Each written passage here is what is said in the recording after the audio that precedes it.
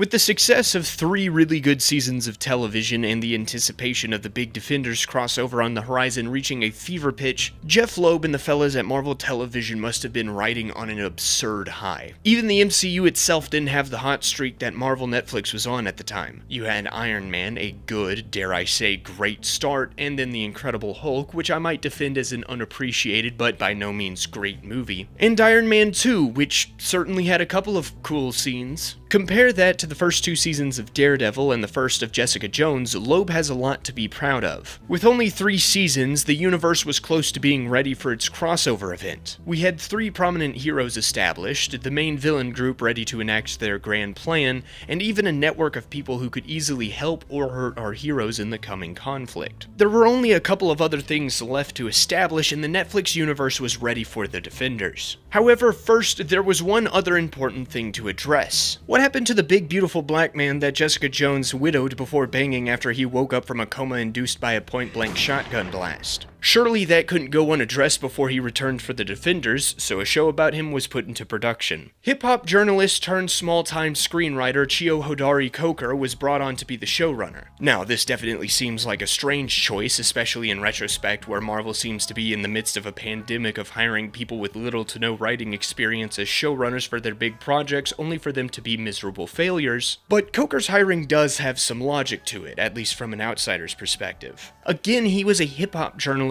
who used his expertise in the genre to contribute to a biographical movie about the Notorious B.I.G. and the second season of Ray Donovan, which largely revolved around a conflict in the local hip-hop industry, even writing one of my favorite episodes of the show. Suffice to say, for a show that takes place in Harlem, a neighborhood rich with hip-hop lore, Coker is actually not that bad of a choice. Adding to his musical expertise, he also took inspiration from The Wire and spaghetti westerns like the Dollars trilogy. As someone who hasn't seen either, I know, I'll turn in my movie fan card when I'm done with this. This isn't too bad of an idea. A superhero show that explores the criminal underbelly of a musically rich neighborhood and follows a drifter who can beat up baddies with his bare hands sounds really appealing as a concept. It's basically hip-hop Reacher, if Reacher could tank machine gun fire. Unfortunately, upon being released on September 30th, 2016, it became clear that Luke Cage Season 1 would mark a turning point for the Marvel Netflix universe. And not just because it was the first to turn its attention away from Hell's Kitchen, or the first to technically be a spin-off of a previous show, or even because it was the first to get a little more political. No, it was the big turning point for the NMU because it was the first season to receive a universal, "Oh, that was a thing that came out." The common sentiment is that the first half of the season is really strong, even on par with what came before it, but once a certain character drops out, it gets a whole lot worse. It was the public's first indication that this corner of the MCU may not be the pinnacle of superhero storytelling that it was thought to have been previously. I personally always shared the common sentiment about this, leaving me frustrated anytime I thought about this show. But hey, maybe me and the general public are wrong. It's definitely not the first time it would have happened. But there's only one way to find out for sure. This is a Luke Cage Season 1 retrospective. First, we have another naming convention to talk about. Daredevil has had a fairly standard one for its episodes so far, largely just being lines of dialogue uttered in the runtime, such as bang, or just a general summation of that episode's events like Nelson vs. Murdoch. Meanwhile, Jessica Jones follows the naming convention of adding AKA to whatever line of dialogue best applies to whatever that episode is about. With Luke Cage, it gets a little more complicated. Every episode this season is named after a song by hip-hop duo Gang Starr, with the titles and songs serving as a sort of summation of what the episode is about. While neither member of Gang Starr is from Harlem itself, their impact on the musical genre the neighborhood is known for makes this a solid choice for this naming convention. And it's also an indication of how important music is to the season, which is fitting for a hip-hop journalist like Coker. Episode 1 of Luke Cage is called Moment of Truth, named after the song from one of Gang Starr's most popular albums of the same name. The song is about how, despite people always trying to drag you down with insults and scandals, it is an individual's choices that reveal who you are. Everyone has to face their moment of truth, a time where they make a critical decision that can't be blamed on anyone else and deal with the consequences of that decision, whether it be good or bad. This idea becomes well integrated into the beginning of Luke's story as he recovers from the events of Jessica Jones. You live and die by your choices.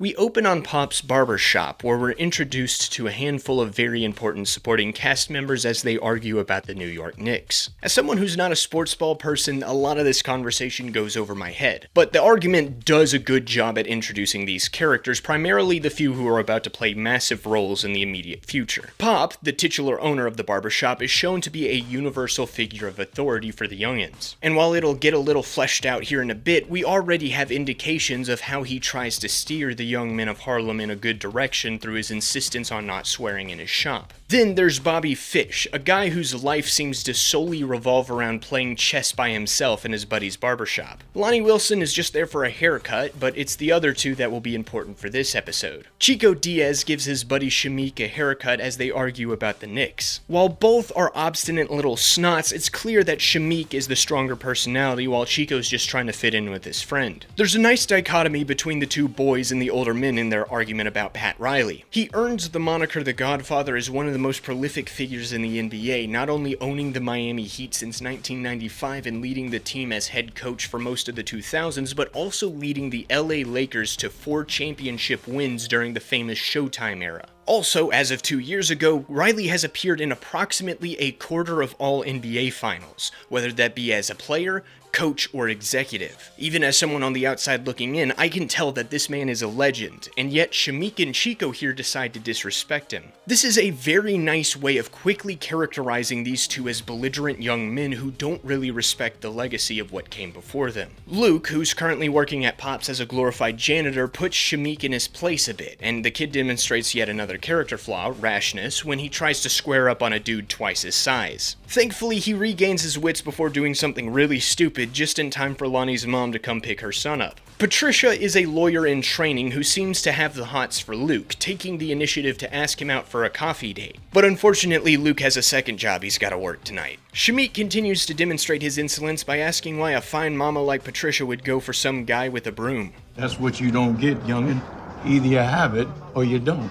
Oh, I know I got it. Pop follows Luke to the back of house, finding him pacing over the phone number. I don't drink coffee much.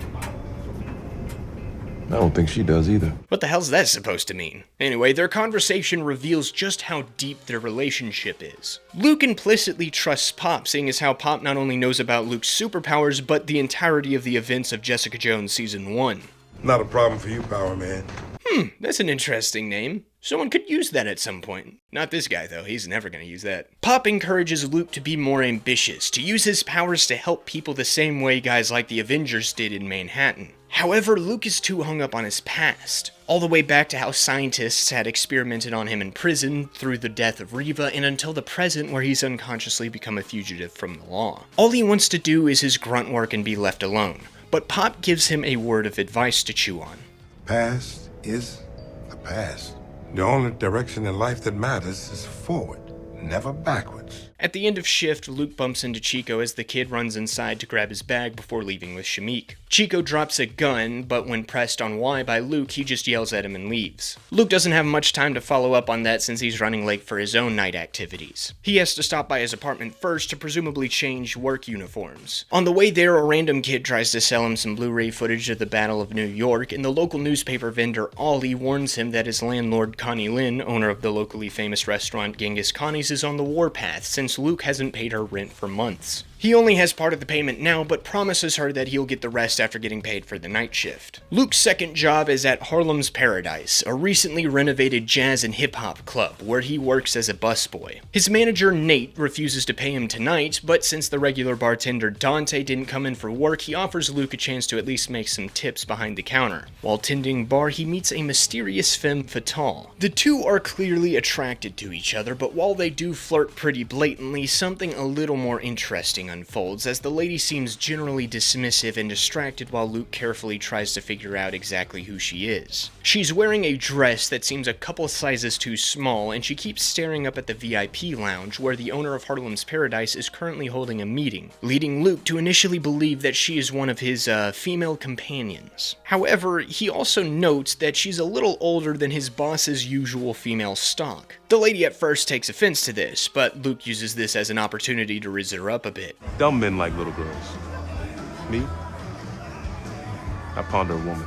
And while she ponders that pickup line, the man who she was really here for poses some ponderance of his own. Cornell Stokes meets with his cousin, Councilwoman Mariah Dillard, as they wait for the arrival of local gym owner and, more pertinent, drug dealer Domingo Colon. Colon has decided to donate a sizable contribution both to the club and to a building project Mariah is heading, and in exchange, Cornell is donating to him crates of hammer tech weapons, which he calls top of the line and the creme de la creme of weaponry. Now, I don't know if Cornell has seen Iron Man 2, but I wouldn't necessarily say that Hammer Enterprises provides the best weapons that money can buy, especially if they aren't being designed and built by a bird-obsessed Russian orphan. So unless these crates are full of the ex-wife or the new CEO is just that good, I don't think Cologne is getting a good deal here. Regardless, Mariah isn't very enthused about this arrangement. In fact, she's not even enthused about being here in general. She rationalizes this attitude with concern about her public image. She needs to appear as a clean politician instead of slumming it up at Harlem's Paradise and especially meeting with a drug dealer to take his money. However, there's also a clear underlying disdain in her voice when she talks about the people here. All Mariah seems to care about is power, and to her, playing the political game is how she gains it. Cornell argues that people like him within the criminal element are the only reason politicians are even able to keep the power that they have. He's proud of his own ingenuity, especially when it comes to the club. He took a rinky-dink establishment from his own grandmother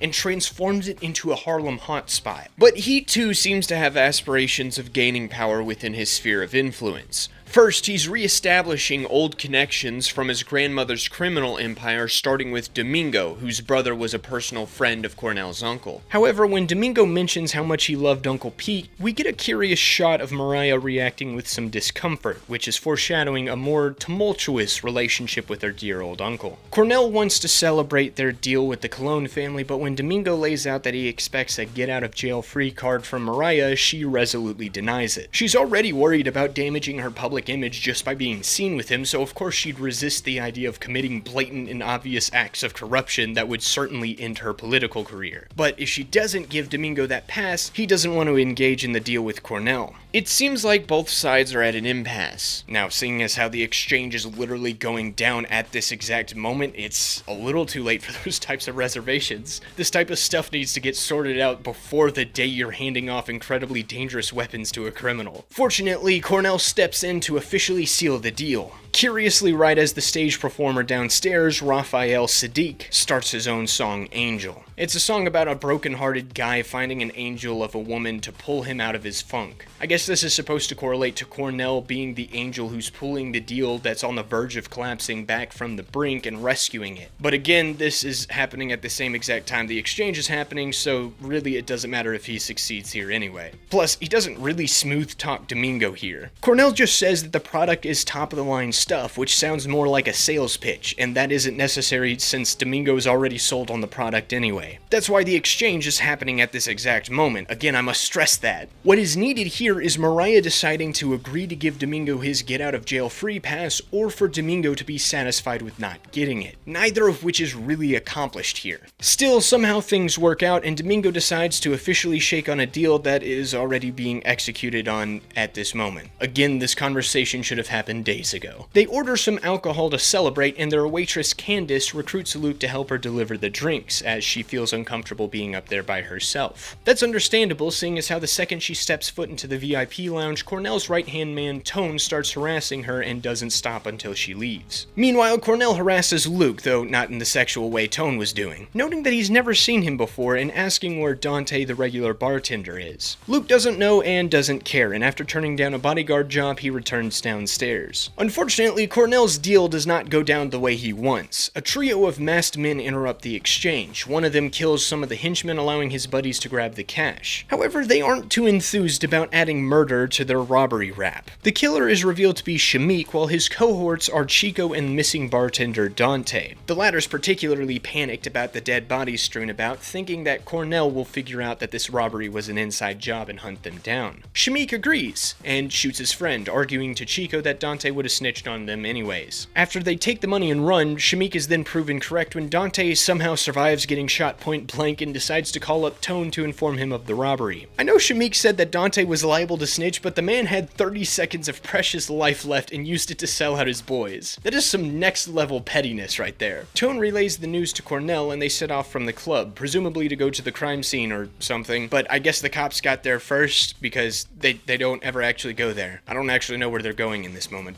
but the point is they leave. The Enigma lady from earlier tries to catch Cornell before he leaves, but just misses him, and instead she bumps into Luke once again as he gets off his shift. They decide to go get coffee.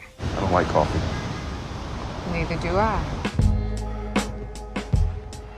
Oh, that's what Luke meant earlier. Luke and the lovely lady go to her apartment for a coffee, and after an unnecessarily long bit of foreplay, we finally leave them alone to enjoy their mocha action. Luke has a nightmare about prison that night, whispering something about shades and Comanche before waking up the next morning to his cuddle buddy getting called into work. She claims that she's an auditor, but Luke has some doubts as she gets picked up by a black Chrysler outside. Meanwhile, Detective Raphael Scarf investigates the scene of the exchange-turned-massacre. He makes some smug remarks about the deceased with the beat cop, but then the fun police arrives. He can laugh, you can't. Well, if it isn't apparent yet, this is Detective Misty Knight. Despite most people knowing who she was going into the series, the show decides to hide who she is up until now. Well, actually, we don't get her name until the next episode for some reason, but all pretense is gone by this point. She greets everybody there before pulling the mask off of Dante, and she recognizes who he is. One thing this episode leans heavily into is just how tight-knit a community Harlem is. Everybody here seems to know everybody, as we saw with the scene where Luke is just walking home. Combined with the emphasis on hip-hop and jazz, it's clear that this season really wants to make the neighborhood feel like a living, breathing character along with the actual people we follow. But with a neighborhood where everybody knows everyone, it also makes it hard to hide. Upon Dante's death and involvement hitting the front page news, Pop immediately knows that Shamik and Chico were involved. He had mentored the three boys when they were younger, trying to put them on the straight and narrow. This seems to be a pretty common role for Pop in Harlem, taking in rambunctious adolescents and either putting them to work or just letting them hang out at the barbershop so they wouldn't be out in the streets doing things like committing armed robbery and murder. They want a way out, but they have too much pride to ask for help. So you gotta Jedi mind trick them into something. Everyone has a gun. No one has a father. Ain't that the truth? Pop identifies Shamik as the problem child, but he still can't believe that even he would kill his own friend, asking Luke if he saw anything that might have indicated such barbaric acts. Luke lies about seeing Chico's gun earlier, but the guilt is clearly weighing on him. Meanwhile, Cornell tries to deal with an understandably angry Cologne while also keeping Tone out of the loop of what's going on. He receives a sudden visit from an old associate named Shades, who Tone takes an immediate and aggressive dislike to. Shades. Where have I heard that name before? Nah, I'm sure it's nothing. Anyway, Shades is out of prison now and reveals that he is now under the direct employ of Cornell's gun supplier, Diamondback. He's been sent to verify that the robbery wasn't an inside job, which Cornell denies, and to help Cornell get back on his feet with this deal with the Puerto Ricans. Cornell gets a little antsy about this, fearing a takeover, but Shades assuages his worries. If it was, you would never even see Diamondback coming. The squad then pays a visit to Mariah, who's giving a televised interview at a fundraiser for her renovation project of the Crispus Attucks Community Center. She declares that she wants to do this to revive the excellence of the neighborhood, but from the way she sanitizes her hands after touching all these nice kids helping out, I don't really believe her. Building upon her disdainful tone when talking about Cologne, it seems like Mariah really hates the neighborhood she grew up in, despite trying to help it with the complex renovation. This is also built upon when she talks to Cornell about Zip and Sugar, the two men he assigned to guard her. I don't like the thugs. This causes Cornell to think that she's embarrassed by him, and given her behavior so far, he might not be wrong. However, more importantly, Mariah needs the money that was promised to her from the gun deal with Domingo, as she's now being audited by the federal government. Since she had used campaign donations and federal grants to help Cornell build Harlem's Paradise, if she doesn't get paid, they all go away to federal prison. Cornell promises her that he's close to recovering the stolen cash, and while she's curious as to who Shades is, Mariah decides it's best not to get too many answers for plausible deniability reasons and leaves. This allows Tone to finally report a development in the money tracking. He's confirmed that Dante's cohorts were in fact Shamik and Chico, and in delivering this information, he basically confirms that the robbery was in fact an inside job on Dante's part. This gets glossed over in the scene, but it basically reveals to Shades that not only is Cornell's club compromising Diamondback's business, but that Cornell straight up lied about it. I'd expect this to be addressed later, but given how none of the three men react to this slip-up, I have my doubts. Anyway, Cornell puts a bounty out on the missing robbers, which is swiftly picked up on since Shamik has stupidly decided to use the money he stole at a local strip club. Meanwhile, Luke is once again reminded by Connie that his rent is due before encountering Zip loitering outside the restaurant. He's now off bodyguard duty and is handing out flyers for the renovation. But that's a secondary issue for now, as Luke really needs to get his paycheck from Nate. Again, he fails in that mission, but then Tone escorts Shamik inside the kitchen. Just never met Cottonmouth before, that's all. Mr. Stokes. Mr. Stokes.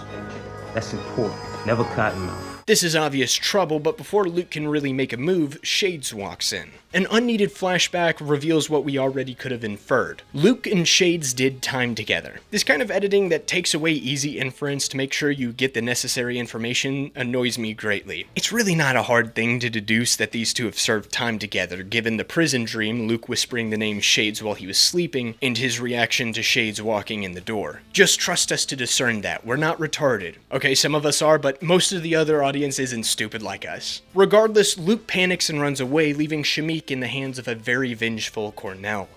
You know what draws your eye when you look at that? The crown. Wanna know why? Because everybody wants to be the king. It's a little basic and unsubtle, but dang it if I don't like that shot. Cornell pimp slaps Shamik to get information on Chico's location, but Shamik, for all his faults, proves to be pretty loyal to his boy. Now I can hit you like a man. Apparently hitting someone like a man is beating them to death with your bare hands. I guess I'll have to take notes. It's interesting to note how uncomfortable Tone looks during the beating. Shades takes note of this as well. With his only lead on the rest of the money dead, Cornell has Shamik's body dropped off in front of Mount Olivet Baptist Church where the police find him. Misty uses a Ben Franklin quote to posit that maybe Chico's behind it all, but Scarf demonstrates his academic ignorance with a sarcastic quip. Benjamin Franklin. Didn't he electrocute himself flying a kite in a rainstorm? Wouldn't base any theories on that fool. Instead, he thinks that Misty should investigate the guy who replaced Dante as bartender. Maybe he knows something that they don't. I barely talked to the guy. Yeah, you can say that again. It's not a great lead, but as of now, it's really the only line of investigation they have. Meanwhile, Luke goes home and panics about the possibility of Shades recognizing him.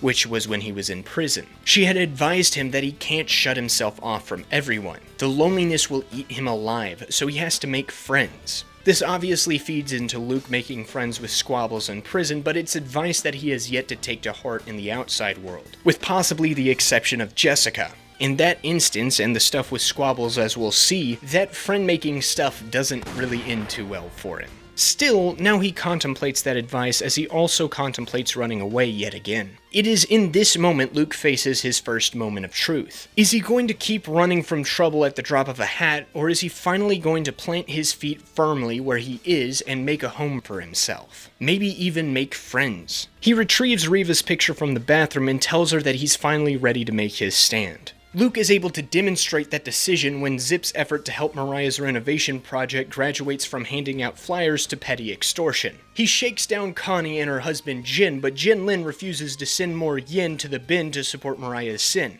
Zip is about to resort to more violent methods to get what he wants, but then Luke arrives from his apartment, I think? Maybe there's another exit from the residential area of the building, or maybe Connie's apartments are just somewhere else. Anyway, Luke's here to save the day. That's the point. Zip and his boys don't take that threat seriously, though, and who can blame them? It's a 4v1 situation we got here, so from their point of view, it's an easy win. Such an easy win that Zip confidently lets his comrade Amos take care of the interruption all by himself. Yo, Amos. What up? Show the man what you famous for. Cookies? I'm gonna say cookies. No wait, that's a different Amos? This Amos is famous for his mega punches. They're not very effective on steel types like Luke. Should have invested in some more fighting type moves, I guess. Even Mach Punch or Vacuum Wave would have folded this man like a chair. Let's see what the rest of the party has to offer. Zip uses a bat. It's not very effective. Coco then tries to use a gun. It's also not very effective. Seeing this, Sugar opts to run away. I don't even like these niggas, man. He's lucky this wasn't a trainer encounter. Connie tries to pay Luke for his victory, going as far as to try to hire her hero even if Jin is pissed about the damage. I'm not for hire. But you have my word, ma'am. I've got you. That's a shame, Luke, because I have a feeling that a hero for hire could be very popular, as well as being a very lucrative business. But I guess it makes sense seeing as how Luke isn't the hero he needs to be yet. He's only taken his first step. He faced his moment of truth and proved himself willing to take that step. But with Chico out there somewhere and Cornell and the Stokes crime family hunting him down, it's time for Luke Cage to commit to the lifestyle. I really hope it doesn't take the entire season for him to do so. That would get a little frustrating. So far, the Marvel Netflix universe is 4 for 4 when it comes to season premieres. This pilot does a good job at introducing and characterizing a lot of its major players like Pop, Cornell, and Luke, while setting up some intrigue revolving around Shades' past with Luke and the unseen Diamondback, who I'm sure will not disappoint whatsoever. For a very minor character, Shamik is characterized really well as this brash young kid with no respect for what came before him. His brashness places a ticking clock over Chico's head while also effectively jumpstarting Luke's journey to becoming a hero through inadvertently getting Shades involved, which adds a needed trial for Luke to conquer in order to fully fulfill his heroic role. This journey takes him outside of the Crispus Attucks complex, where a young thug gets the drop on him. What are you doing here, nigga? Luke takes umbrage with being called that word, but the young thug doesn't care. Then we cut to the opening credits. This scene is actually a cold open that takes place at the end of the episode. I understand what it's going for in teasing some of the events that happen, but the intrigue as to why Luke would go to the Crispus Attucks is just not strong enough of a hook to the episode that it thinks it is. Plus, the cut to credits is awkwardly done, like this was a decision made in post rather than a planned part of the narrative. Rolling back in time, we pick up with Luke and Pop debating literature the morning after Luke put the smackdown on Zip. Pop is a fan of urban fiction writer Donald Goines, while Luke prefers the detective noir stylings of the likes of George Pelicanos, Chester Himes, and Walter Mosley. Curiously enough, Luke is currently reading the latter's book Little Green, which follows a detective waking up from a coma and searching for a young man who's recently vanished. Similarly, Luke has just woken up from a coma Jessica Jones put him in, and this episode follows him looking for a young man who's vanished. It's like poetry. It rhymes. However, Luke is still not willing to help Chico out quite yet. He's made his decision to stay despite Shades' presence in Harlem, but he still largely wants to be left alone, even though Pop continues to insist that he uses powers to help people. Still, Luke seems to have some sort of curiosity about the local crime scene, asking about why Cornell's goons would be shaking down local businesses for Councilwoman Mariah Dillard. Pop explains that the two are cousins who inherited the Stokes crime family from Mama Mabel. They run roughshod over the neighborhood, and with Cornell desperately trying to find Chico at any expense, it's inevitable that other criminals from other neighborhoods will start to get involved. While the barbershop effectively serves as the Switzerland of Harlem, Pop is worried about the storm that's brewing in the neighborhood. Those worries only intensify when Cornell himself pays a visit to the shop for an old-fashioned razor shave. Clippers are idiot-proof. That's what's missing nowadays, Pop. Attention to detail. Everyone wants things fast, quick. Me, I like to take my time. Cornell then launches into a lament about kids these days, which continues to build this idea from episode 1 but really takes the spotlight in 2. The brashness of youth basically desecrating the legacy of the past. We already saw how Shamik, Dante, and Chico in their impatience to get rich quick completely imploded a gun deal that now threatens the stability of Harlem's crime world. And in this episode, we'll see this reflected in Pop's past and Tone's present. It's also reflected in the name of the episode, named after Gangstar's song, Code of the Streets. The opening lines of the song pretty much lay out what it's about. Take this for example, young brothers want rep, cause in the life they're living, you can't half-step. It starts with the young ones doing crime for fun, and if you ain't down, you'll get played out, son. The song builds this idea of these brash young gangsters breaking all sorts of rules and laws just to get ahead, forming a newer and more dangerous brand of criminal. This reflects the young bloods of Luke Cage so far, causing all sorts of mayhem on the streets thanks to their impatient desire for money, rep, and power. This is also reflected in how the new guard uses the N-word versus how the old guard does. The new guard uses it very cavalierly. Every black man they meet is one. N-word this, N-word that, N-word please, this N-word, N-word, have you lost your mind, etc., etc. Can an N-word borrow a fry? How is a nigger gonna borrow a fry? Nigger, is you gonna give it back? Meanwhile, most of the old guard absolutely despises the word, avoiding its usage unless it's to make a point. The only member of the old guard to use it frequently is Cornell, but as he explains to Mariah in episode 1, it is a very purposeful choice to make people underestimate him. The rationale is that people tend to think less of the intelligence of the people who use it frequently, which is then kind of proven correct by the way guys like Tone and Shamik behave. Cornell, at least at first, is tactical in this behavior, while the young fellas act brash and recklessly. This is reflected even in this scene as Cornell continues to get his shave. Luke quietly calculates how easy it would be to take out all the thugs in the barbershop while carefully trying to avoid Shades' gaze. However, he accidentally snaps his broom, causing all eyes to fall on him. Luckily, Shades somehow doesn't recognize him. I know Luke had hair in prison and went by a different name back then, but how do you not recognize the guy just because he's bald? Is he reflecting light off his scalp to particularly blind Shades from seeing his face? Maybe that's why he's gotta wear sunglasses inside, who knows? Someone has to let the other MCU heroes know that they don't have to wear a ball cap to disguise themselves in a crowd, they just have to wear a bald cap. Oh, brother, this guy stinks! Anyway, Luke and Shades now enter into the conversation, with the four men playing a careful game of chess, much like the one Bobby Fish is playing with Turk in the corner during all this, trying to get what they want while not giving anything away. Shades first reveals that he just got out of a 3-year stint at Seagate Prison and is really wanting a nice haircut from his old buddy Chico. Of course, Luke and Pop know why he's asking that, but Pop is more concerned with Cornell's busted knuckles, piecing together that Shamik had died at his hands. Luke, meanwhile, discreetly inquires if Pop wants him to kill these goons. Got some fresh towels right here. You got some dirty ones. You can take them out if you want. Pop says no for now, but suddenly Cornell chimes in asking Luke his name, which Luke is obviously hesitant to give since Shades is right there. Luke, old school, biblical. I'm all about the old school, you know, that eye for an eye, tooth for a tooth kind of thing, fire and brimstone. Back then, do someone wrong, wasn't no begging and pleading, just took care of it. Handled your business. What about turning the other cheek? Jesus saves. I don't. This is an all but blatant threat against Chico and anyone who's helping him. Still, there's been a relatively good layer of subtext to the whole conversation, with characters playing things close to the vest. And then Tone steps in and basically removes any pretense by flatly saying that Cornell is looking for Chico for something other than a haircut. He also then gets forced to pay Pop and disrespectfully drops the cash on the floor instead of handing it directly to the man. In about 2 minutes, this show has made me really hate Tone. Again, this reflects this idea of old versus new. The old guard guys are trying to speak with some level of subtext and pleasantry. Cornell dutifully pays Pop even though Pop insists that he doesn't have to. Meanwhile, Tone takes all the subtlety out of the proceedings and just pettily disrespects Pop. Once the Cottonmouth crew leave, Pop has new motivation to find Chico now that he's confirmed for himself that Shamik was murdered by Cornell. Luke, however, still doesn't want to get involved. Pop reminds him that he had been there for Luke when he had gotten out of prison and married Reva, and when he returned only 5 months later as a widower fugitive, harboring him and keeping his secrets. At this point, Luke owes him at least one favor. So Luke reluctantly sets out to look for Chico, planning to bring him back to Pop's so Pop can set up a parlay at the barbershop. Luke tracks the kid down to a motel where he lays out the current situation for him. Shamik is dead and Chico will be soon if he doesn't come back to Pop's. Luke also admits that Pop is doing this as a favor to Chico's dad. Why does everybody bring him up?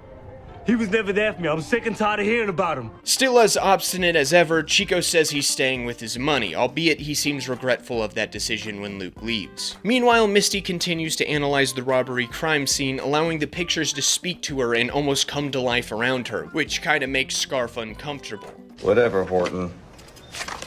A clue is a clue, no matter how small. Misty uses these insane skills of observation to determine that Chico couldn't be the man who killed Shamik. They found throw up at the robbery crime scene with ski mask fibers in it, indicating that at least one of the robbers wasn't comfortable with killing people. Granted, it's possible that Shamik was the squeamish one that got murdered by Chico, but I guess the kid's reputation preceded him, leaving Misty assured in her assumption. You mean to tell me Benjamin Franklin was wrong?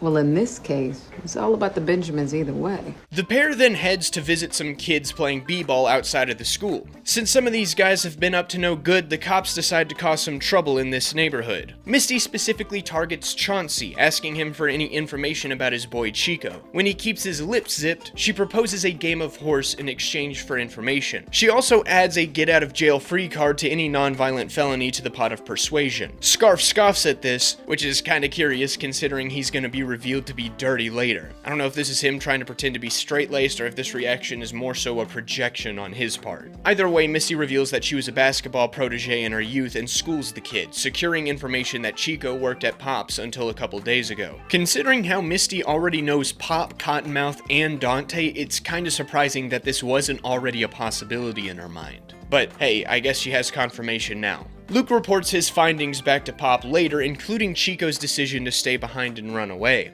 Can't save everybody. You're wrong about that. What would have happened in my life if people gave up on me? I was no angel. No, I was a beast. We then jump into some flashbacks interspersed throughout Pop and Luke's conversation that flesh out the former's backstory. Pop, named so because of the sound of his fist wailing on a fool, led a small gang consisting of Chico's dad Wilfredo and Cornell, who earns the nickname Cottonmouth after losing 3 teeth as a kid. I used to call him Thing 1 and Thing 2. What'd that make you? A cat in a hat? Something like that. You know, if I had a nickel for every time this episode referenced Dr. Seuss, well, you know the meme by this point. Also, this somehow means that Pop and Cottonmouth are around the same age. No offense to Frankie Faison, but he looks like he could be Mahershala Ali's dad. Anyway, eventually Pop and his gang got popped by the 5-0, with Wilfredo becoming an addict to the very cocaine he was supposed to be selling, while Pop got put away for gun possession, losing his wife and son in the process. When he became a free man once again, he set out to become a better one, even opening a barbershop to provide other kids an opportunity to never become who he once was. Back in the present, Luke admits that when he beat the snot out of Zip, it was the first time in a long time that he felt true peace. That's because he made the decision to stop running from his problems that night. Boys run. Men stand. You're a man. I am who I am. Or maybe I have a chance to find out who I could really be. This really underpins that theme of the young gangsters versus the old. While Luke is one of the older souls of the show, he still has some maturing to do, and that started with deciding not to run away from his troubles, unlike what Chico chose earlier. However, when the two return to a mostly empty barbershop, they discover that Chico has also decided to become a man. I love Pop's reaction to seeing him. The initial anger at his stupidity that quickly morphs into a fatherly gratefulness that he's still alive feels so natural and really sells the relationship between Pop and Chico. Turk also gets to witness this loving reunion when he comes looking for a bathroom key. Luke kicks him out, but it's clear that Turk is now in a very dangerous position. I would even venture to say that the best move to do right now is to move Chico to a safe location until you can set up the parlay, but that's obviously not what happens considering future events. Turk bumps into Misty and Scarf outside as they arrive to pursue their lead on Chico. Misty pulls him aside to warn him to leave Harlem for good, or else she'll arrest him the next time they meet. Then she meets her partner inside the barbershop, interrupting Pop's reunion with his friend's son. Chico is quickly ushered away to a side room before Pop goes out to greet his old friend Misty and a colder Scarf. Luke stays in the back room for the meantime, but he's slowly piecing together that Misty might not be an auditor. The cops don't make any headway with Pop on Chico's location, and then Luke makes the situation more awkward by revealing himself to basically call Misty a liar a few times, so the 5-0 depart. Really? We had coffee. Mm-hmm. Right. With the police now actively aware of Pop's connection to Chico, which again I think they would already know about, especially if Chico has been working at the barbershop for 3 years like Shades claimed, Pop is worried about approaching Cornell himself to propose the parlay. Since Luke already works at Harlem's Paradise, it wouldn't raise suspicions if he brought the proposal to Cornell himself. Luke is again resistant to the idea, but out of respect for Pop, he decides to do it. Cornell meanwhile stops by the Crispus Attucks complex to drop off Shamik's half of the money to Mariah. This obviously isn't enough to cover up her corrupt misuse of funds, and the urgency of the approaching audit is causing Mariah to become increasingly impatient. Cornell, on the other hand, is getting irritated that this impatience is starting to make her a little more bossy. They're supposed to be partners in crime, yet she's ordering him around. Your job is to uncomplicate my life. And your job is to turn my water into wine. This argument seems to amuse Shades as he eyes Mariah up a bit. The two cousins reiterate that they're family and that they have to put each other first. But at this point it seems less like the show's constantly trying to remind us that they're related and that these two are just trying to remind each other so someone doesn't die. I'm sure that won't end up happening though. Foreshadowing is a literary device that is used... Mariah decides to visit Harlem's Paradise that night to enjoy the music. Downstairs, Luke shows up late to work, ignoring Nate, who finally has his paycheck and pays a visit to his boss. He delivers the parlay proposal to Cornell. Chico gets safe passage out of New York forever, while Cottonmouth gets to have his money. Luke gives him a picture of the Cat in the Hat crew from Pop to remind him of their history, which reminds Cornell that he can't act in haste like the younger generation of gangsters. There's history and decorum that need to be abided by, so he agrees to the parlay. By the way, you're fired. No, I'm not. I quit before I walked in. However, as they speak, Tone gets contacted by Turk regarding the location of Chico. He relays this report to Cornell after Luke leaves, but his boss tells him to lay low for now. If Chico decides to slip up and is found out on the streets, he's fair game. But as long as he's stationary under Pop's care, they really have nothing to worry about until tomorrow. That doesn't stop Tone and Shades from meeting with Turk downstairs though, while Cornell and Mariah enjoy a performance from Faith Evans, who sings her song Mesmerized, which plays over the next little bit of the episode. And yeah, it's a love song about being so in love with someone it's like you're mesmerized. It doesn't really have anything to do with the scenes we see. It's becoming clear to me at this point that these club performances are more of a way to have hip-hop and R&B cameos in the show, though this one in particular is an interesting appearance, as Faith Evans is the ex-wife of the late Notorious B.I.G., who we've already seen on Cornell's wall. More interestingly to me at least, however, is that there was a biopic about Biggie that came out in 2009, written by one Chio Hodari Coker, the showrunner of Luke Cage, as well as one of the rapper's most frequent interviewers. Thematically, this song doesn't really add anything, but as a complex meta-reference, it's pretty cool to see Faith Evans in this. Anyway, Turk points Tone and Shades to Pop's barbershop as Chico's safe haven, and the pair set off without paying the Daredevil cameo his dues. On the way there, Shades tries to verify that Tone's gonna wait for Chico to walk out of the barbershop, but the look on the henchman's face tells me he's not really thinking things through in that regard. At the barbershop, Pop gives Lonnie yet another haircut. It's been, what, like 3, maybe 4 days? That kid does not need another cut so soon. Patricia must really want that coffee. She gives up on waiting for Luke and leaves. Shortly after, the man she was looking for returns to report that Cornell has agreed to the parlay. Suddenly, Chico stupidly decides to show himself for no real reason right as Tone shows up. He obeys the codes of the streets, shooting up the place. I love how Luke instinctively jumps to protect Lonnie above anyone else in the moment, seeking to protect the innocent above the people he knows better. As the gunfire continues, he tells the kid to play dead, which is smart considering how absolutely insane Tone is acting right now. Pop gets caught in the neck, while Chico takes a couple hits as well. Once Tone is out of bullets, he and Shades come in for the money, with Shades chiding him for his impatience. When they're gone, Luke immediately goes to Pop's side, holding him as he bleeds out. The old man departs some final words before departing from this life. Forward. Always. Always. Forward. Mike Coulter does his best to portray the visceral grief Luke is experiencing right now, but it's not quite as convincing as it could have been in this moment as the character's grief turns to rage. Back at Harlem's Paradise, Cornell and Mariah continue to argue about their views on crime. The latter thinks that her cousin is failing to live up to his potential. Again, she views this gangster lifestyle as base and thuggish, even though she benefits from it. What she's after is power and respect, gained through the political system to build up the community. However, Cornell argues argues that money is more important, as it's how you buy the power and buy that respect, again calling her out on how he's the one supporting her endeavors. At what cost, Cornell? When you find out, you'll tell me. Tone and Shades return to the club with Cornell's money, so everybody heads to the roof for an impromptu meeting. Shades immediately throws Tone under the bus, but Tone doesn't seem to mind. He proudly takes credit for his initiative, saying that he shot the barbershop all full of holes, killing Chico and taking the money back. Was also Django Candyland shit for real.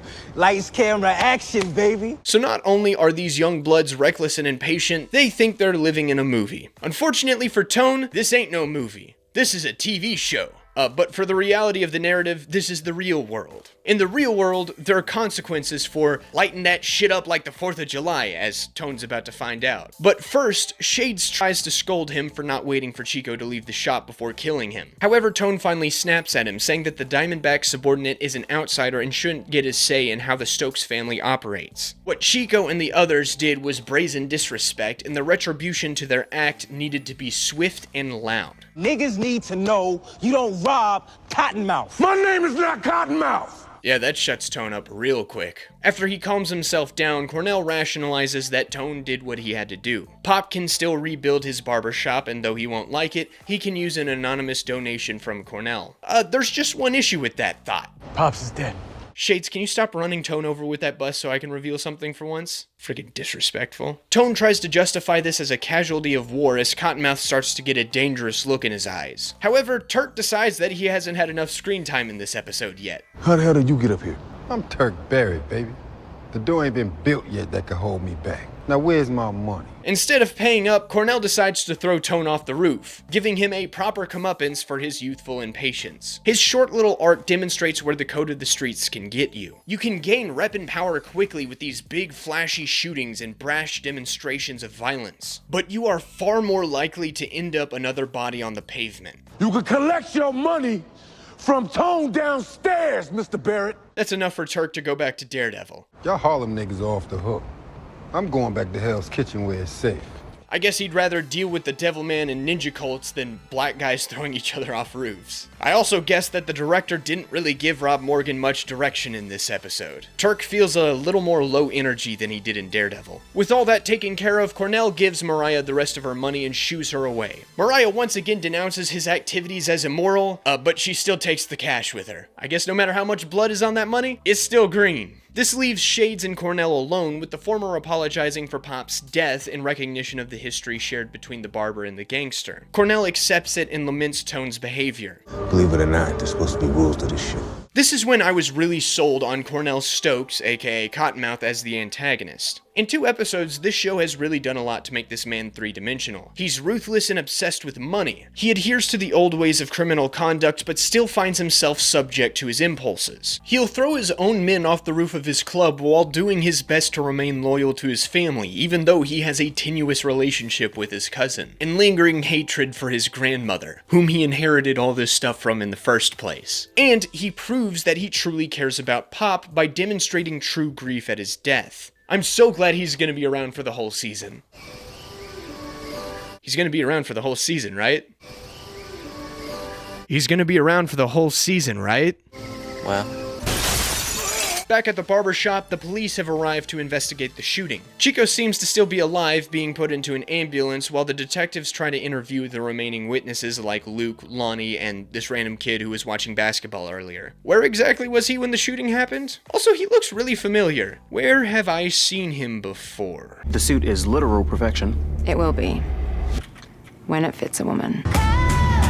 Batwoman jump scare! Misty tries to interview Luke, noticing how despite the bullet holes in his shirt, he's uninjured. However, he's not offering any information at the time, and with the black Escalade that fled the scene being abandoned and torched, there's no leads to who perpetuated this horrid crime. For Misty, though, the question that lingers in her mind hours after the fact is how Luke managed to escape the shooting unscathed. Luke, meanwhile, knows exactly who is behind the shooting and heads to the Crispus Attucks complex, leading to the episode's cold open. Except here, the scene gets extended into a history lesson on the name of the complex. Crispus Attucks was a whaler and sailor of mixed black and American Indian descent in the British colonies of America. While his early life and official lineage is a bit up in the air, he found himself in Boston, Massachusetts on March 5th, 1770, when a wig maker's apprentice accused an occupying British officer of skirting a payment, leading to an escalating series of events that resulted in a standoff between a squad of redcoats and a rambunctious crowd of colonists in front of the old State House.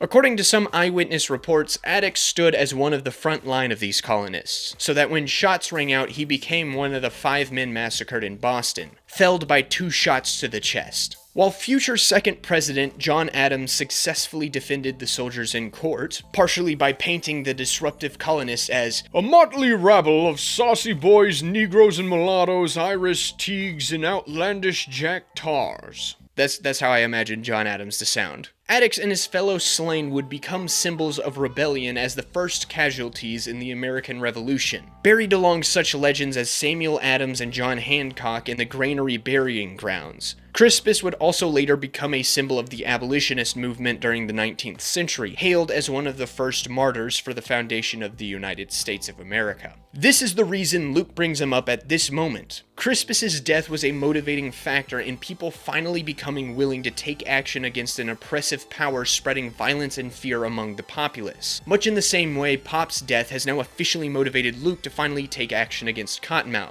After nearly 2 episodes of wanting to be left alone, Luke Cage's inaction has now come home to roost. His unwillingness to get involved in helping Chico and other young men who need help has resulted in the death of a good man. Now Luke is done messing around. Now he means business. Pull the trigger, nigga! I got all night! The young thug is a little freaked out by this, so Luke has to take it upon himself to oblige his own request. This moment does lack a lot of subtlety considering Luke just straight up spells out the connection between Crispus Attucks and Pop, but I really like this moment for Luke. Much like how Uncle Ben's death motivated Peter Parker to do something better with his powers, Pop's death has motivated Luke to do something in general with his powers. I hesitate to say better in this case, since it seems like Luke is about to commit a Harlem massacre, but hey, maybe this becomes a moment similar to when Peter confronts the man who killed his uncle. The other reason this works so well is because Pop is a fantastic character. Seriously, he might actually be the best in the entire show. In just 2 episodes, this barbershop owner is given a lot of depth through his relationship with all of the other characters. He's a former gangster who lost everything thanks to his choices, and then when he got out of prison, he decided to redeem himself by trying to steer the next generation away from the very life that destroyed him. It's his way of doing right by the ex-wife and the son that he'll likely never see, or at the very least never even recognize again. Yet he still continues down the righteous path. He takes on a father figure role for many kids in the neighborhood, and he plays that role well, never giving up on their capacity to do the right thing, and trying to push them in that direction, ultimately dying to ensure Chico would do that very thing. He's an excellent mentor character in my mind. The show was my introduction to Frankie Faison as an actor, and man, he absolutely kills it, acting circles around just about everybody else. Pop's small role in the show was well executed, but his presence will absolutely be missed going forward, hanging over the rest of the story. Now, rightly being terrified of a man shooting himself in the gut and being unaffected, the kid runs away as his boss Mariah pulls up to the complex, leaving Luke to prepare to attack. Always forward, Pop. Forward. Always. Luke then attacks the Crispus Attucks complex and walks out with Mariah's money. Except that was also a cold open as we then flash back to earlier in the day. So does that mean that the cold open from the last episode and the rest of that scene from the end haven't happened yet? Or did Luke just go to the Crispus Attucks, intimidate a young thug, and then go home for the events of episode 3? It's a very confusing way to edit the show, especially when both episodes do this cold open that teases future events back to back. Adding these back-to-back cold opens that most likely happen conjunctively makes for a bit of a disorienting experience, especially if there's no real motivated reason to do so. Seeing Luke rob the Crispus Attucks doesn't really generate any interest from me to ask how or why he's doing this, especially when the last episode ends with him getting ready to do so. It comes across less so as a motivated way to generate intrigue in the audience, building up to a more impactful climax, and rather the show just doing the structure because it's seen other shows do something similar. Let's compare this to Daredevil's 9th episode, which starts with a cold open of Matt getting his ass handed to him in a fight with a mysterious ninja man. This is a surprising beat to open the episode on, plainly showing our hero in dire straits fighting an unknown enemy, which also naturally introduces the question as to who this dangerous new foe is and why he's fighting the man in the mask. The episode then goes on to show Matt slowly losing himself to his rage while flashing forward to show us the consequences of him losing control. I would still argue that I prefer saving most of this fight until the end of the episode, but it's much more effective than what Luke Cage does. It just shows Luke chilling outside of a building and then some kid points a gun at him. There's no real threat being posed to Luke since he's bulletproof, and this kid isn't some character that's about to gain a much larger role later. It only really feeds into the theme of the episode, and I guess the payoff that Luke is there because of Pop's death works fine enough. Then episode 3 seems to immediately pick up from there, showing Luke break into the Crispus attics and steal a money bag, which we saw Mariah carrying in at the end of the last episode. There's enough information here to feasibly know what's happening in this moment, and the context that the episode adds doesn't really deepen the meaning of this moment. It's kind of cool to see Luke's fight from outside of the building before seeing it firsthand later, but that's about it. I think this just would have played better if presented chronologically. With that being said, let's actually get into the meat of the episode. Pop's death is announced on TV earlier that morning as Luke wakes up. Like he did the night of the shooting, he ponders Pop's swear jar, reflecting on his lost mentor. He heads to the funeral parlor to pick out a casket for the funeral, and on his way there, he spots Connie going over all her bills with a distressed look on her face. It seems like the poor woman's struggling a bit. Then he stops by Pop's memorial outside the barber shop to pay his respects. At the funeral parlor, the director, Joel Spurlock, tries to upsell Luke on a nice mahogany coffin that he can't afford. Cornell Stokes arrives and offers to pay for the best funeral money can buy, but Luke rejects it, dismissing Cottonmouth's integrity. With that insult, Cornell speaks to Luke alone, asking to leave their personal drama out of Pop's service. He explains that Tone had acted alone out of his own insolence and paid for it. However, this doesn't absolve Cornell of Pop's death in Luke's mind, so the gangster changes tactics and threatens the big man to end his meddling in the affairs of the streets. I'm just getting started.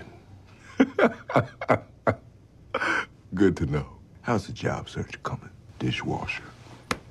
Luke leaves the funeral parlor while Cornell stays behind to pay his respects to Pop, and also pay off Joel to make Tone's body disappear. I like this as an inclusion to explain how Cornell can get away with murdering his subordinate, while also suggesting that this kind of thing has happened before, and it happens frequently. But it also raises the question as to how Cornell kept Tone's death secret from the cops before now. I know the people of the streets don't like to snitch to the cops about the business of the streets, but this was a pretty public death. Even if there were no cops around, which, given that they're doing undercover operations on him, seems somewhat unlikely. I doubt everyone in the 2-block radius who witnessed this, plus the owner of the car that was destroyed in the process, would have kept quiet about this. And who knows how long that man's body was out there? Anyone could have stumbled upon it. Anyway, Luke returns to Pop's barbershop to find Bobby Fish cleaning up the place. They both reminisce and mourn their dead friend. Luke wonders about how Pop and Bobby had first met. They had been chess friends back in the day, regularly playing each other in Marcus Garvey Park, though Pop always lost. Eventually, he got too busy with the barbershop to make his way to their games, so Bobby started coming here to play. He eventually became Pop's bookkeeper too, and with the business all shot up, the banks will come to buy the property, which neither Luke nor Bobby want. If they want to buy the shop for themselves to preserve Pop's memory, they'll need a grand total of $800,000. But Bobby says that as long as they pay the bills, they can delay anyone else sticking their nose in to snatch the business up. However, Luke has another plan. He wants to steal the money needed to buy the barbershop from Cottonmouth, which would preserve Pop's memory but also cripple the man's criminal empire. As much as Luke wants to go after him directly, which is the best way to bring him down and get justice for Pop's death, he figures that he needs to start taking out the pawns, rooks, and bishops in order to weaken the king. Meanwhile, some of Cottonmouth's men are getting a gun shipment ready. They're jumped by some Puerto Ricans who cripple them and take the guns. Misty and Scarf show up later to investigate, but they don't get any answers as to what happened. I ain't see shit. It's catchphrase of the day. Since computers are down at the police station, they won't be able to process the injured gangsters and get their IDs. So Misty suggests that they pay a visit to the hospital to get a first-hand witness that could possibly put Cottonmouth away. You driving? Yes, Miss Daisy. At the hospital, they pay a visit to Chico, who's surprisingly recovering really well from getting shot multiple times. Despite accidentally admitting that Shameik killed Dante, he's unwilling to divulge anything more, not even taking the stand to testify against Cottonmouth in court. You can save lives, Wilfredo. Step up. But the streets will handle it. Misty gives up on him and leaves, but Scarf decides to stay behind and make one last play. He uncuffs Chico and tells him to go ahead and run away. With no friends and no money, he won't get far without the protection of the police. You can be just fine, Chico. Chico is the man.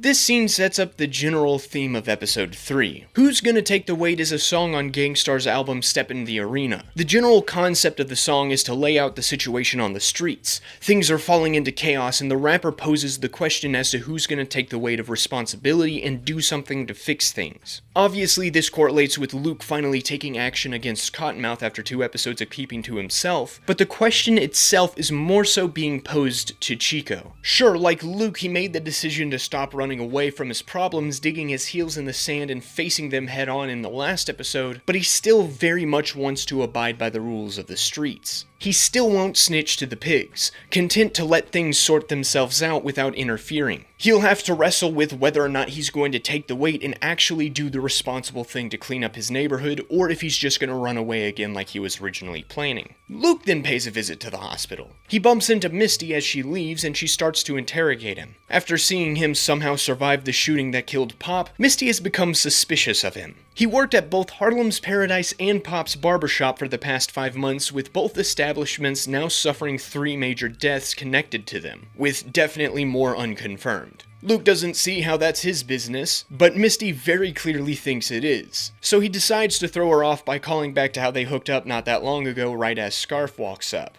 I think Luke is also doing this not only to call her out on being the liar she's accusing him of being, but maybe to even provoke her by insinuating that she's just mad she slept with him without knowing anything about him. Either way, he leaves her with that and goes into Chico's room. He assures the kid that he's not in trouble anymore since Tone had shot up the shop on his own volition and was taken out for it. Cottonmouth has his money now and he has no reason to kill him. Still, Chico doesn't want to take that chance. Now that he's technically handed over the money and Pop died in the process, Chico wants to step back and leave New York. They play the blame game a bit about who's responsible for Pop's death, in which Chico reveals that he knows about Luke's powers before they agree that it was ultimately Cottonmouth's fault. Luke proposes that Chico help him bring the gangster down. He specifically wants to know if Dante revealed any details about the Stokes family operations, which he had. Dante, who mind you was a bartender at the club and nothing more, somehow learned the locations of all of Cottonmouth's stash houses and even picked up on his emergency plan to house all of his money inside the Crispus Attucks complex. Despite being a community center, it can double as a fortress containing waves of guards for a single entrance to the building. Now, how did Dante know all of this? It's implied that he intentionally sought out any and all information about Cottonmouth's money in an attempt to find a target for Shameik's robbery plan, but even then, he's just a bartender. I can buy that someone may have slipped up at one point revealing the details of a major gun deal, but the intimate policies revolving around the criminal empire's economy are not something I'd think would be discussed around some wagey. I mean, there's the possibility that Tone told him. Dante has the guy's phone number, so it's reasonable to assume that the two are pretty tight, and Tone is a bit of a moron, so maybe he accidentally snitched?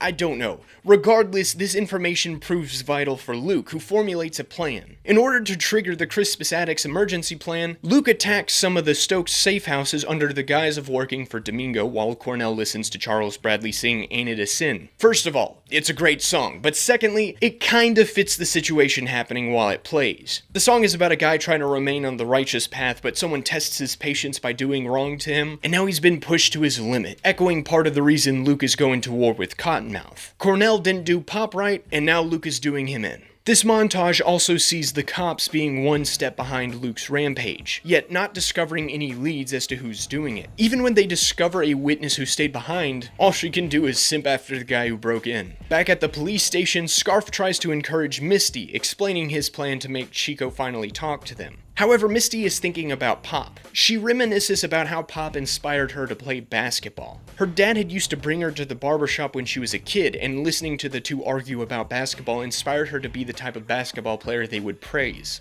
Her mind then turns to Pop's shop itself. It was the Switzerland of Harlem. Despite all of the shootouts and gang wars over the years, everyone knew to leave it alone. But then Luke Cage comes to town and Pop's barbershop is lit up like the 4th of July. Scarf immediately deduces that the two hooked up and forces her to admit that she did it on the first night of being undercover at Harlem's Paradise. Once she does, he then playfully negs her for it. I really enjoyed the dynamic between these two. They bounce off of each other so naturally, exchanging tone-deaf jokes and friendly jabs which allow them to feel endearing as long-term partners. In the aftermath of Luke's rampage, Mariah meets with Cornell outside the Crispus Attics. She's concerned about all the iron bars that are being put up and the doors being welded shut inside, but her cousin says that he's planning for his contingency plan. That is not a plan.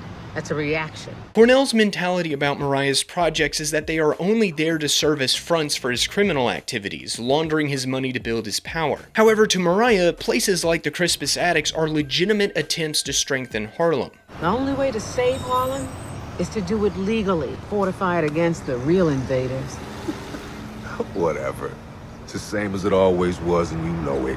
Keep living in that fantasy land. Well, it's got to be a fantasy before it become a reality. Mariah simply sees the crimes she commits as necessary evils working toward a greater good of empowering Harlem's black population, and of course, to make money. So Cornell tells her to worry about the blacks while he tends to the greens. The conversation ends there, with Mariah going back to the complex as Luke watches on. Cornell goes back to Harlem's Paradise for a meeting with Domingo Colon. Zip is a little eager to shoot him, but he's called off. However, Cornell is not content to keep tensions light, though, immediately accusing the Puerto Rican of attacking his stash houses, which the accused finds amusing. If my people would have hit you, you'd be dead. You know, this is becoming a common line with Cornell's associates. Domingo proceeds to pull out a Milky Way, dropping the wrapper on the ground, then half finishing it as the conversation progresses before dropping that on the ground too, before doing the whole thing all over again to really emphasize that disrespect. The Puerto Rican talks about plovers, specifically the Egyptian plover, and its symbiotic relationship with crocodiles. Now, out of curiosity, I looked this bird up and discovered that this relationship, which I've been taught about since elementary school, is actually a false assumption.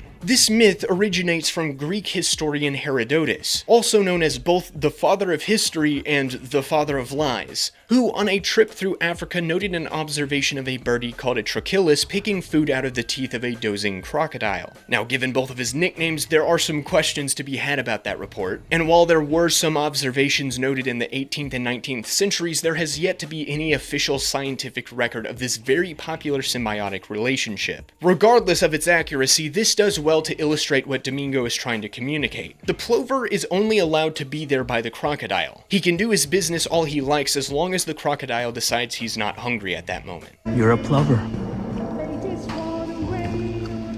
I'm a crocodile. Domingo claims that the reason he isn't behind the attacks on Cornell's business is simply because he doesn't care enough to do it. He's just been amusing himself with Cornell's deal, already being aware that Diamondback was the supplier. Domingo simply wanted to test Cornell's honesty. All he wants now is either a return or a refund on the deal.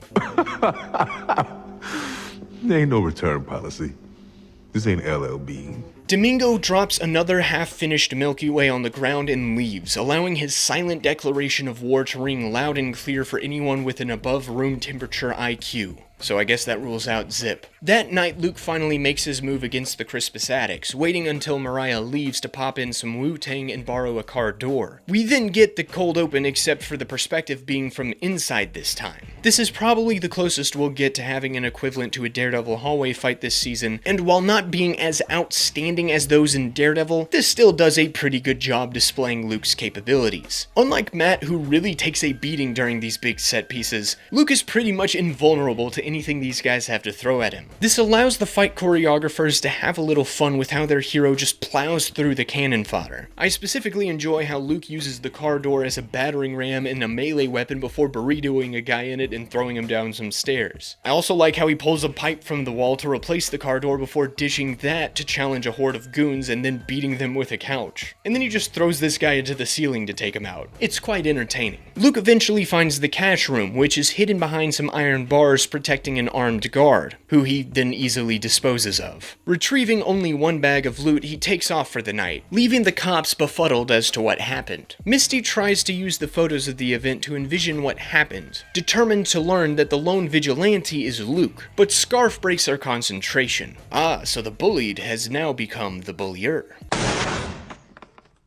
Oh, I'm sorry. Did I break your concentration? Scarf wonders aloud why someone would go through all the trouble of breaking into such a dangerous place like the Crispus Attics and leave behind most of the money there for the police, while also not killing a single person there. Misty believes that this was an intentional action to allow the police to safely shut down the complex without any legal entanglements for the Stokes to find loopholes in. However, she's not a fan of this loose cannon barreling through the Cottonmouth Empire, holding fast to the classic anti-vigilante stance that many cops take in these types of stories. But Scarf has an interestingly different point of view. He fully welcomes the idea of a superpowered cowboy busting up the local hoodlums, and I like that his reasoning for this is very unique to the circumstances of the MCU. You see, Scarf was at ground zero during the Battle of New York, or as these shows call it, the Incident, and upon witnessing billionaires in iron suits and Norse thunder gods and gamma rage monsters fight against aliens portaling in from the sky, led by a Norse trickster god, he came to the conclusion that the police have been made useless. They are in no position to make real change anymore, while these supers are doing in one night what it takes the cops maybe a year to accomplish, and not even at the expense of their own lives most of the time, while Scarf's could end at any time for the sake of a handshake from the mayor and a pension. He'd rather clean up after the people he thinks are far more capable than him to take care of the criminal element. Before they can get much further into that argument, Scarf receives a phone call from Chico, who is finally willing to snitch on Cottonmouth. Misty decides to stay behind to deduce the identity of their rampaging ruffian while her partner meets with Chico.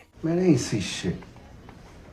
I really need that trademark. Scarf eats some underbridge burgers with Chico as the boy explains why he's finally stepping forward. He's finally taking Pop's teachings to heart after seeing someone actually get inspired by the old man's death and doing something good, having an actual impact on the neighborhood. Luke has now unwittingly become a hero in inspiring other people to take the weight and step up to make a real change in Harlem. This is a nice little arc for Chico, showing the rippling effects of Pop's teachings of acting responsibly flowing through Luke and into the next generation. Unfortunately, the second Luke's name comes out of Chico's mouth, Scarf strangles him with his tie, revealing that he is in fact a dirty cop, which recontextualizes the previous scene to me. Experiencing the incident firsthand may have made him feel so useless that he'd be willing to just abandon the integrity of the cop job altogether. Granted, there is more to that story, but we'll get to it when the show does. For now, Scarf heads over to Harlem's Paradise, where Cornell is pitching a bit of a hissy fit. He's pissed about losing all of his money while Mariah tries to out-victim him by complaining about her destroyed offices. Her reasoning is that now that the Crispus Attics complex has been exposed by the cops and this vigilante, there will be an investigation into her and her campaign. Still though, Cornell ain't happy about her interjection. Step off, Cornell! Shut up, Black Mariah!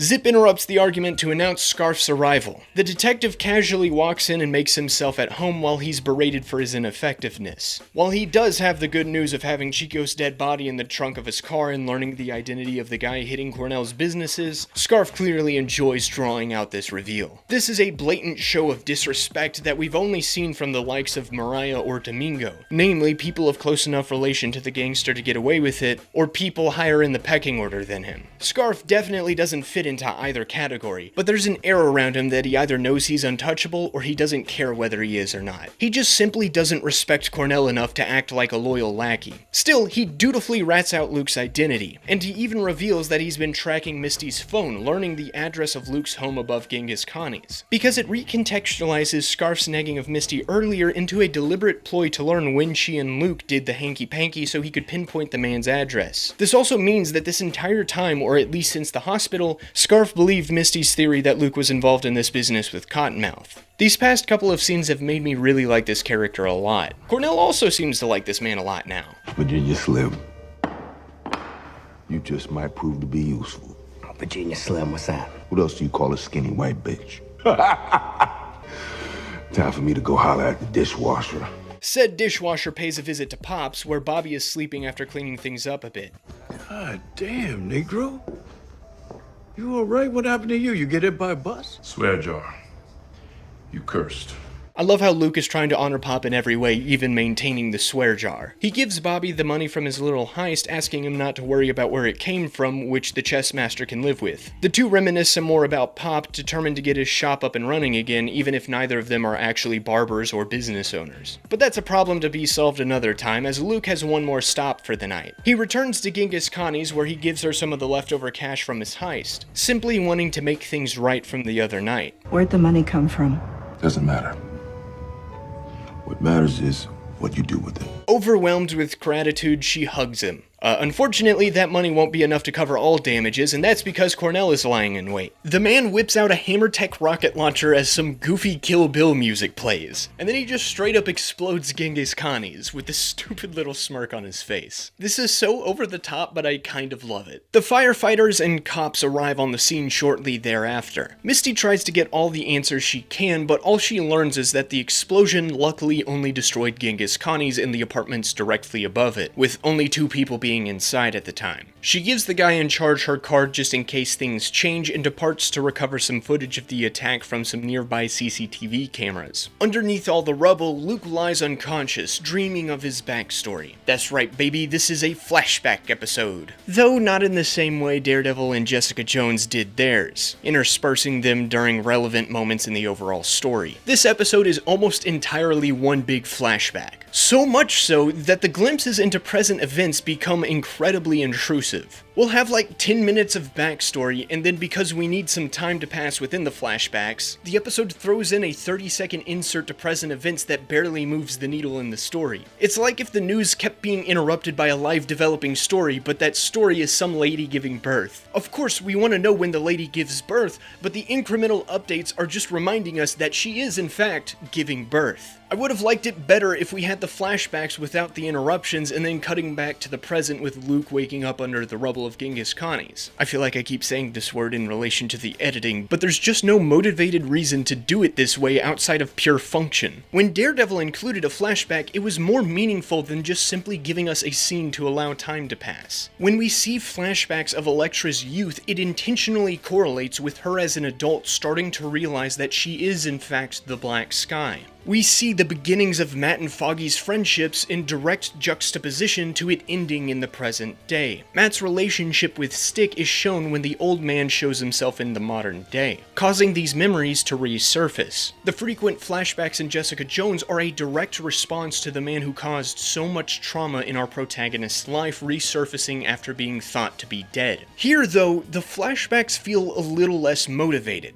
I think it would have felt a little more natural if these came after a more important character than Connie learned about Luke's powers and asked how he got them, or after Luke's first encounter with Shades, or these could come up after Luke's powers get exposed to the world for the first time, directly contrasting Carl's disappearance into anonymity with Luke's loss of it. The only reason I can think of to include the flashbacks now has to do with the title of the episode. Step in the Arena comes from the album of the same name. It's a hype song where Gangstar glazes themselves as warrior MCs, comparing themselves to heroic knights and victorious gladiators that slaughter all of their opponents. Lyrically, that is. They are the undisputed kings of the ring, which reflects Luke's involvement in an underground inmate fight ring in prison during the flashbacks. In this context, Step in the Arena also indicates an official entrance into a fight, and at the end of the episode, Luke officially declares himself a combatant in the War of Harlem against Cottonmouth. This moment of Luke making his name public also sort of correlates with the prison scenes, which build up to Carl taking on said name. To that end, I guess you can make the argument that the inclusion of the flashbacks kind of makes sense, albeit with loose reasoning. Anyway, I'm getting a bit ahead of myself there, so let's just jump into these flashbacks, shall we? We start with Luke's first day in Seagate Prison. Except people keep calling him Carl Lucas, so I guess we'll stick with that for now. Prison guard Albert Rackham lays down the law of the place. Carl scoffs at him, earning a billy club to the gut while Rackham reveals that the inmate is in fact a former cop. To the others, he establishes the common thread through Carl's time in prison, which is that no one can survive alone, which reflects what Reva told him in the flashback in episode 1. His first night in the can doesn't go well for him. He freaks out, punching the wall while telling himself that he's innocent.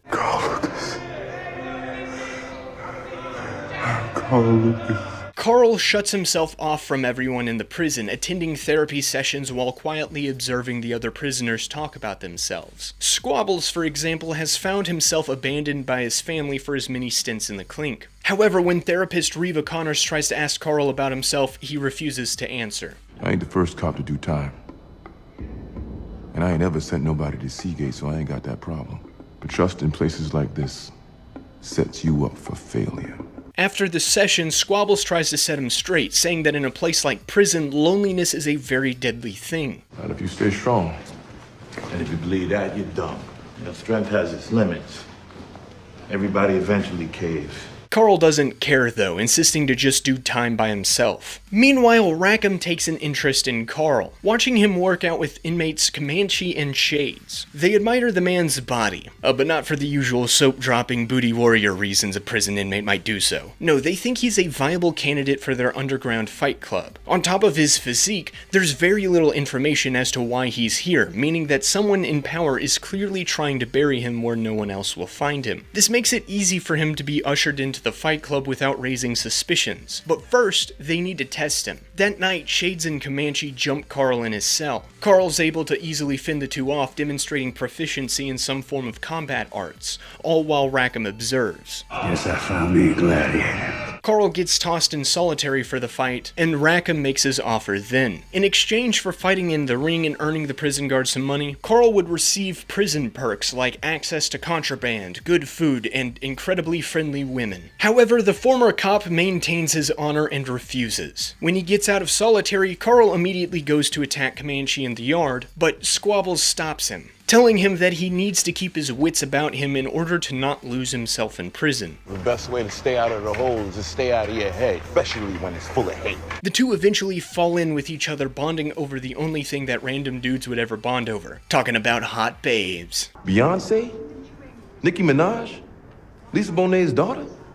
She got a daughter? Carl returns to Reva's therapy sessions as well, and in one where inmates start blaming other people for their incarceration, he finally speaks up. Reva tries to get the inmates to take responsibility for their imprisonment, but Carl pushes back against her. He claims that they can't just reveal some of their past mistakes to someone who won't share anything about herself. It's not my role. Trust has to be earned. Carl presses her to share some of her regrets, which she almost admits before ending the session. Afterwards, Reva has him stay behind to talk. Carl's a little apologetic about pushing her too hard, but she admits that she does have some regrets. Reva's brother was in jail and he died while she pursued her master degree, neglecting him in the process. This could then inform why she chooses to specifically do prison therapy rather than the usual, more profitable version of the job. Reva also recognizes that Carl's call-out was actually an attempt to deflect from his own regrets. And that's because, from where he's standing, her philosophy is kinda bullcrap. Reva realizes that Carl is actually an innocent man, but he doesn't care about his own innocence, content to pay for his actual past wrongs. Carl also comes to the realization that Reva actually cares about helping the inmates. It's in this mutual understanding that the seeds for attraction are laid, which Reva's boss, Noah Burstein, who arrived in the middle of this conversation, seems to recognize as well. In a later group therapy session, Squabbles brings up concerns about rumored lab experimentations on fellow inmates. Reva tries to assure him that there's nothing happening, but Luke again calls her out, saying that she's an employee of Seagate. Of course she would lie to cover up nefarious operations going on by the prison. However, Reva gives her word that nothing is happening. Afterward, Carl helps stack chairs. Reva desperately tries to get him to open up, but he points out how that was exactly how he ended up in prison in the first place. So why'd he come here? Because you provide hope. Rackham then interrupts their flirting and kicks Carl out. The prison guard teases his prisoner about his attraction to his therapist, using this to transition into another offer to join his fight club. Carl once again refuses, but this time Rackham has a backup plan that is sure to seal the deal. He has Comanche frame Squabbles for a shanking, inviting a curb stomping for Carl's friend. This forces Carl to reluctantly accept Rackham's offer, but only under the condition that Squabbles stays by his side the entire time. The inmate basically becomes the Mickey to Carl's Rocky, training him in the art of boxing to prepare for the ring. Comanche escorts Carl to his first match, flabbergasted that a convict wouldn't want drugs or women for their work in the ring. What kind of nigga are you? It's time for Carl's debut, stepping in the arena to fight a guy who looks curiously similar to the goon Foggy talked down in Daredevil Season 2 in a match being broadcast to the internet. He easily beats the guy, kickstarting a long and undefeated career of beating the snot out of his fellow prisoners. However, Squabbles starts getting concerned that Carl is starting to lose himself to the violent lifestyle, and he's not the only one. Riva has noticed that he stopped showing up to therapy sessions and has become shut off again. All he'll reveal to her is that he's doing something dangerous, but for a good reason. As she leaves the conversation, Shades comes up to talk to her privately, with Rackham coming up from behind to note that there's another person he can get to if the threat against Squabbles isn't enough to keep Carl working. Carl then goes to visit Riva later, asking if she has any close relationships with anyone at Seagate, but she doesn't, only working for Dr. Bernstein, though Carl is admittedly suspicious of the doctor being here and not working in the infirmary. He admits that he's been fighting in Rackham's fight club, where prisoners go to fight until they break and then disappear. He also reveals that Rackham is aware that he's sweet on her, urging her to flee the prison for good. He bids her goodbye by giving her the number of his lawyer, saying that he's ready to finally get out of prison and take Rackham down. Why did you come tell me this? Because you give me hope. Carl discusses more of the details of this plan to defeat Rackham with Squabbles later. He plans to stay in the fighting ring just a little longer to gather more information on Rackham and put him away. Unfortunately, some of the prison guards see this conversation happen and they decide to do a little interrogating, which I would think Carl should have expected, having such a sensitive conversation out in the open like that. Upon learning Carl's plan from Squabbles, Rackham sends Comanche and Shades to jump the rogue inmate after he gets a nice shave. They reveal that Squabbles gave him up after some intensive torture, and now they're gonna rough him up as retribution for his betrayal. Shades really wants to kill him, but orders are orders, so they put the smackdown on him. Carl wakes up in the infirmary, where Noah Burstein reveals that he'll most likely die from his injuries. Riva checks in on him and explains that Squabbles was tortured and killed after giving up the plan before turning to her boss, begging him to save Carl's life. Noah reluctantly agrees, but tells her to go home to avoid the unsightly things that may come next. Carl gets thrown into a back-to-tank that slowly begins to heal him. However, Rackham arrives to check on his victim, displeased to see that Noah is actually trying to do his job and save his life. He pulls a gun on Noah and attempts to sabotage the experiment. But wait, I thought Shades said that Rackham didn't want Carl dead. So why is he doing something to deliberately end the life of his prize fighter here? Maybe he's just acting out of anger at Noah working on him or something, but that doesn't really seem to be the case. He seems to really want Carl dead, so why did he not just have Shades and Comanche kill him earlier? I guess to suffer a slow, painful death, maybe? I don't know. Regardless, Noah retreats just as the back-to-tank explodes, injuring him and killing Rackham, while Carl emerges with some brand new skin. The prison alarm sounds and Carl decides to angrily punch the wall for some reason. I guess he's pissed about possibly being framed for another crime? Anyway, this time instead of making his knuckles bleed like day one, Carl has put a dent in the tiles. Sweet Christmas. He punches out of the wall and escapes prison, slipping into some comic-accurate duds to disguise himself. You look like a damn fool. Oh yeah, because a lazy hoodie with a yellow inseam is so cool. Look, I was fine with Jessica dissing her superhero costume because it fit the character. This here just feels like another one of those statements that tries to distance itself from the comics because they're lame, like how X-Men did it. I think this would have worked a little better if Carl simply said that the comic outfit was too flashy for a guy on the run, planning to ditch it later. We would get our little Easter egg while providing a reason other than, oh, this is dumb, for why he doesn't wear it when he becomes Luke Cage. Carl then meets Riva at a rundown motel where he gives himself yet another new shave. Riva deletes evidence of his existence from public record and the two try to come up with a game plan. Carl decides that in order to stay safe, he'll have to fully disappear, keeping everything about him a secret, so they make plans to don new identities and move to New York, with Riva promising to reveal the true extent of Noah Burstein's experiments one day. You haven't always been a convict? I haven't always been a psychologist.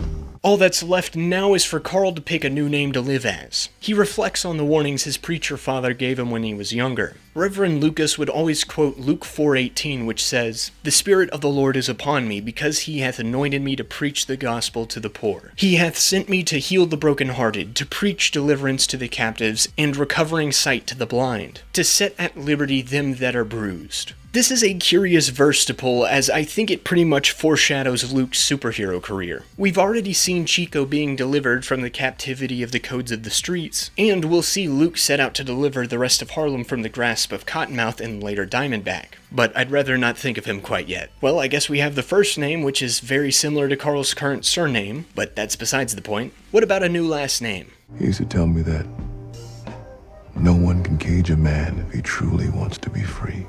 So Luke Freeman? Nah.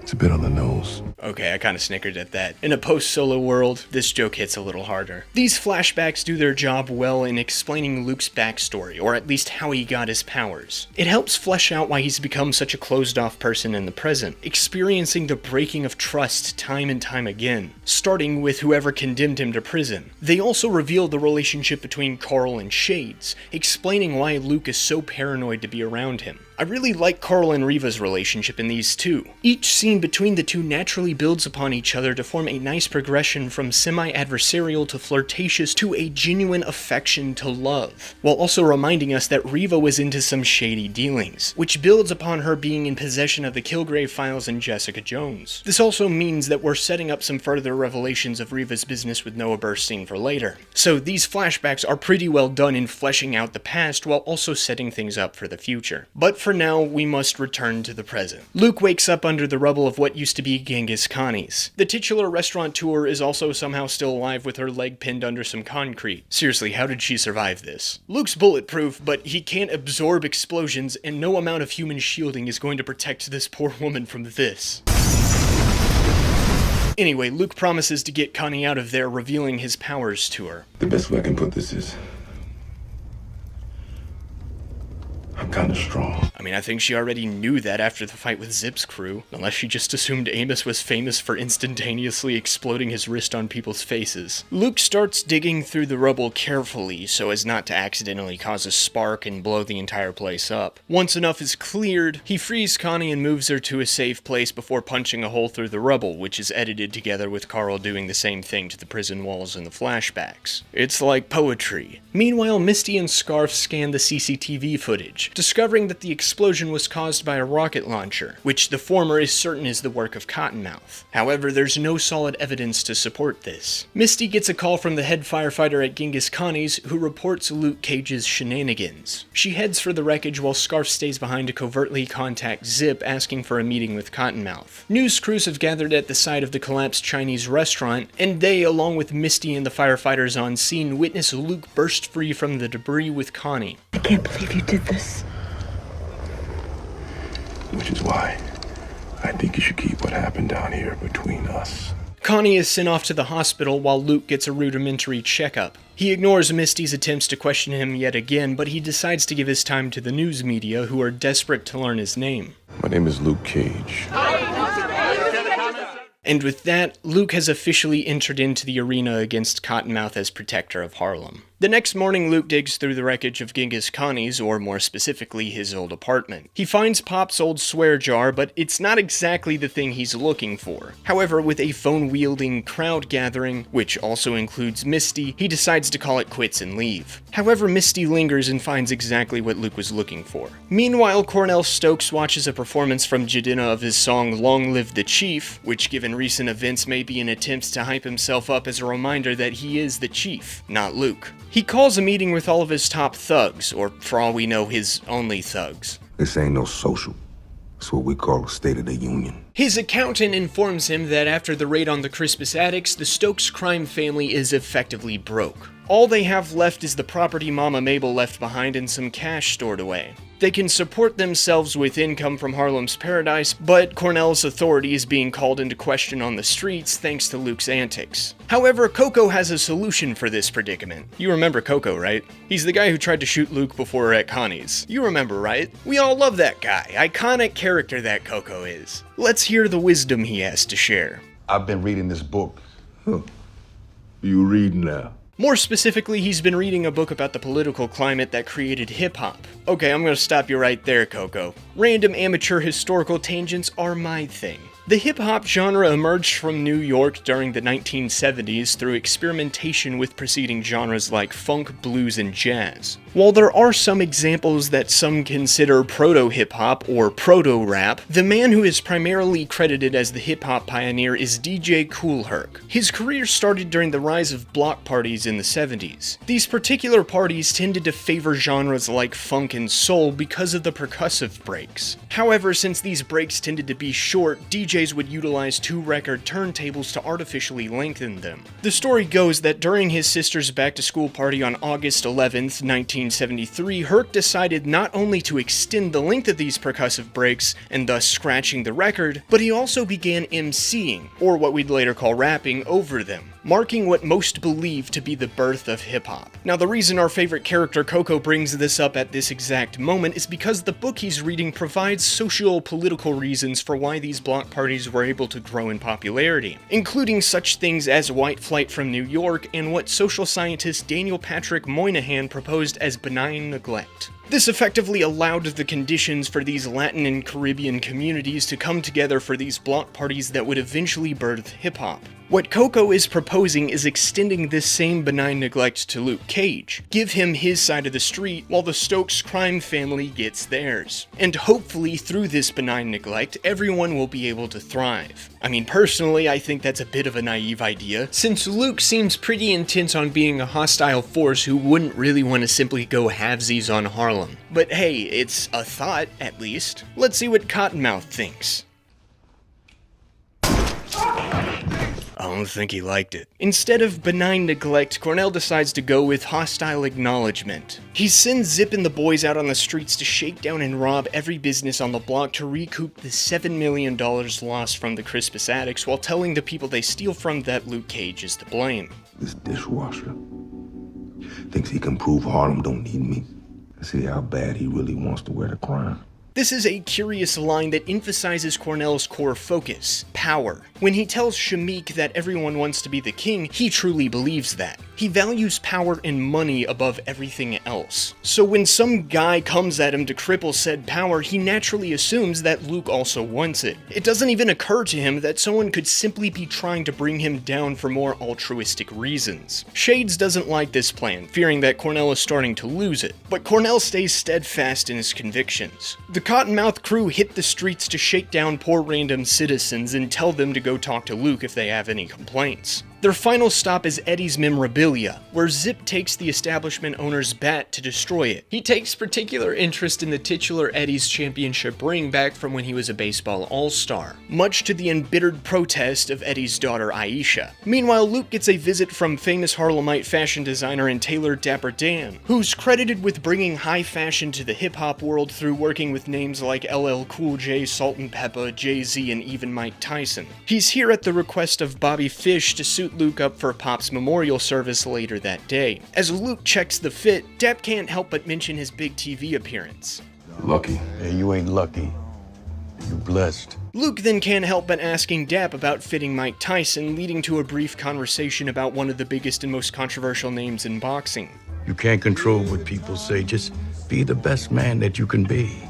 And always make sure they spell your name right. I like how Bobby is starting to shift into the mentor role left by Pop. He's not dispensing the same earnest advice to help people, but he's dropping little gems here and there about being a man. This helps tide us over a little bit until we get the arrival of Claire, who then kinda takes that role of dispensing earnest advice about helping people. After giving Dap his thanks and seeing the tailor off, Luke and Bobby enjoy a bit of downtime to make seating arrangements for Pop's funeral. Bobby also gives Luke Pop's old apartment upstairs since his last place went up in flames. Suddenly Aisha bursts in, demanding to know why Zip and his boys are tearing up Harlem with Luke's name in their mouths. She specifically wants her father's championship ring back. To me, what's left of him is that ring. The only reason why he didn't pawn it is because I took it away from him. Somebody's got to protect his legacy, even if he won't. Luke doesn't know exactly what she's talking about, but he promises to look into things. Everybody heard about what you did in the projects. Don't be a punk. and just stand by. Bobby recognizes the gambit Cottonmouth is running here. A move to sacrifice a few pawns in the local businesses to damage Luke's reputation and force him out of Harlem. But Luke is intent on setting things right. Even as he gets swarmed by a bunch of small business owners, he makes a promise to get back everything that was lost. This sends Luke on a couple of side missions to recover the lost goods, easily beating up Cottonmouth's goons to do so. Don't you need a gun?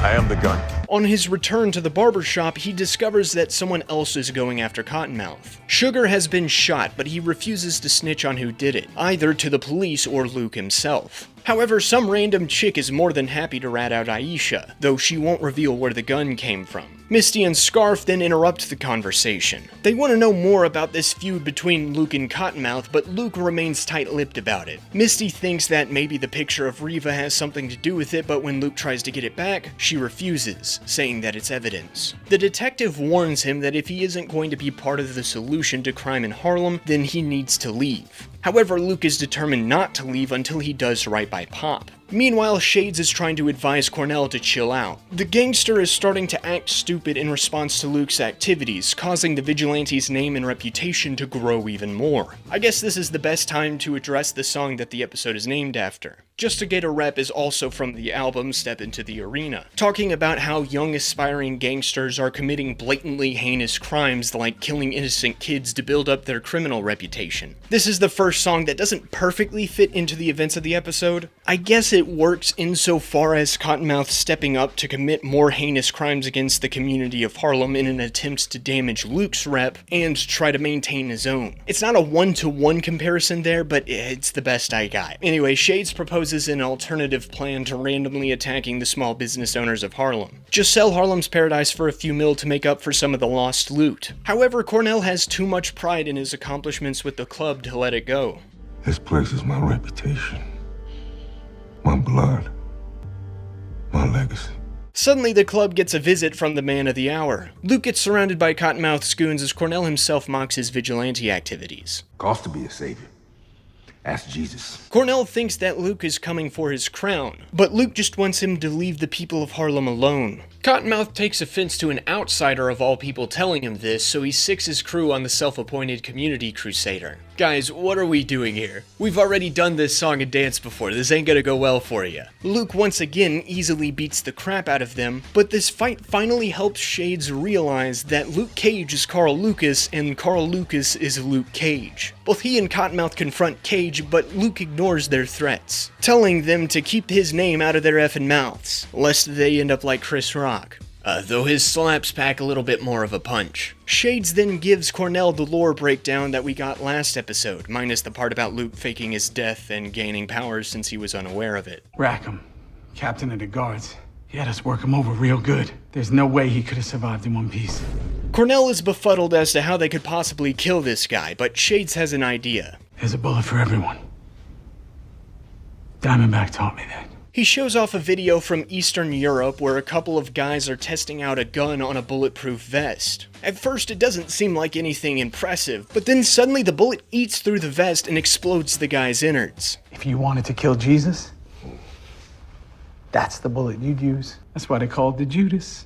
This Judas bullet is a new prototype being pioneered by Hammer Industries using Chitauri technology found in the wreckage of the Battle of New York. This has some fascinating world-building implications. I like that this not only builds off of the Avengers, incorporating some of the fallout of such an event into the criminal scene of the Big Apple, which also relates a bit to the Vulture's operations in Homecoming, but it also proposes this idea that Hammer Industries is actually becoming a viable competitor to its colleagues like Stark Industries thanks to the events of the Avengers. This could easily open the door to Justin Hammer's return, becoming a more formidable threat to Tony Stark or even supplying a greater swath of supervillains with his Chitauri tech. You know, if that ever ended up happening. Gotta love the MCU's world building. Regardless, Cornell wants one of these bullets, but in order to even get one, he'll either have to pay for it himself or ask for Diamondback to handle the Luke Cage problem for him. Well, Cottonmouth is too prideful for option number 2, but the cost of one bullet is also ridiculously high. He could ask Diamondback to front him the cash he needs, but Shades warns him that because of his many mistakes with the Domingo Colon deal, Cornell would lose control of Harlem if he called in any favors right now.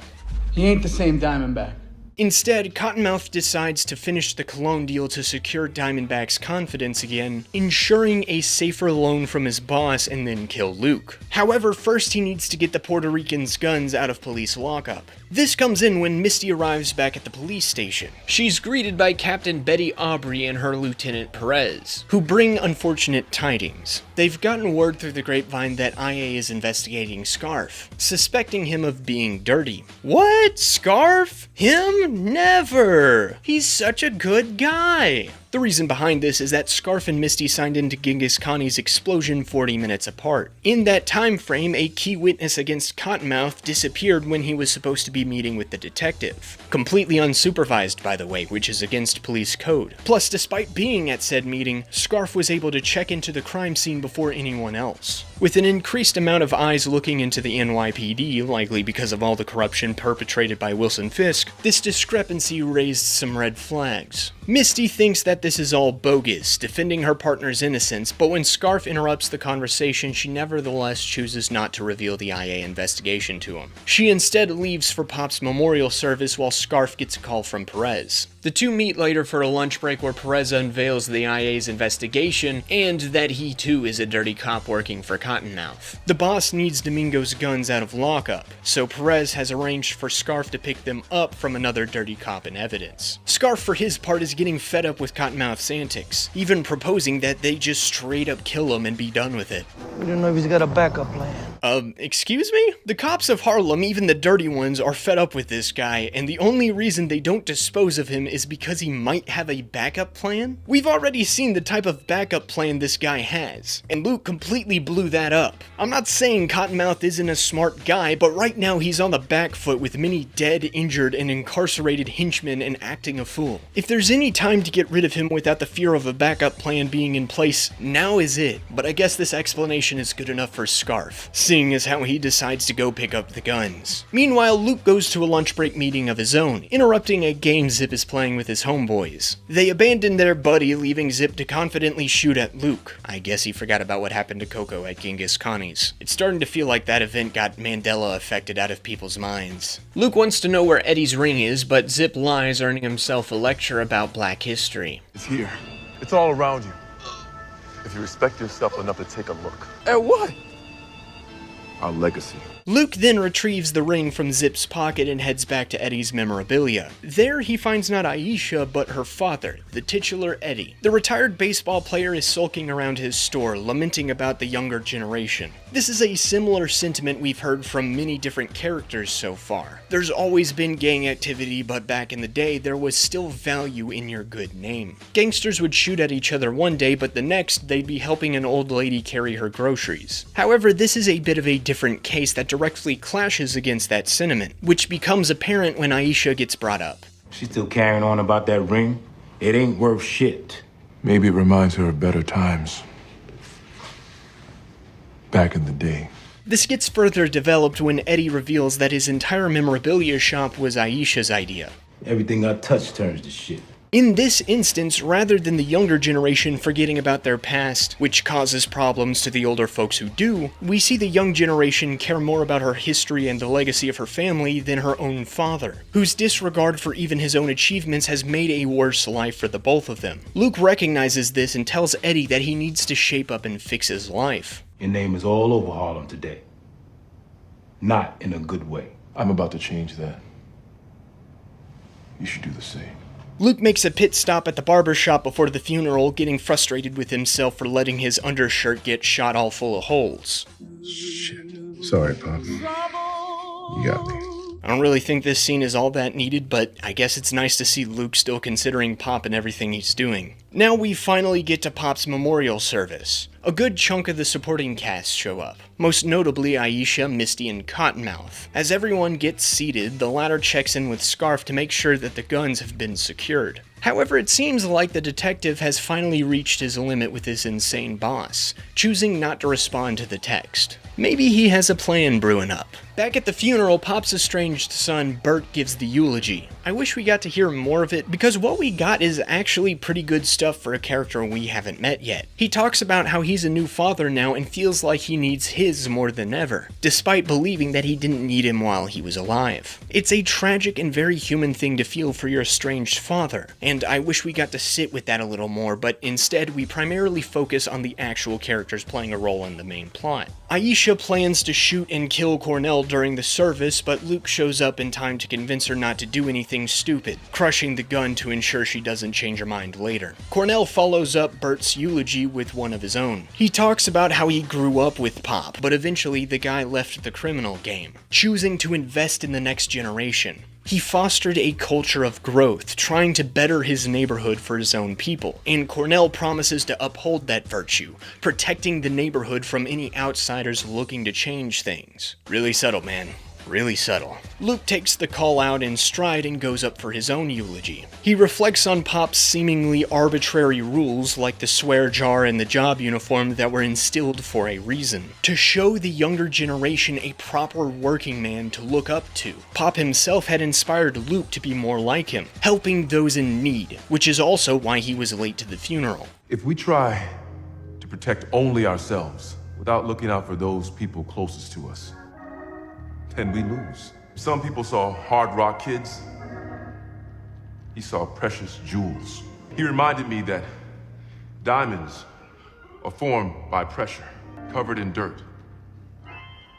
But then you polish them and they shine. He too makes a promise, one that he hopes to share with Harlem itself, to stand up to bullies, help each other, and build up a better next generation. He then reveals Eddie's ring for Aisha. I don't believe in Harlem. I believe in the people who make Harlem what it is. And everybody clapped. Well, besides Cornell and Shades, who are quietly coping and seething while Luke returns Eddie's ring to Aisha. The hero of Harlem catches up with the gangster outside as Cottonmouth tries to slither off. I'm glad you came.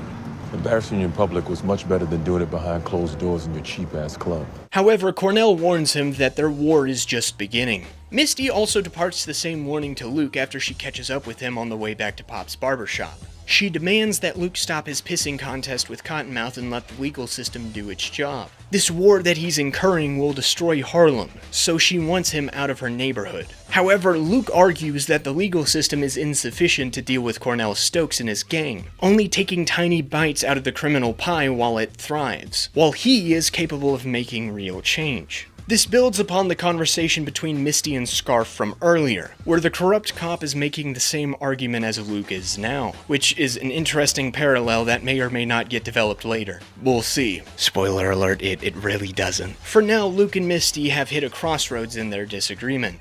I'm sorry things can be different between us.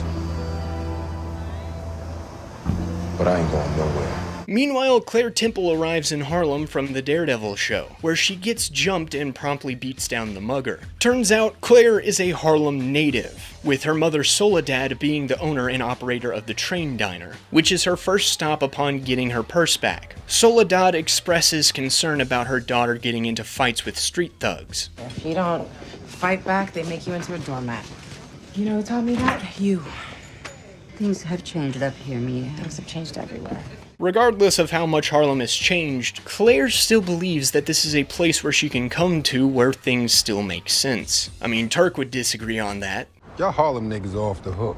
Later, she finally reveals everything that happened back in Daredevil Season 2, with the undead ninjas, her dead colleague, the hospital covering it all up, and her quitting her job at Metro General. As for her future career, given her experiences with extraordinary people with extraordinary powers like Daredevil, Jessica Jones, and Luke Cage still needing her help, Claire wants to become a doctor who specializes in helping the superpowered people who help other people. Soledad is on board with this, even thinking that it's her natural calling. The world isn't the world anymore, Mia. Aliens coming out of the sky, people with silver hammers, green monsters. All I know is everything happens for a reason. And now somehow you're part of it. What do you call that? Oh, the worst luck in the world. It's called fate.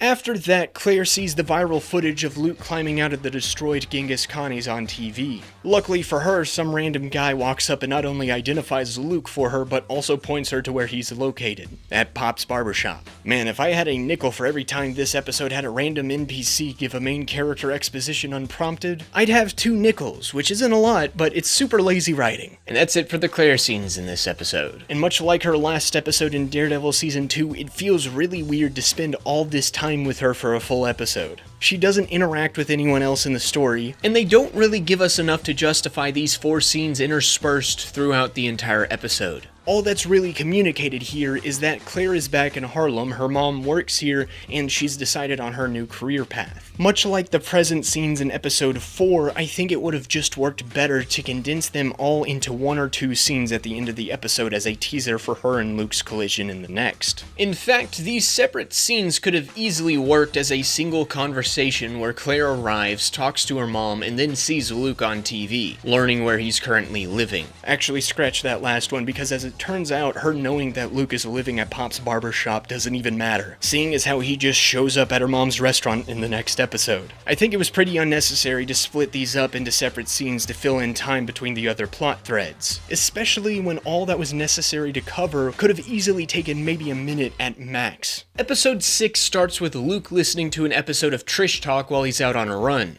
It seems like Harlem is split on the newly emerged hero of Harlem. Some Harlemites are extremely distrustful of a seemingly indestructible man operating in their backyard, while those who know Luke personally call into the show to attest to his character and virtue. For her 2 cents, being someone who met him for like a few seconds, Trish believes in the good that Luke is doing, wishing him well. Luke's run takes him to the more historic parts of Harlem, stumbling upon Mariah as she films yet another TV interview waxing poetic about her plan to ignite a renaissance within the neighborhood. He tells her that he's coming for both her and her cousin, and they won't be able to stop him before running away. Afterwards, he grabs breakfast with Bobby Fish at the train diner. He reiterates that once Cottonmouth is put away, he's leaving, but Bobby reinforces Pop's desire for Luke to be a hero. I ain't no hero. That's a great slogan. I ain't no hero. Pay me. You can market that shit. Soledad recognizes Luke from the news and summons her daughter for a reunion. At first, Luke doesn't seem to know who she is, but once Claire brings up the events of Jessica Jones Season 1, it finally clicks. He reacts a little awkwardly to her, so Bobby plays wingman and dismisses himself from the restaurant. Claire just wants to see how Luke is doing, still amazed that he's perfectly fine after getting mollywopped by a shotgun blast to the head. So I'm a freak. No. You're amazing. I don't want to be different than anybody else. Why hide it? I mean, what are you gonna do with it?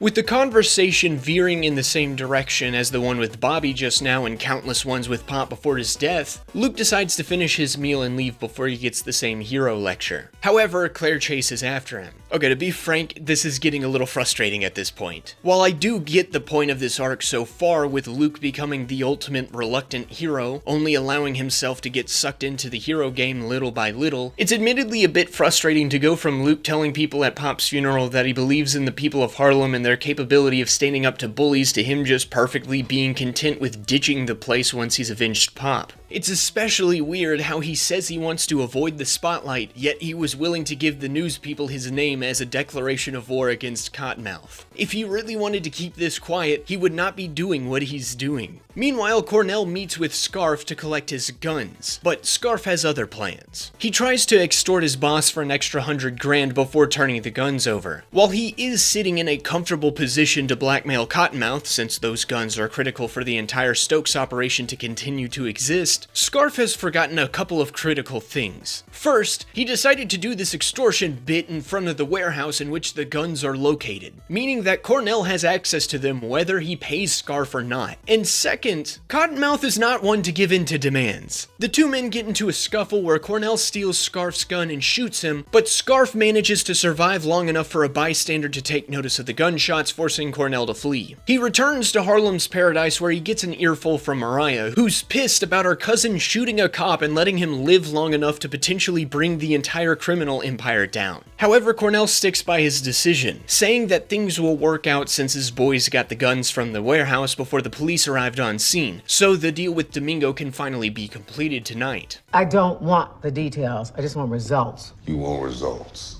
I don't work for you. Mariah wants to go the easier route of selling the club and try to repair Cornell's reputation, but since Cornell is intent on going down the path he is, she advises him that Luke Cage is the more pertinent threat than the cops. Cottonmouth is at a bit of a loss at that front since the guy is bulletproof. Does nigga have gills?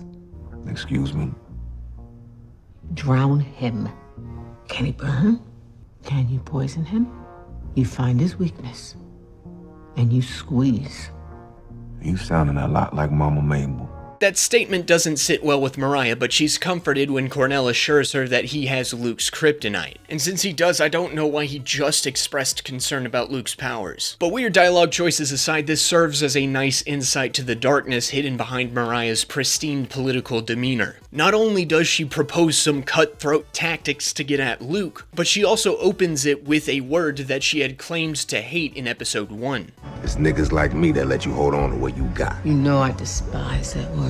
Does nigga have gills? This gets developed a little more as we follow her for the rest of the episode. She has a live interview to do, but beforehand, she's still wrestling with Cornell's comparison of her to Mama Mabel, even yelling at a picture of her to shut up. Once she composes herself, she gets ready for the interview. The reporter conducting it, Themby Wallace, is bored with her regurgitated talking points about rebuilding Harlem as a haven for black excellence, and rather wants to do something a bit more fun.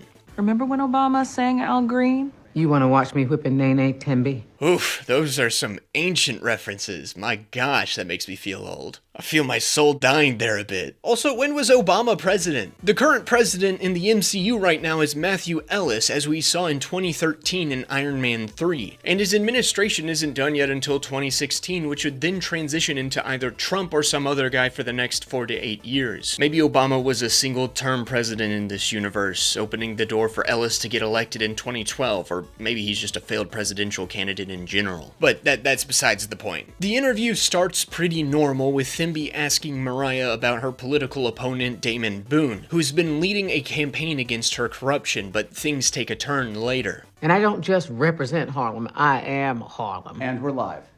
Which Harlem is you? Themby plays the interview from earlier in the episode where Mariah says the same talking points she's been espousing all season, and directly contrasts it with the footage of the councilwoman's family photos, which includes some of the most notorious and corrupt criminals in Harlem's recent history. She even goes further by calling to attention the Crispus Attucks raid, where thugs working for Cottonmouth were caught defending dirty money found in Mariah's own office, all of which was curiously suppressed in the media. Caught by the gotcha question, Mariah ends the interview there, trying to spin this whole thing as fake news media talking points before kicking them out of her house. Meanwhile, Cornell calls up Perez, tasking him with the job of finding Scarf and making sure he doesn't talk, if you catch my drift. Unfortunately for the police lieutenant, the cops have found the aftermath of Scarf's bloody clash with the gangster, and Captain Aubrey is determined to have her precinct be the one to bring him in. She pairs Perez up with Misty to track the detective down, which adds some complications to Perez's true goal of killing him. Still, he plays fair and starts at Scarf's apartment. Misty is insistent that her partner is innocent, and she gathers photos of his living space with the intent to prove it. Perez finds a picture of Scarf's son, and Misty explains that little Earl died a while ago when he discovered his father's gun and accidentally shot himself. This adds yet another layer to Scarf as a character, showing just how broken of a man he is, which we'll get a little more into here in a moment. Misty also discovers that Scarf's clothes are still here, meaning that he hasn't fled Harlem yet. Since there are no other leads, she suggests that they hunker down and stake the place out to see if he returns. Now, where in the world is Raphael Scarf? Well, Luke and Claire find him at Pop's barbershop, struggling to hold on to his consciousness. He demands that Luke not summon the cops or take him to the hospital, as the Stokes family will kill him just like they killed Chico. He needs Luke to protect him. In other words, this sucker needs a bodyguard. Yes, we're going to talk about the title of the episode. Off the Hard to Earn album, Suckers Need Bodyguards is effectively a song that disses MCs who talk big but then need to hire bodyguards to protect them, while the rapper singing the song is a true MC who can back himself up with his own words. The title superficially relates to the situation where Detective Scarf is the sucker who tried to turn against his criminal employer and got shot for it, who now needs himself a bodyguard to protect himself from said criminal employer. But the meat of the song can also refer to this stage of the conflict between Luke and Cottonmouth. Cornell speaks tough and even beats up those weaker than him, but at the end of the day, he needs a bunch of outside help to deal with his problems, which is really emphasized with his reliance on bounty hunters and corrupt cops in this episode in lieu of Diamondback's right-hand man being gone, while Luke can threaten the Stokes crime family to their faces and actually back it up in a fight, getting involved in the conflicts of the streets instead of cooping up in his club. Back to the matter at hand, Luke relents to Scarf's request for help and has Claire go to work on him. As she pulls the bullets out of his body, Luke forces Scarf to admit that he's a dirty cop working for Cottonmouth who was shot by his own boss, even getting the detective to reveal that he was the one who murdered Chico. Despite the remorse that Scarf expresses in this confession, Luke starts to choke him before Claire gets him to stop. Instead, he decides to leave the detective for the wolves. Cage! Wait! I'm an asshole! There's no disputing that. I am a despicable human being. But Cottonmouth is a hell of a lot worse, and I have got what it takes to put him behind bars for the rest of his life. That convinces Luke to hear him out. Turns out Scarf has detailed notes about the murders he's covered up and how Cottonmouth uses Spurlock's mortuary to make the bodies disappear. Plus, he has the name of every cop on Cornell's payroll, which combined with Scarf's own verbal testimony would be more than enough to bring down the entire Stokes operation. All Luke has to do is retrieve the notes from Scarf's apartment. Perez and Misty are still staking the place out. The former is facing more pressure from an increasingly impatient Cottonmouth, so he tries to hurry Misty along to some other location, but they get distracted by a fender bender argument which provides Luke the perfect cover to break into the building. Misty reflects on when she was first promoted to detective. Everybody doubted her abilities, which Perez affirms with a dismissive comment, yet Scarf was the only one who saw promise in her and took her under his wing, which explains her intense loyalty to him. That's why she wants to be the one to bring him in, as she'll be the only cop who will let him tell his side of the story. She at least owes him that much. However, this trip down memory lane gets interrupted once Misty notices that somebody has broken into Scarf's apartment building. Upstairs, Luke finds Scarf's notebook in the floorboards, and as he's digging through it to verify the information, a dog a couple flights down alerts him to the approaching police. He slips out the window, but Misty manages to spot his groundbreaking landing. Upon returning to the barbershop, Luke makes plans for him, Scarf, and Claire to make a getaway before the cops inevitably show up. Luckily, Soledad was already on her way there with her restaurant's catering van to presumably take the dying detective to the hospital, so they all load up and escape, leaving only the bullets dug out of Scarf behind for Misty and Perez to find. The latter covertly calls Cornell to give him the update on the Scarf situation as well as the intel on the vehicle he's escaping in as per witness testimony. Zip comes into the room where his boss hangs up, asking after Shades, but he's mysteriously vanished for the day. So Zip decides to step up and offer to make up for his past failings in shaking down local businesses. Twice. Given that he doesn't have much of a choice, Cottonmouth assigns Zip to put out a $100,000 bounty on Scarf's head and the green van he's hiding in. Some of Zip's bounty hunters find the van as Luke drives it toward the police precinct. He plans to drop Scarf and his corroborating evidence off there, having Claire arrange for an EMT to meet them to keep the detective alive. He figures that all of the dirty cops are out on the streets looking for Scarf, so the clean ones would have enough time to put Scarf into protective custody before they returned. However, as he navigates around the police checkpoints, Luke clocks the bounty hunters following them. He slows down to get them to pass, thinking that they may be cops, but they instead start shooting at the van, kick-starting a car chase. Luke tries to hide in an alley and shuts off the lights, but the gangsters find the van and light it up. However, when they look inside, they find the van empty with a giant hole in the side opening into a neighboring building. Meanwhile, Perez gets antsy as he and Misty wait for more information on Scarf. Misty still holds out hope that they'll find her partner, and it pays off when a shots fired report from near the police station comes across the radio. She starts to head that way, but Perez stops her, trying to cover himself by rationalizing that Scarf is probably dead and she doesn't want to see that. However, this does nothing but inflame Misty's suspicions, so she fakes a call from her partner pretending that he called Perez a liar in order to trick the lieutenant into admitting his corruption on tape. Perez tries to attack her, but Misty manages to fend him off long enough to get out of the car and safely detain him. Luke, Claire, and Scarf continue their mad dash for the police precinct, with the detective starting to not fare so well. The bounty hunters catch up with them, forcing Luke to shield the other two so they can escape while he takes care of them. They make it outside and Scarf starts babbling about how he wants to see his son again. A car starts flying at them, but fortunately Luke jumps in the way right in time to absolutely obliterate it. Misty shows up on scene just in time to see this and her partner finally succumbing to his wounds.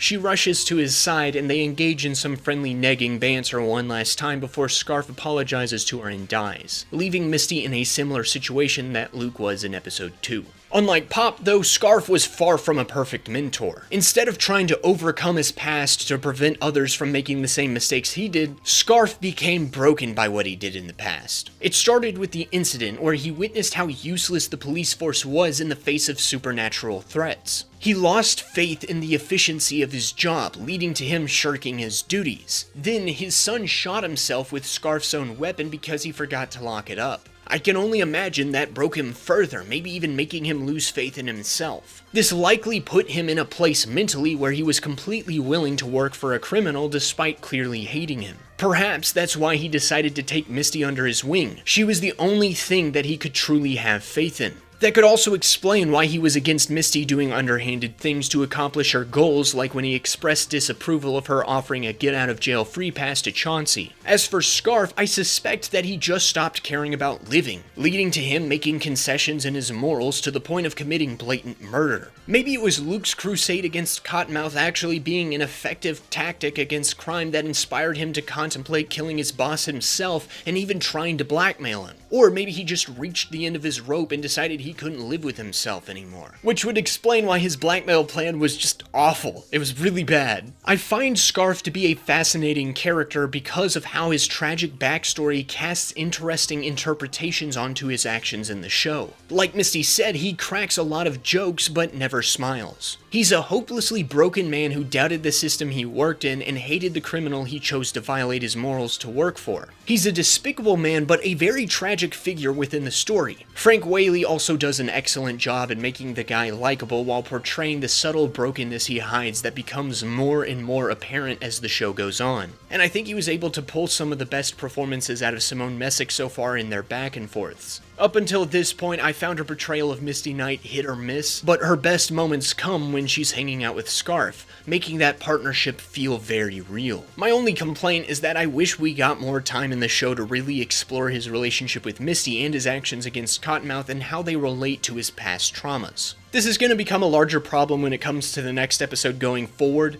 but as much as I love Scarf, the end of his arc on the show starts to feel rushed because the story really wants to set Cornell up to die at the halfway point of the season instead of at the end. Scarf is a character rich in his history and beliefs, and getting more than a grand total of 5 episodes, remember we had an entire flashback one, to spend with him doesn't feel like enough time. Still, I'd say that he might actually be my second favorite character on the show right now, with Pop being the first. Cottonmouth is a close third, so let's hope he carries us the rest of the distance. I know I just spoiled that he doesn't, but I really want to keep the dream alive, man. Despite Scarf's death, his notes are more than enough to detain the aforementioned third favorite character on the show. Thimby picks up the story as she's being kicked out of Mariah's house and does yet another piece of ambush journalism before the councilwoman's assistant Alex finally gets them out the door. Misty continues to mourn her partner as the top brass hold a meeting. Captain Aubrey bursts into the room, venting her frustration that the higher-ups are too afraid to actually officially book Cottonmouth. First, he's the cousin of a sitting councilwoman, which is a salacious scandal in and of itself, and second, the gangster's detainment comes from the testimony of a dead, dirty cop.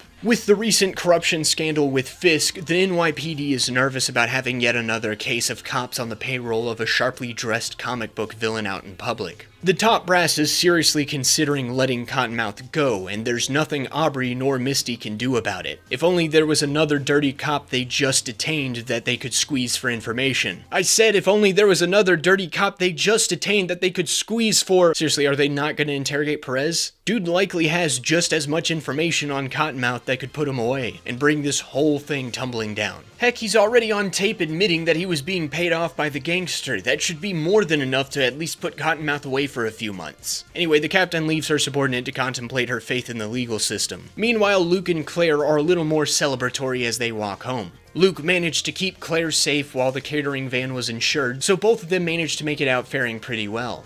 After all that, you can't say you're not special. Still not sure what I am. You know exactly who you are and what you need to do. Pop used to say the same thing you're saying to me. I did right by him. Cottonmouth's in jail, and I'm done.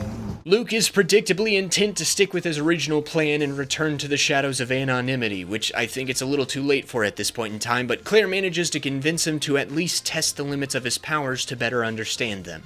Why don't we start by getting some coffee first? I'm not sleeping with you. Whoa! Did I say anything about that?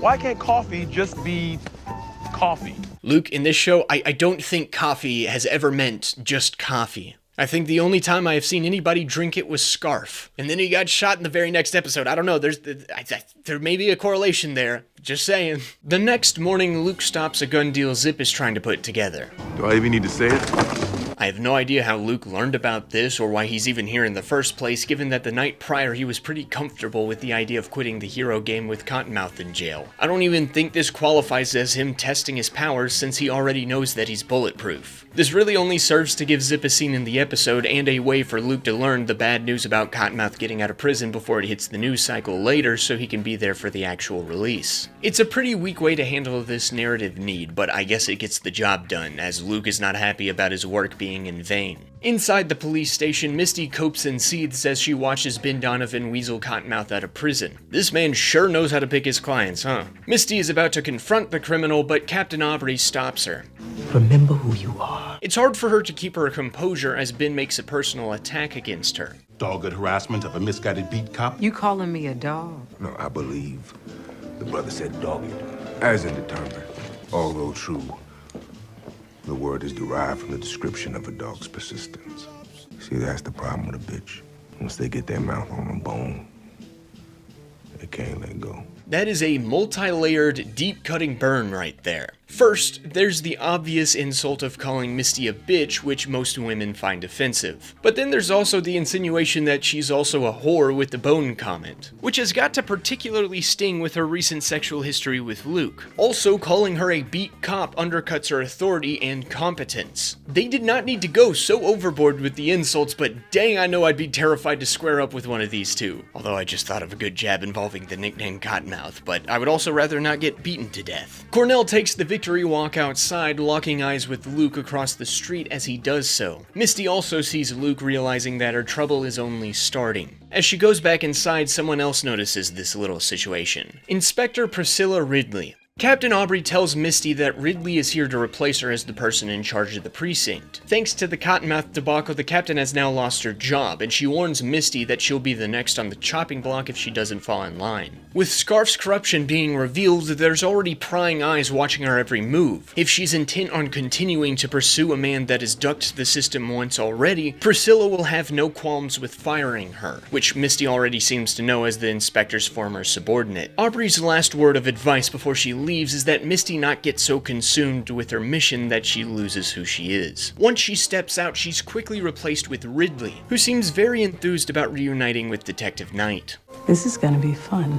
Ridley wants Misty to follow her original suspicions against Luke, connecting him to various murders and property destruction across Harlem. She says that he's the suspect that they need to focus on. In fact, Misty's career depends on this redirection in the investigation, and so redirect Misty does, diving into Luke's background with Detective Mark Bailey. The thing is, though, there's not a lot of background to really dive into. The man known as Luke Cage is completely clean. Bailey thinks he's too clean, in fact. All there is of him on record is a license plate. No Facebook, no bank account, not even a payment to a porn website. Why do you find no porn so disturbing? Needless to say, Misty's suspicions about Luke are reinvigorated. Meanwhile, Cornell is having the time of his life watching the news break his release, even taking joy at the mention of Mariah, noting that she'll be pretty upset seeing this. Shade says that Cornell should be upset too, but the gangster doesn't see why since he shot a cop and got away with it while also finally finishing the gun deal with Domingo last night, which resecured his legitimacy and supremacy. However, Shades reveals that with all the heat surrounding him, Cornell is now blocked from buying a Judas bullet for the time being. He tries to steer Cottonmouth back to the important business of gun trading in the club, arguing that Luke is a luxury item that'll eventually go away, though I do think that he's just trying to clear the way for Diamondback to handle the indestructible hero. However, Cornell refuses to let go of his obsession, reasoning that he can't get anything with Luke around. He orders Shades to call a meeting with Diamondback despite the sunglasses wearing hood's warnings that this is a bad idea. Once he's alone, Cornell pulls out an old revolver, and as he points it at the mirror, we get a flashback to when he was younger. Unlike episode 4, I think this handles its flashbacks pretty well. Each one uses a small moment with Cornell to transition us into a vignette of his childhood, communicating that the mobster is currently reflecting on his past, which then ironically contrasts with, well,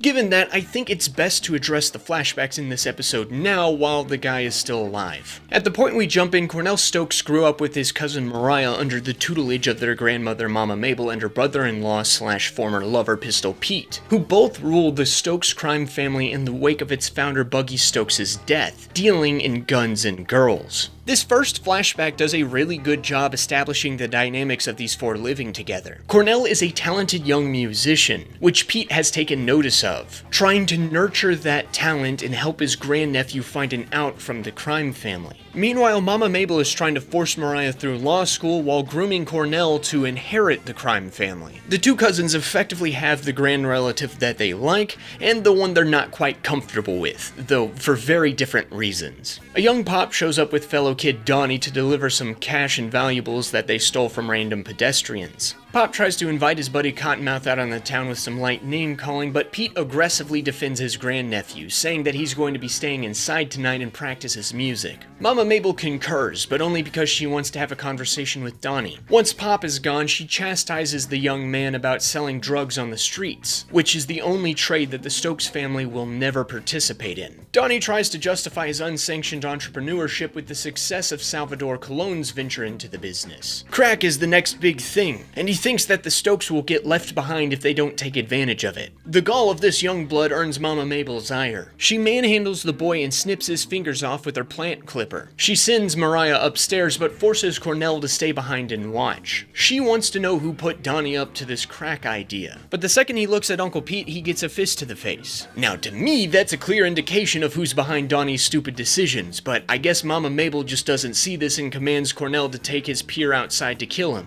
Once again, Pistol Pete steps in to defend his grandnephew, saying that Cornell just isn't ready for this kind of violence. Well, he need to learn how to piss standing up.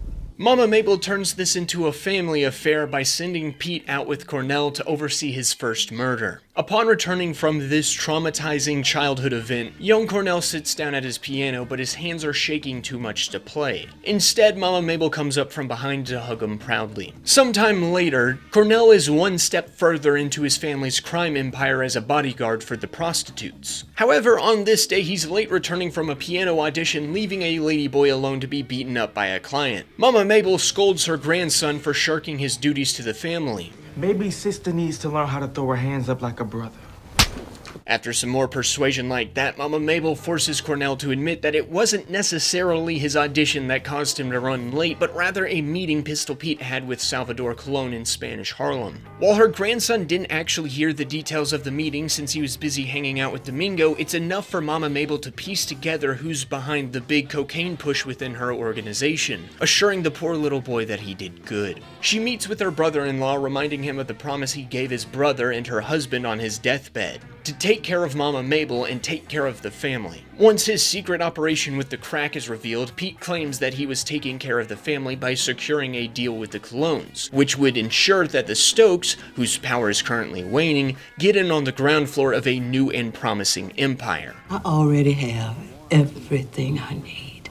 Pigs get fat, but hogs get slaughtered. Needless to say, Mama Mabel isn't keen on this rogue business expansion, so Pete dispenses with the pretenses and inquires as to what her plan is now, to which she reveals his grandnephew pointing a gun at him. Pete gets escorted outside as he pleads with Cornell, telling him that he doesn't have to do this. With his talent, he's built for something more than this, having the potential to be better than all of the Stokes that came before him. This causes some inner conflict within the boy. But then Mariah comes outside to advocate for Pete's death, basically confirming what has been insinuated since Mariah's first scene in the show. Her dear Uncle Pete that everyone seems to love was a little too sweet on his stepniece. Mama Mabel uses this as an opportunity to coax young Cornell into ignoring Pete's desperate justifications and shoot him dead.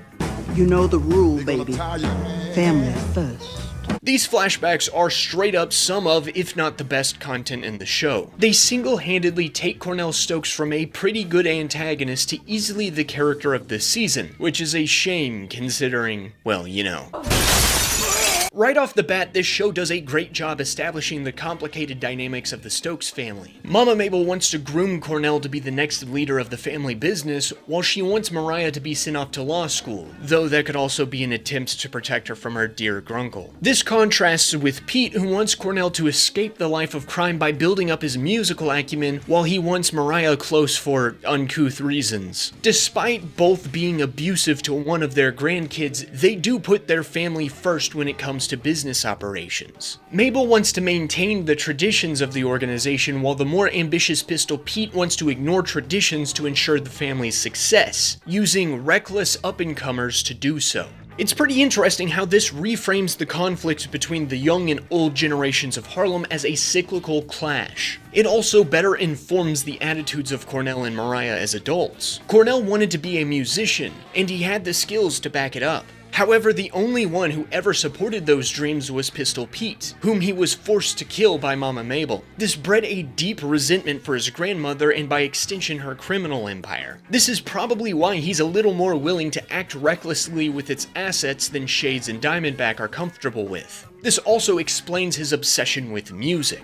There have been a few scenes where Cottonmouth plays the piano that I haven't mentioned simply because it didn't seem to add anything to the overall story. However, these reflect how music is not only his true passion, but his refuge from his criminal life. That's also why he's so obsessed with Harlem's Paradise. In his conflict with Luke, this club was the only thing he was unwilling to sacrifice. This is Cornell's pride and joy because it's the closest he ever got to fulfilling his true talents. It also indicates that despite killing him, Cottonmouth still holds his grunkle Pete in higher regard than Mama Mabel, which also informs his veiled hostility with Mariah, who is shown to obviously be more partial to Mama Mabel than Pete. However, she too understands how awful Mabel was as a person when she's actively trying to resist behaving like her. This simple divide naturally sets up a bloody clash between the two, which we'll get to here in a moment. But first, we must return to Cornell's archenemy, who is coping and seething at the barbershop to Bobby Fish and Claire about the gangster's untimely release from prison. Without Scarf to corroborate it, the evidence is useless. And with Spurlock taking the charges for burning the bodies without ratting out his boss, there's nothing they can do to defeat Cottonmouth. Again, Perez is right there. At the very least, can we address that he isn't talking? This guy got memory hold like the fight at Genghis Khan's. Anyway, Claire isn't a fan of this defeatist attitude.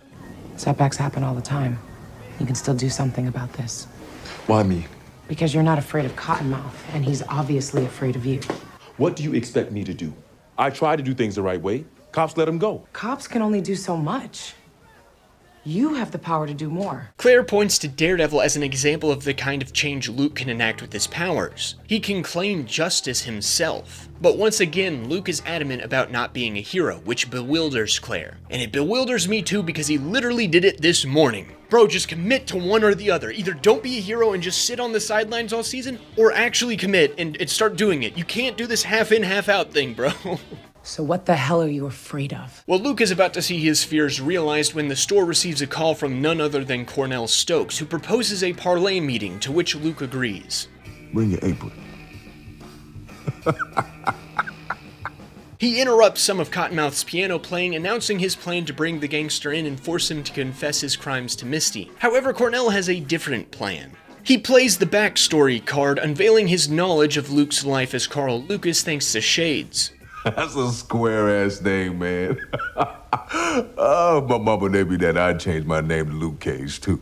I don't know why Luke looks so surprised. Shades recognized him and confronted him. The logical assumption here would be that Shades tells Cornell everything about him, would it not? Maybe Luke just underestimated Cottonmouth's capacity to act upon that information. For some reason. I mean, it's not like he's seen the Stokes Empire operating at top form, so it could be easy to think of it as some rinky-dink operation with a couple of connections. But Cornell reveals that his connections run deep. He now has Luke on the ropes, threatening to reveal to the public that the hero of Harlem is actually an escaped convict on the lam, even pushing to send him back to Seagate himself. You act like you better than me. You ain't better than me. That is, unless Luke works for him and does everything he says. Yeah, Luke ain't doing that. Instead, he immediately makes plans to flee Harlem for like, maybe the third time now. Claire confronts him about this, telling him that if he runs from Cottonmouth now, he's just going to keep running for the rest of his life. You think you're the first person to tell me that? I told Pop I was done running. I stayed, and he died. I didn't run when they came after Connie, and they lost everything because of me. Who's next? I'm no good for anyone. However, Claire disagrees. Simply by using his powers to stand up against Cottonmouth, Luke can be good for the whole of Harlem, even inspiring others to help make the neighborhood better. This again reflects her experience with Matt and how he was able to inspire people like herself, Melvin, and even the Black Sky to stand up against the evil forces in Hell's Kitchen. Half the people uptown have fathers, cousins, uncles, brothers in prison. You're no different than anybody else. You get your wish. You're not special. Instead of running, if you make a move and you take him down once and for all, you stop him, you save this community, and you free yourself. Once again, Luke finds himself at the precipice of a moment of truth. Does he run, or does he find a way to fight back against the man terrorizing the people of Harlem at the expense of his own freedom and safety? Once more, he chooses to dig his heels in Harlem and fight Cottonmouth. This time he seeks out D.W. Griffith, the kid who was selling incident footage on the street in episode 1. You know, he looks a little younger, and blacker, and not deader than I expected him to be at 140 years old. Griffith wants to make a deal with Luke for exclusive film rights to his superhero activities, but there are more pressing matters to attend to right now. Apparently this kid has a lot of intel on Harlem's gangland for some reason. I wish this was more established before now, because he just seemed like some random kid who likes superhero footage, not some criminal encyclopedia. Anyway, the reason Luke is meeting with Encyclopedia Brown over here is in order to learn how he can find Domingo Colon. I don't want to be a smartass, but Luke, have you thought of checking out Colon's gym? I think that would be a good place to start. Turns out it is, as when Luke goes there on DW's guidance, he finds his man. But first he has to face another wave of gun-wielding goons. I guess you guys haven't heard about me, have you? They, in fact, have not. After yet another one-sided fight scene, Luke interrogates Domingo for the location of the Hammertech guns. It takes the threat of being tossed in the Hudson to get the Puerto Rican criminal to give up the guns he finally got his hands on after 6 episodes. Luke also takes this chance to secure himself a new hoodie. He then calls Misty to meet with her at the police station to return the guns to evidence lockup. The detective is incredibly wary of him, especially after learning just how little anyone knows about him, and even the return of the guns that cost Scarf's life isn't enough to satisfy her. I know what you're going through. Finding out your partner was corrupt, losing him. Now, this may just be Luke trying to offer sympathy to Misty, but I think it also may be hinting toward the reason why Luke ended up in Seagate, which draws a strong connection between these two characters, even if one of them doesn't realize it yet. Luke then tells Misty that with this action, he's ready to officially make a move against Cottonmouth, and once he does it, he wants her to be ready. However, Misty is insistent on standing by the system, wanting Luke to come in and become an official witness against the Stokes crime family on the record. After what happened this morning, you expect me to trust the system? The system is not your enemy. Really?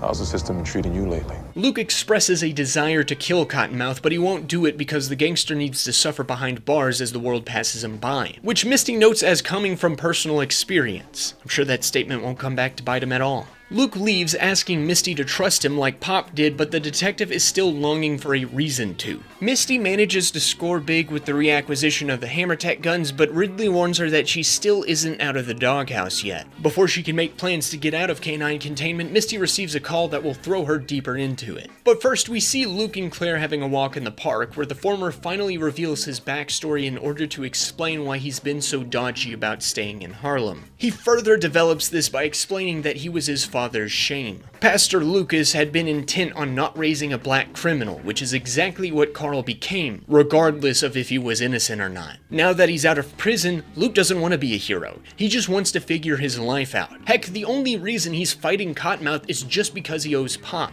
You knew the risks and you did it anyway. That's what makes you a hero. Maybe I should get a mask after all. As they continue to talk, someone else besides us watches them. Hey, Carl. One Judas for another. Luke then gets his first taste of the Judas bullet. Now, before we get to the main reason this episode is even talked about, I want to discuss the title of it, because I couldn't for the life of me fit it in naturally. It's not quite a clean fit like many of the past episode titles have been. Manifest comes from Gangstar's album No More Mr. Nice Guy, which sort of reflects the message of the song. The rapper uses it as an opportunity to flex his power, which is achieved through his words manifesting peace, love, and forgiveness. But despite that, he will not hesitate to put down an op who steps to him. This could reflect how Luke tries to keep to himself to maintain the peace, but all of these hoodlums keep pushing him to violence. Or it could even reflect how Mariah tries to speak words of non-violence and renaissance, but she struggles to hide her darker, violent side that manifests itself when pushed too far. In fact, I'm willing to bet that it's the latter one that gives the episode its name. So I guess that means it's time to talk about Mariah. She receives a visit from her political opponent Damon Boone. While they both manage to play nice in front of the media outside, they drop pretenses once they enter the living room. Damon first confirms the truth about the allegations against Mariah and her cousin before then asking her to step down from her position as a councilwoman. He'll step up, promising to champion her Harlem Renaissance projects and see them through to the end. However, Mariah aggressively rejects this proposal, stubbornly holding on to her position and kicking Damon out. Show your Mariah ass out. She tries to calm herself by having her assistant Alex pour her some scotch, but she gets yet another surprise visitor. Shades takes Mariah on a trip down memory lane, reminding her of a time when Mama Mabel's name was whispered up and down the streets. The Stokes name meant something then, but now it's in the gutter thanks to the likes of Cornell's reckless actions and Mariah's failed political career. You don't talk to me like that. I can talk to you any way I want because you got no power to shut me up. Do you like how it feels?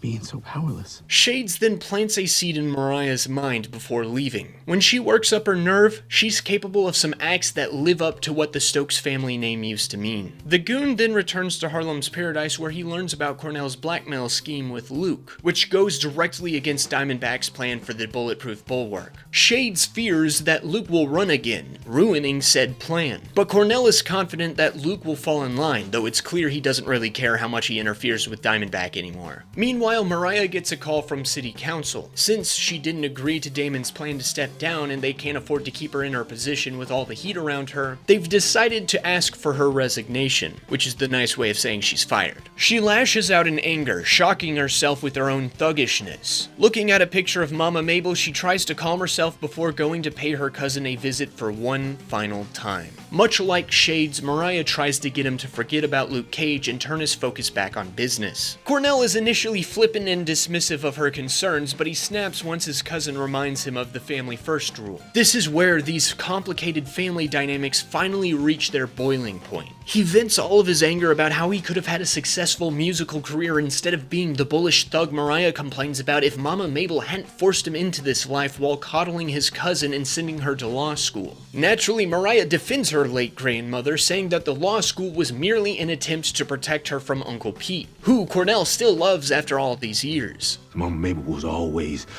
sheltering you, protecting you. And for what? All that education, and you just as shady as me. Me protected. All I did your whole life was protect you. Cornell then goes a little too far when he decides to do a little victim blaming in defense of his grunkle. You wanted it, Mariah.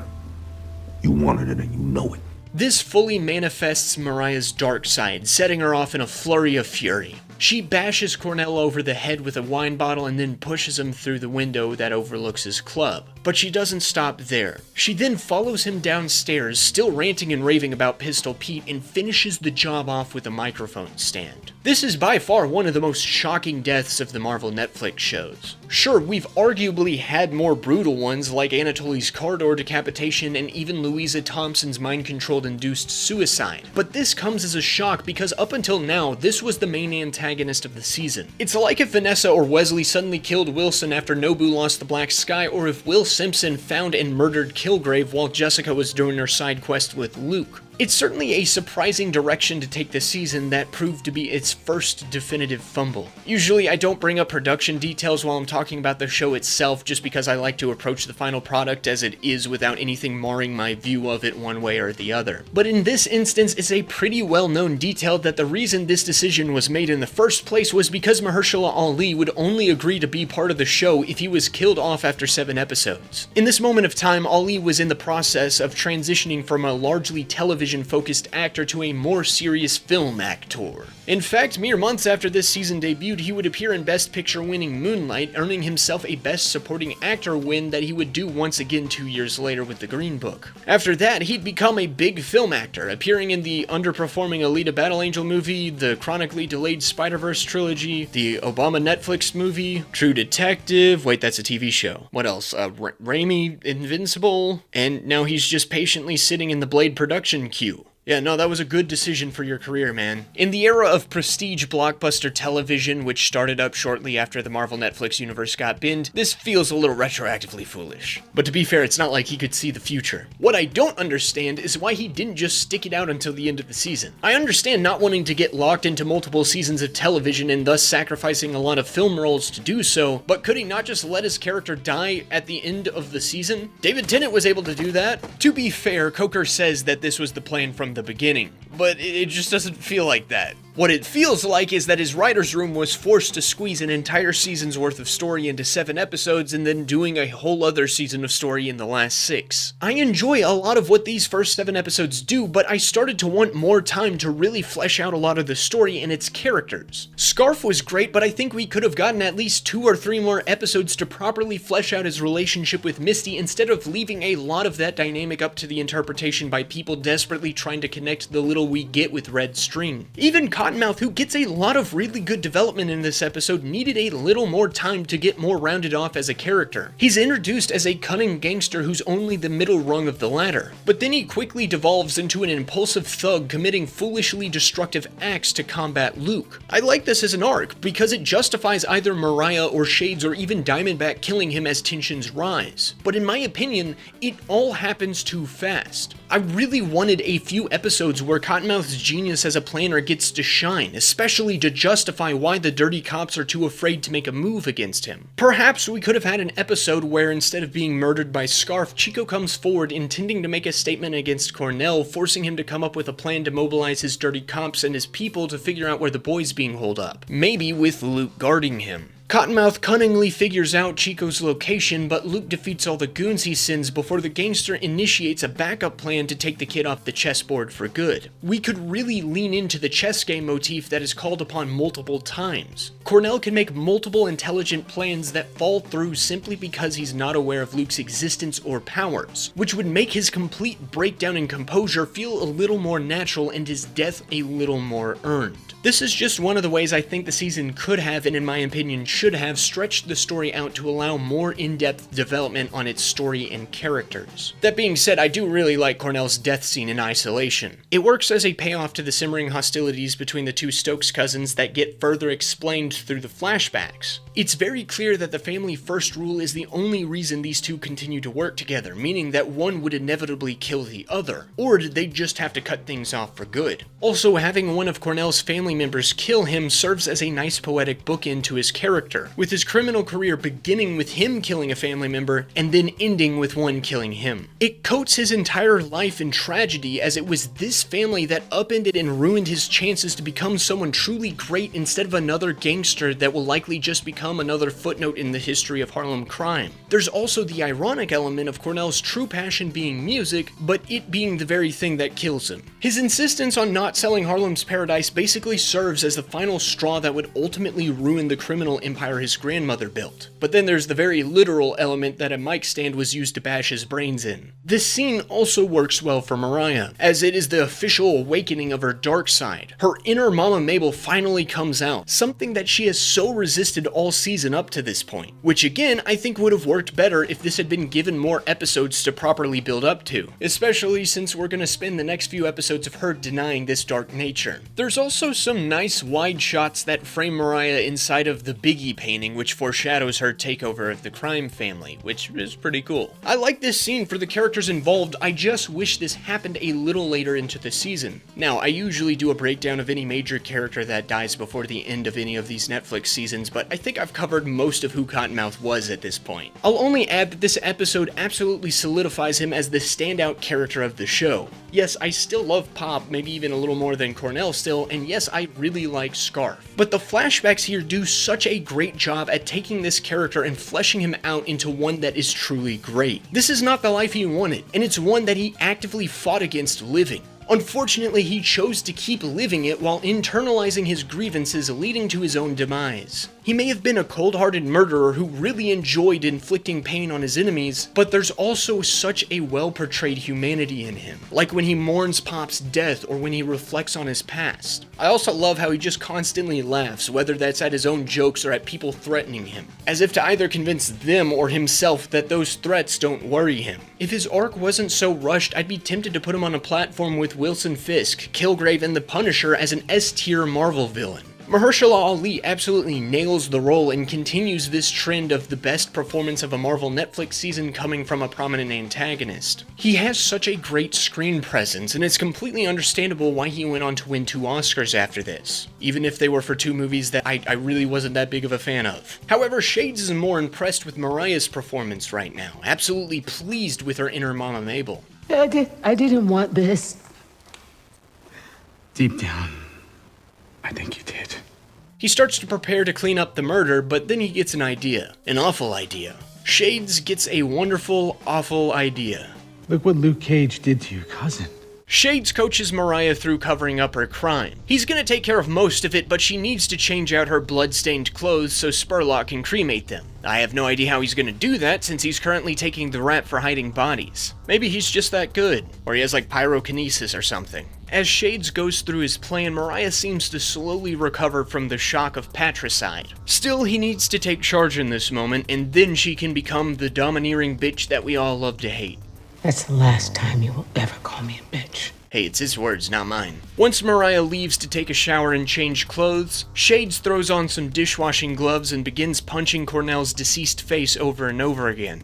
Temper, call. This is intercut with Misty's later survey of the crime scene. I only mention the editing decision here because I find it completely pointless and mildly disorienting. It doesn't really add to the way the information is presented, it just seems like the show's trying to do something cool without a motivated reason as to why. Anyway, Misty checks out the murder scene, sharing some of her trademark tone-deaf banter with Bailey. Oh, how the mighty have fallen. She visualizes the crime scene, determining that the fall from the window didn't kill Cottonmouth, but someone finished the job up close and personal. While the multiple punches to the face indicate rage, she finds it curious that there's not a trail of blood leading away from the body. She then goes to interview Mariah, who has the fake story ready to go. She had called Cornell to meet with him, but he said that he'd call her back later. When he didn't return the call, she went to Harlem's Paradise, entering through a private entrance to find Cornell dead and Candace crying in the corner. This pegs her as an eyewitness for the murder. When Misty questions her, the waitress fingers Luke Cage as her former boss's killer. Everyone goes back to the police station for further questioning, where Mariah has arranged for the press to wait for her arrival. She publicly turns Cornell into a martyr while casting suspicion onto Luke Cage as an outsider and potential murderer. Misty doesn't buy this narrative, and her suspicions only get more confirmed when she interrogates Candace some more. The waitress claims to be one of Cornell's special lady friends and that she had been the one to use the dead gangster's private shower rather than Mariah. However, Misty finds that claim strange, since blood and bleach were found in that shower.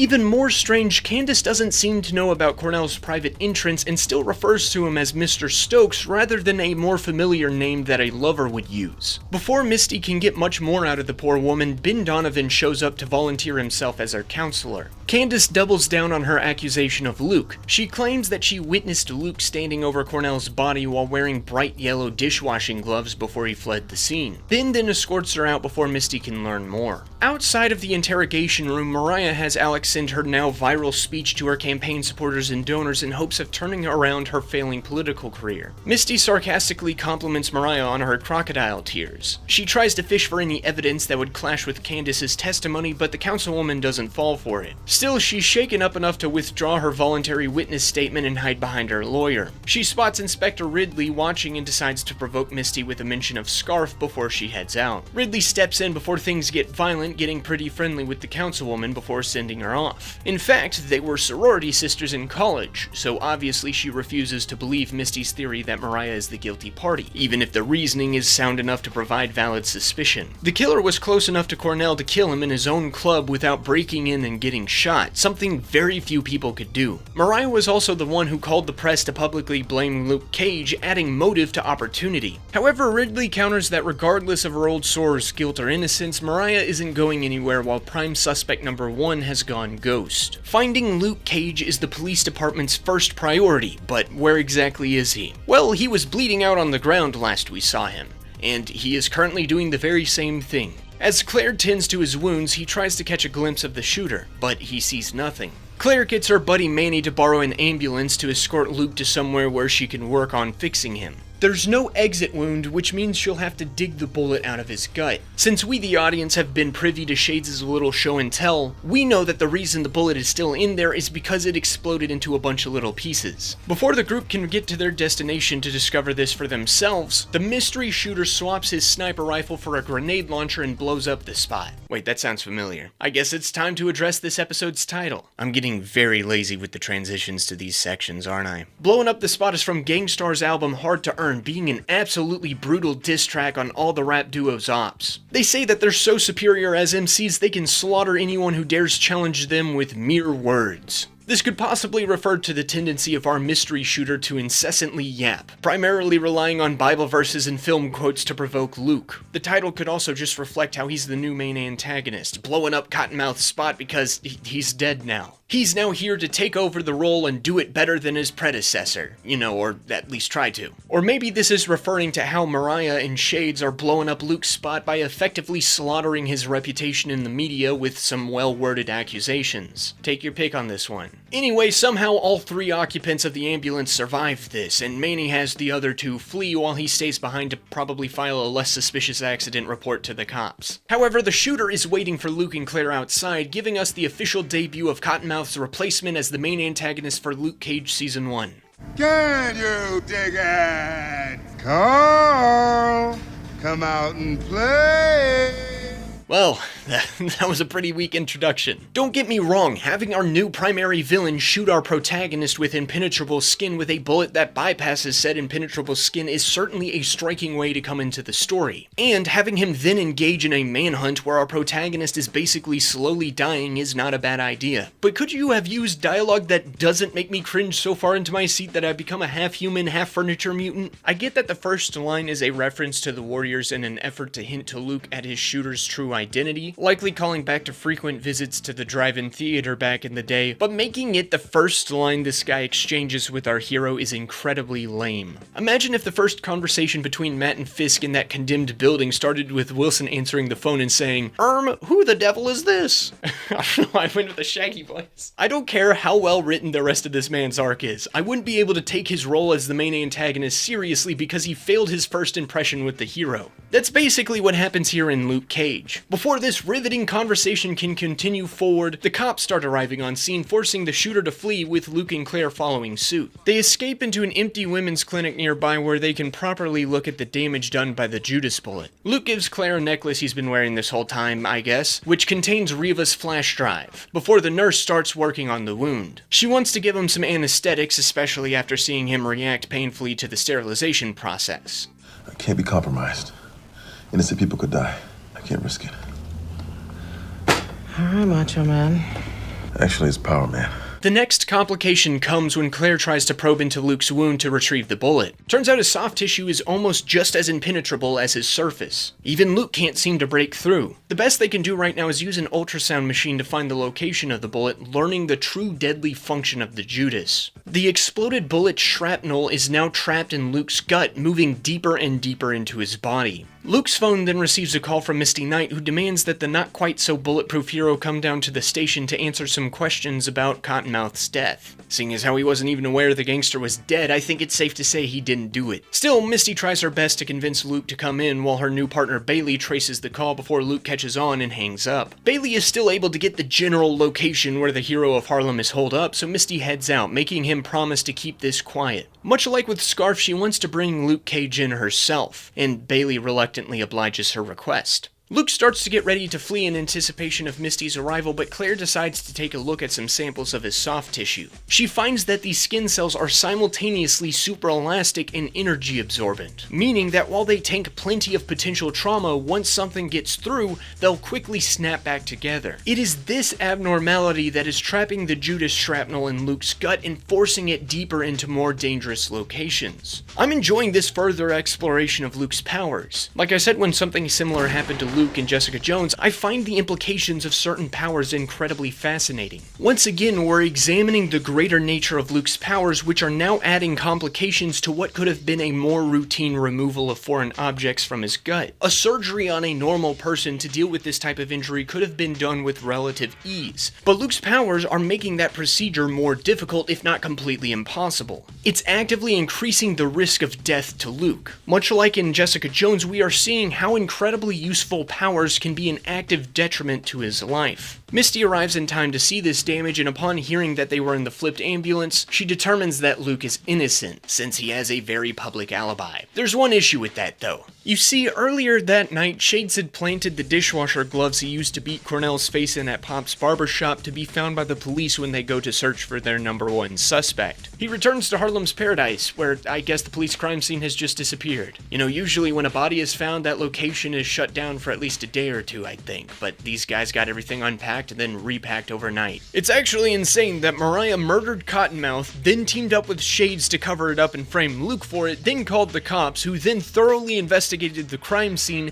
questioned the people of interest, then questioned them some more at the police station, then found the bloody gloves at Pop's, determining that Luke is the culprit, and packed everything up to go home, all in a single night while Luke is lying there dying. I don't think that's how police work works, my guy. Regardless, Shades is here to meet with the surviving Cottonmouth thugs. Apparently Cornell had sent them away for some reason. I had at first just thought that he wanted to be by himself to meet with Luke in private so as not to give them the blackmail information that could be stupidly misused, which even then still wouldn't explain why they weren't around when Mariah came by later that night. But Sugar here was able to take leave down south and then have something go wrong so he comes back. Again, all in a single night. Why would Cornell do this? I get that the cops were taking special interest in him and maybe he couldn't afford to be seen with known criminals, but he was also still associating with Shades, who was fresh out of Seagate. This feels like such a contrivance to justify them not being around so that Mariah could murder her cousin without anyone else knowing. Or we could have just had these guys be present in the club to witness their boss's death, forcing Shades to initiate a hostile takeover of the business and roping them into the cover-up. This could also provide tension as to which henchmen will fall in line and which will start working against Diamondback, allowing some of these dudes to get developed past comedic cannon fodder. But no, they kinda just remain where they're at. Zip will at least get some more to do later, while Sugar gets some development next season. Unfortunately though, Amos will effectively just vanish after this, so it's best to not even acknowledge his existence. Anyway, Zip tries to work out a severance deal with Shades, but the Hood declares that he's the new boss of the Stokes crime family, while Mariah will serve as the new owner of Harlem's Paradise. As his first order of business, he wants his goons to go get some better threads. We're first class all the way. Shades then takes Mariah to drop Candace off at her apartment. The waitress isn't a fan of being paid to call herself a whore, but Mariah argues that the cash she's holding in her hand makes her a businesswoman, giving her power. It's an interesting reflection of Cornell's ideology about money that the councilwoman actively fought against. It shows how much she's already changed since killing her cousin. We get a more blatant indication of this change once Candace takes her payment and leaves. Shades wonders if the waitress will stick to her story and what Mariah will do if she doesn't. We'll have to kill her. And everybody else in that apartment. Make it look like a home invasion, which would be a damn shame. Yeah, Duke Ellington used to live in that building. And Count Basie, too. I'd hate to bring down the market value. That's my girl. I'm not likely to praise the dialogue in this show, especially for the rest of the season, but I do really like how these lines reflect how Mariah has officially become Mama Mabel, yet she still maintains her own identity by reflecting on the history of black excellence in Harlem, almost like she's trying to hold on to that part of herself. It's clear that this isn't something Mariah is fully embracing yet, as she immediately goes home to yell at Mama Mabel's photo, insisting that she's nothing like her late grandmother. Back at the women's clinic, Misty receives a call from Bailey about the police finding the bloody gloves and is left with no choice but to place Luke under arrest. However, the mystery shooter then takes some shots at everybody inside. Misty calls it in and returns fire. When she thinks she's landed a hit, the detective goes outside to confirm the kill. However, the shooter takes this opportunity to play horror villain and grab Claire through the window, except the nurse stabs him in the arm a bunch and Luke pulls him through. What exactly was this man's plan here? He knows who he's up against. The least he could do is sneak in through a door and catch a gander at the current situation before attacking, or just do something that isn't as stupid as this. Luke has the shooter right where he wants him, but he recognizes the guy, giving the villain enough time to kick Luke's bullet wound and go for his gun. However, it's empty, forcing a hand-to-hand fight. I know Luke is wounded right now, but he should easily win this. He's facing a normal guy with a set of skills shy of Liam Neeson, and we saw a single punch completely destroy Amos's hand. This should be a win. A somewhat difficult win, but a win nonetheless. Still, the shooter is able to exploit Luke's wound badly enough to escape his grasp. Misty comes back inside to find this poor excuse for combat and gets taken hostage to ensure the shooter's escape. I see Carl's taste in women hasn't changed. He likes frizzy hair and a tight frame. Dang, I didn't realize this man could spit bars like that. And all he could say at the beginning of the episode is, Carl, come out and play. Shameful waste of talent. Our nameless poet then borrows some material from 1 Peter to randomly thump his Bible at Misty, insinuating that his dad was a preacher, which not so subtly hints at the twist reveal at the end of this episode. He prepares to execute the detective before deciding to spare her for now because killing her later will make Luke suffer more than if she died now, somehow. Instead, the shooter knocks Misty out. This makes no sense, nor does it set something up for later, so this really is a useless scene cheaply constructed to allow Misty to live and make this guy an even dumber villain. Back inside, Claire tries to help Luke to his feet, but he refuses. This is my cross to bear. No one else can do this. Dang, Claire just can't get away from guys with the Jesus complex, can she? Luke charges outside yelling for the mystery shooter. He finds Misty on the ground, but Claire tells him that she'll tend to the unconscious detective so Luke can pursue Stryker, who's retreated to a derelict theater across the street. He follows the blood trail there, and instead of sneaking around, he calls out for his assailant, wishing to find some peaceful resolution between them. However, Stryker responds with yet another Bible verse, just in case you forgot he was the son of a preacher man. The gunman laments said preacher's hypocritical behavior, preaching grace and peace on Sundays while brandishing the fire and brimstone the rest of the weekend. He hates how Reverend Lucas would punish everyone but spare Luke. He finally reveals himself when Luke walks into the theater's showroom. Hello, Carl. Willis. I prefer Diamondback. Because you're a snake. Just like Cottonmouth. Well, we now finally got the confirmation that our new bad guy is in fact the man behind Cornell's gun smuggling operation. But we get a little more information about him. I am a snake. I've shed my skin for something better, stronger. You left me to rot, Carl, in a gutter, but I changed that sewer into a garden. Luke seems to simultaneously dislike Diamondback, but also feel some shame about whatever wrong he did against the gunrunner in the past. Despite his aggression, the hero of Harlem seems genuinely remorseful for what happened, even apologizing for his mistakes. However, Stryker is long past accepting apologies. I've been watching you. Harlem doesn't realize they're worshiping a false idol. You're the golden calf, but I got commandments for your ass. He then claims responsibility for Carl's wrongful imprisonment and even Reva's death, though that was just to piss Luke off. Keep her name out of your mouth. Oh, wow! Well, with emotions rising now, Luke abandons all thought of trying to find peace, while Stryker is done chewing his food and goes to swallow. He starts shooting, forcing his opponent to charge forward. Luke knocks out a column, causing the balcony to topple along with Diamondback. Somehow, the criminal is able to recover from the fall pretty quickly and engage in another hand-to-hand fight. Stryker targets the open wound, but Luke is able to handle him well enough, even when the guy arms himself with a fallen piece of railing. Luke manages to win the fight, tossing Diamondback out of the theater door and into a column, but his wounds get the better of him long enough for Stryker to recover and escape. I have no idea how something like this doesn't kill him or knock him out or something that would prevent him from escaping before Luke was able to catch up with him, but here we are. Meanwhile, Misty repays Claire's kindness by throwing her in the interrogation room at the police station. Ridley reluctantly lets the detective have a crack at their witness, but Claire's constant pleading of the Fifth pushes Misty to get more and more aggressive, even trying to prevent her from leaving. Still, the nurse continues to double down on covering for Luke. You're either too weak to stand up to pressure or too stupid to see that Luke is innocent. Dang, I already like Claire, but man am I starting to love her. Misty's going in the opposite direction of me though, showing who's really the weak one in the room by straight up assaulting the witness. This forces Ridley to come in and separate the two. Claire graciously doesn't press charges and leaves the two with her assurances that Luke is innocent, allowing Ridley to reprimand her subordinate. Back to Luke, he finally recovers from his wounds and limps through the streets to find his way to some safe place. However, Diamondback shows himself once again to yap some more. Is that why he didn't just double tap Luke back at the theater? He had Luke at his mercy and instead ran away to come back like 10 minutes later. Did he really just want another yap sesh before killing his arch nemesis? Gosh man, just shoot him. Luke tries to take this one last opportunity to say sorry, but I think it's a little too late for that. I loved you like a brother.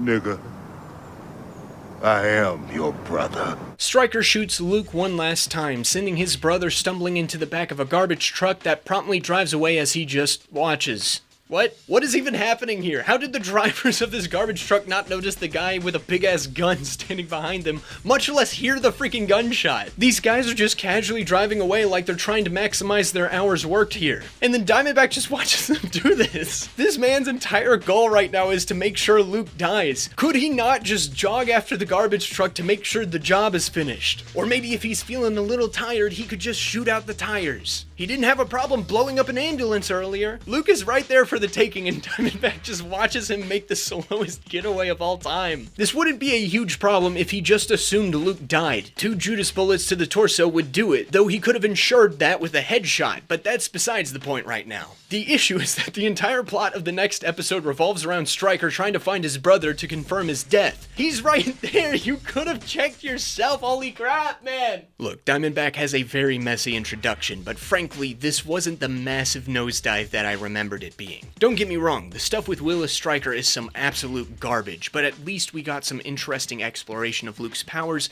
and some solid development for Mariah. Plus, Shades' plan to frame Luke is not that bad of an idea. I actually really like it because it makes for a very natural path for Mariah to recover her political career while Luke loses the faith of some of the people of Harlem. Sure, any forensic tech worth their salt will easily discern these punches were post-mortem like Misty did, but at least it works to cause some confusion and sabotage Luke. It's just too bad that Diamondback decided to completely ruin it by giving the hero of Harlem a very explosive alibi as well as attacking a cop, which brings more attention to himself as a potential culprit. Up until now, Shades has been pretty intense on following Diamondback's plan, but this guy's plan just seems to be behaving like an utter lunatic. Holy crap, I have 5 more episodes with this guy. Later that morning, Luke wakes up in the back of the garbage truck. He slips out at a stoplight and stumbles around Harlem until he finds a laundromat where he steals a change of clothes to disguise himself. He sees a news report that names him as a person of interest in the death of Cottonmouth, so he quickly puts a hood up and leaves for his next destination. However, on his way there, a pair of beat cops spot him. They get Luke to lower his hood, and upon verifying his ID, they attempt to detain him. But being the bulletproof superhuman he is, Luke is able to easily take them out, going a little overboard in the process, which doesn't look too good on the dash cam.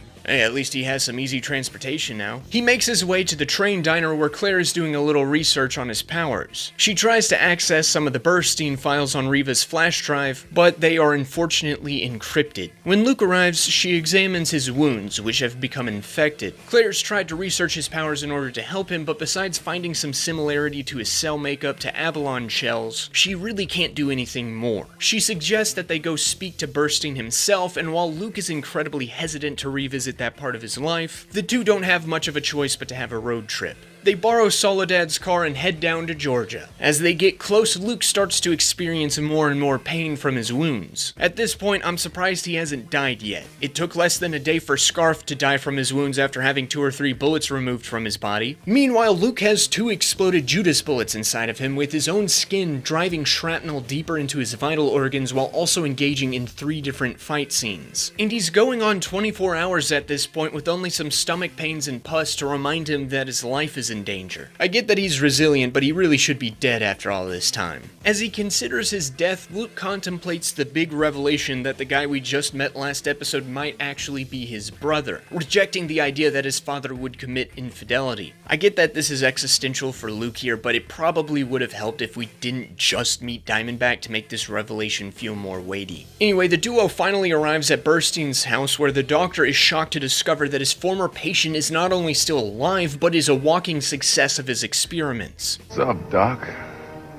I've always wanted to say that. Claire and Luke catch him up on the current situation, but Burstein insists that he really can't help them since he's lost all the data from his Seagate experiments. Thankfully, Riva kept track of all that, saving it on her little USB device. The doctor borrows it, and after putting in the password, he discovers all of his lost data, which he can use to figure out how to get the shrapnel out of Luke. Just in time, too, as Luke is starting to cough up blood. Doc, you figured this shit out.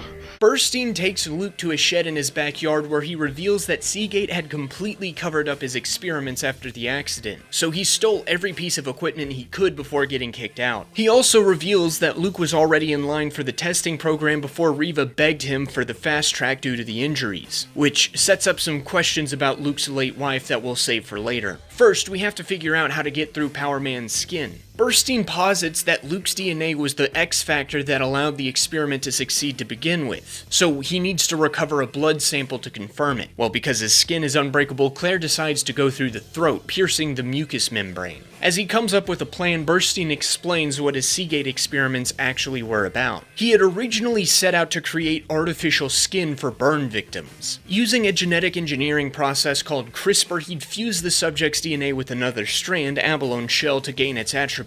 The shell was chosen because it was already being used to build better combat equipment for soldiers and to genetically enhance the human epidermis. Somehow, Luke managed to be his successful experiment. Still, the doctor theorizes that there is a way to force these cells apart to retrieve the bullet. During the experiment, Luke's skin cells were bonded together with hydrogen covalent bonds at the exact point of acidity, temperature, and saline concentration to pierce the skin. And the doctor can use Riva's data to recreate those conditions to soften Luke up. Well, except for the temperature, since Rackham recklessly sabotaged that element of the experiment. In short, Burstein is about to toss our hero into a vat of boiling acid. As Claire prepares Luke for likely one of the most painful things a human can experience, the two make a deal that if anything goes wrong, Claire will prevent Burstein from keeping Riva's files no matter what. They establish a safe symbol, being a closed fist, and we're off to the races. Luke has to go under for an indiscernible amount of time, but thanks to the clear and obvious pain he's going through, his heart starts to go under severe distress. So Claire pulls him out. Unfortunately, round 1 doesn't take, so it's back under the acid.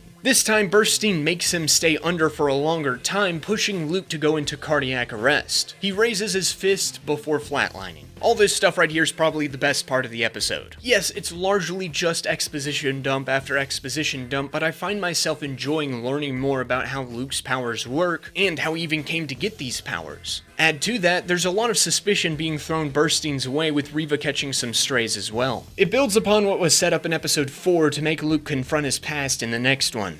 Spoilers, I guess, but he didn't die here. I mean, seeing how the show was named after him, it's not that surprising, is it? Meanwhile, Misty spends the episode in therapy. Okay, technically, it's a mandated interview with a psychologist to determine her fitness to continue being an NYPD detective. If she opts out, she'll be stuck on desk duty for the rest of her career, so she's forced to play along. Misty treats the interview like an interrogation, refusing to give Ridley or whoever's on the other side of the mirror the satisfaction of seeing her break.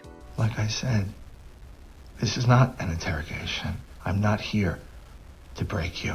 You've already done that yourself. The question is, how broken are you?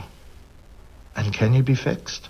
While these scenes do get a little repetitive at times, retelling some of the same information over and over again and run a little long, they do give us some nice insight into her character in 3 regards. First, we get a retelling of Misty and Luke's first meeting in episode 1, but from her perspective. Through this, we get to see just what attracted the detective to Luke. His humor, his kindness, the fact he didn't care about her rudeness, the fact he looked her in the eyes when speaking to her rather than her tits, which were a little accentuated by her dress, and of course the fact that he's hot. That one's an important one to note. This helps inform why Misty was so pissed off at Luke in nearly every interaction after that. It seems like she truly was starting to fall for him. We had coffee, I feel a butt coming out. but he wasn't who I thought he was. Just like Scarf. That could also contribute to her growing frustration. Having two men in her life she cared about who both hid their true natures from her. Second, we get a glimpse at what motivated Misty to become a cop. During the summer of '95, Misty spent a lot of time with her cousin, but one day she grew impatient as her relative flirted with a local boy. Feeling thirsty, she left for a bodega to get lemonade, but upon returning, she found both her cousin and the boy gone. Police would find the body brutalized and violated 2 weeks later. No one snitched, and the cops didn't press any further, allowing the rapists to get away scot-free. This fueled Misty's innate sense of justice, which drove her to become an officer and pursue it for herself. This informs why she behaves so obsessively about the Cottonmouth case and why she constantly clashes with her superiors when she doesn't think they're focusing on the right thing. She marches to the beat of what she believes will achieve justice, which naturally causes conflict with Ridley. Finally, these scenes largely focus on why Misty snapped and attacked Claire. Her psychologist, Dr. Gabe Krasner, accurately pinpoints this reasoning. But then we spend the rest of the episode trying to convince the detective to finally admit it herself. You see, because of what happened back in 1995, Misty came to value control over anything else. That explains why she doesn't trust anyone to claim justice but her. That's the reason she went renegade to bring in Scarf and Luke. That's why she needed to confront Cottonmouth or confront Mariah herself. She desires control over everything, so when Diamondback took away her gun and played with her life like it was a game, it tore away the control of not only her pursuit of justice, but her own life. And he mocked that. He had fun making her helpless, and Misty just froze, letting him do it. When Claire sassed her later, she lashed out in an attempt to reclaim the control that Diamondback took away. Again, Gabe pinpoints this in the first scene of the episode, and it takes Misty nearly an entire hour to realize this. It almost makes Diamondback sound cool. Too bad I actually watched this happen and know how absolutely lame he is. Still, it's good development for Misty that fleshes her out a bit, giving her a way to move forward. It's like anything else you've learned on the job. It's ugly, but you can't move your gaze. You have to look and learn. That's how you get answers. That's how you win. These therapy sessions also give the only connection between this episode and the song it's named after. Lemonade? Popular drink. And it still is. This is a direct reference to a lyric from DWYCK, which is the only reason that exchange makes any sort of sense. Nobody would talk to each other like that. Anyway, DWYCK, which stands for Do What You Can, Kid, comes from hard to earn. Talking about doing your own thing to get by, which doesn't really follow any of the main characters' arcs this episode. I mean, I guess Luke is doing what he can to survive. Misty is doing what she can to keep her job. We're about to see Mariah do what she can to get out of the crime game. That's really all I got on this one. I think the writers just threw this line in for the sake of naming the episode what they did. I really hope they don't continue to be this lazy going forward, because it would be awkward to include this as an element of the video for it to only go nowhere and become fruitless. That aside, having finished her evaluation, Misty meets with Ridley, who lays out the reason why she doesn't want her subordinate to continue being a cop. The NYPD badge is owned by the people in the city of New York, and when Misty goes Rambo in pursuit of her own justice, she violates the trust of the people she serves and poorly represents the city. Right now, the department's priority is Luke Cage, who is now Harlem's most wanted thanks to the dashcam footage of him attacking those two cops going viral. Misty at first resists this yet again, arguing that her attacker and Mariah are more pressing threats,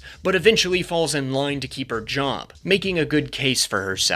Since Luke Cage is bulletproof, the only way to get him into custody is through reasoning, which is best delivered by someone he trusts. someone like Misty. Ridley is convinced, reluctantly welcoming her back on the force. So Misty gets to work, resetting her crime board for her brand new case. Jumping to the villain's B-plot, they're still looking for Luke Cage because, and I can't stress how stupid this is, Diamondback just watched him get away in a freaking garbage truck. Shades berates his new goons, Zip, Sugar, and Not Amos. Let me check the wiki here, and, his name is Darnell. I'm sure he'll be an important character later. Diamondback interrupts the meeting to chastise them for losing Luke Cage some more, even though, again, he was the guy who lost his brother in the first place. But that doesn't stop him from taunting the thugs in the room with a finger gun and then shooting Darnell with a real one, which Shades doesn't seem too happy about. Diamondback then sends everyone back out to find Luke and then turns his ire on Shades for manipulating Mariah into killing Cottonmouth. A man of too many friends comes to ruin, but there is a friend who comes closer than a brother. Proverbs 18:24. Cornell Stokes was that friend for me, and I could trust him like I could my own brother.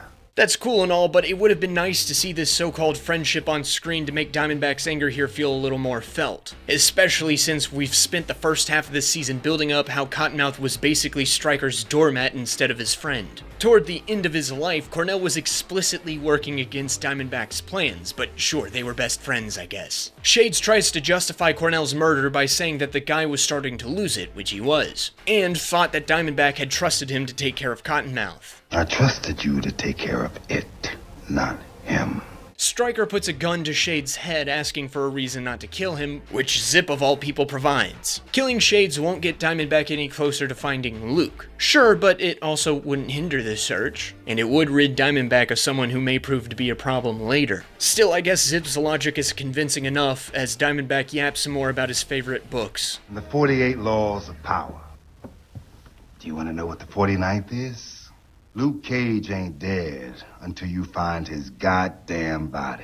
Meanwhile, Mariah visits her cousin at Spurlock's. Again, I thought he went to prison for burning bodies, which would also likely mean his business would be shut down for being connected to illegal activities, but I digress. Mariah reflects on when Cornell was left on Mama Mabel's doorstep. His mother, Jasmine, had fallen for a junkie drummer who eventually OD'd on smack shortly before Cornell's birth. She panicked about raising a child alone and abandoned him. In lieu of a mom, Mariah had been forced into the role for her cousin. She genuinely tried to protect him, even from himself. But I guess she didn't think to try to protect him from herself. I like that while her inner Mama Mabel is being awakened, Mariah is still feeling grief and regret about Cornell's death. It's nice to see her heel turn being a gradual one, allowing for her to continue to maintain her humanity for a little longer while also reveling in her darkness. Shades interrupts her mourning to inform her that Diamondback is also upset about her cousin's death, and he demands Luke's life as recompense. It would also help their frame job if they could actually secure the man they're framing. On top of that, Shades wants Mariah to step into the leadership role of the Stokes family. Like it or not, she's the new face of the criminal empire, and she needs to fill that role to soothe the family's clients and partners' worries about a messy transition of power, preventing a lot of chaos in the criminal underworld. And so Mariah reluctantly steps into the boss's chair, at least for now. Her first order of business is to visit Cologne's gym. Despite Domingo not trusting her, he consults her on all the gang bosses in Harlem the Stokes did business with. Mariah then has him call them all to the table for a meeting tonight. As she waits for that meeting, the police car dashcam footage leaks, which has created an influx of requests for interviews with the councilwoman. The public conversation has turned away from the corruption peppering the Stokes family and towards Luke Cage being a potential menace. Assistant Alex proposes that they use this shift in narrative to gain richer donors to better Mariah's campaign. You would use my personal tragedy for strategic political advantage. I taught you well. You know what they say, don't let a good tragedy go to waste. Gotta love politicians, man. It's now meeting time. Before going in, Shades warns Mariah to do this correctly lest she lose more than just her political career, if you catch my drift. Fortunately for the two of them, she knows how to talk diplomatically. The councilwoman is a politician after all. Her proposal is a pretty simple one. Mariah wants to make the Stokes family legitimate, so she wants to sell off any and all criminal assets owned by Cornell to the highest bidder. While the gang leaders are skeptical about the legitimacy of this play, they decide to play ball. However, before they can get started, the night's processions are interrupted by a third party. Diamondback chides them for doing business behind his back, killing the Korean and Haitian bosses for doing so. Your greed superseded your common sense. So now, I have the pulpit. The remaining leaders, the Jamaican and the Cuban, try to barter with him to live, but Diamondback ain't having it. Don't bother. Just by being here, you're already dead. Domingo then freaks out, rightfully pointing that this action will start an all-out war in the streets of Harlem. In response, Diamondback does some more Bible thumping about war or something. You're crazy. Crazy would be leaving you alive to run a very profitable drug business. But I got no beef with your cousins down south of the border. So today is your lucky day. What? You're letting him live? You just told the others that the simple fact that they are present for this meeting is the reason you're killing them. But now it's about the home countries the homies are from. Is it really worth starting a gang war over some lost business? Why not just get rid of the competitors, or lower your prices, or I don't know, get good at selling guns? Anyway, Diamondback then turns his attention to Mariah, fascinated by the fact that she was the only one in the room who didn't flinch when he committed a quadruple homicide. He gives her one opportunity to prevent him from killing her, so Mariah gives him a pitch. She points out that he's wasting his time rolling around in the dirt with criminals. If he really wants to kill Luke Cage, his half-brother has provided him a way to do it with the viral dashcam footage. The police now want his head, and Diamondback can be the one to provide the weapons to get it. This would allow him to get his revenge on Luke while also expanding his empire into something more legitimate, even making himself the replacement of the hero of Harlem. You gotta go big pharma on this shit. You invent the disease, then you sell the cure. This is actually not that bad of a plan, and Diamondback seems to agree, even bringing Mariah on as his new deal maker. I guess she's not going straight anytime soon. Suddenly, Domingo remembers he exists and reiterates the question on everyone's minds. Why is he still alive right now? Diamondback says that he needs someone around to spread his message. You buy, or you die. But wait, Mariah and Shades are standing right there and could do that for him. I guess he's leaving now. Dude, what even is this character? So let me get this straight. Diamondback somehow finds out about this meeting and decides to show up and kill almost everyone there because he thinks they're effectively cheating on him, I think? Either that or he's pissed at them for buying from his competitors before all this. In which case, why kill them now? Is this just an opportunistic killing? I mean, given this line... Just by being here, you're already dead. I think he's killing them for somehow going behind his back by being here. However, A, they had no idea why Mariah was calling for a meeting, most likely presuming that she was going to take her place as the new head of the Stokes family. And B, the Stokes family sells guns for Diamondback, so doing business with them would in fact not be going behind his back to deal with his competitors. Then there's this whole greed comment that makes absolutely no sense. Sure, Mariah said she had a proposal for them, but given the state of the Stokes family, their presence here could also just reflect a concern for maintaining peace on the streets. Speaking of peace on the streets, this right here should definitely incite a gang war. I don't care if Domingo delivers his little message, the fact that a random gun dealer strolled into a private meeting and gunned down all the most prominent gang leaders of Harlem is going to invite retribution. No matter how crazy he is, Diamondback is just a normal guy with some powerful weapons. A squad of goons could easily take him out, especially if all four gangs who lost a leader tonight teamed up. Plus, the fact this meeting was arranged by Mariah would likely cast some sort of suspicion onto her involvement. Pair that with the fact that Domingo also survived because he's a recurring character unlike the rest of the cannon fodder here, and I could easily see this escalating into a needless gang war with many people dying as a result. Too bad none of this happens, because I guess Diamondback's threat was enough to keep them at bay somehow. And seriously, Domingo should be dead at this point. The only reason he isn't is because they paid Jacob Vargas to stick around for a couple more episodes. I don't know, maybe if these characters or factions had any sort of setup beforehand, or if this had any type of consequence after, outside of like 2 minor scenes in the future, this would have worked better. Anyway, Diamondback watches the Delphonics perform later that night. I guess they got paid extra to stick around after the shooting incident this morning. Shades wants to know what he plans to do about the leaked dashcam footage. I mean, I thought it was pretty clear what he was going to do with the dashcam footage when he agreed to Mariah's plan, but whatever. It's not like I pay attention to what this guy says either. He's got nowhere to run now. You'll find him. It's all coming together.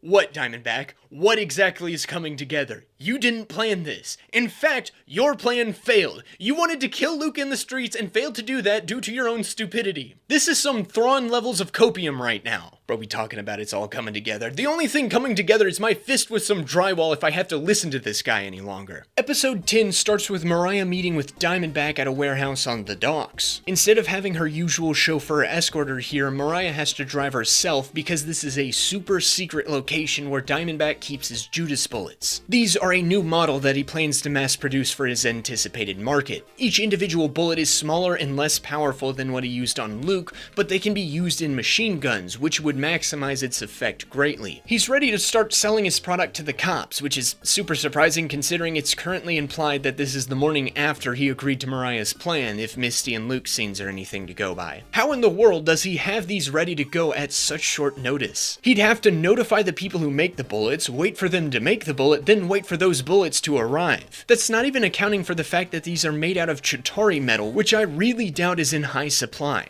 Even if Diamondback did this in-house by repurposing his existing rifle bullets into machine gun ones, I bet that it would still take more than just a night to get things ready. Unless of course he had these ready to go before Mariah proposed making Judas bullets for mass production. If so, why was he not already selling these to the gangs that he was so pissed off at for not buying from him? You know, it's usually good business practice to offer your best products to your customers. That's kind of how you lose them. Plus, it would help him achieve his goal of killing Luke Cage faster if every gangbanger in Harlem had Judas bullets. And if he wanted to kill Luke personally, well, then he wouldn't have gone along with Mariah's plan in the first place. Regardless, Mariah says that she'll need time to tear through the bureaucracy of Harlem's government and pass laws to arm the police. But Diamondback really wants to sell his guns now, so he decides to personally assure that the police will buy them. Luke Cage must be the focus. Oh, he is my focus.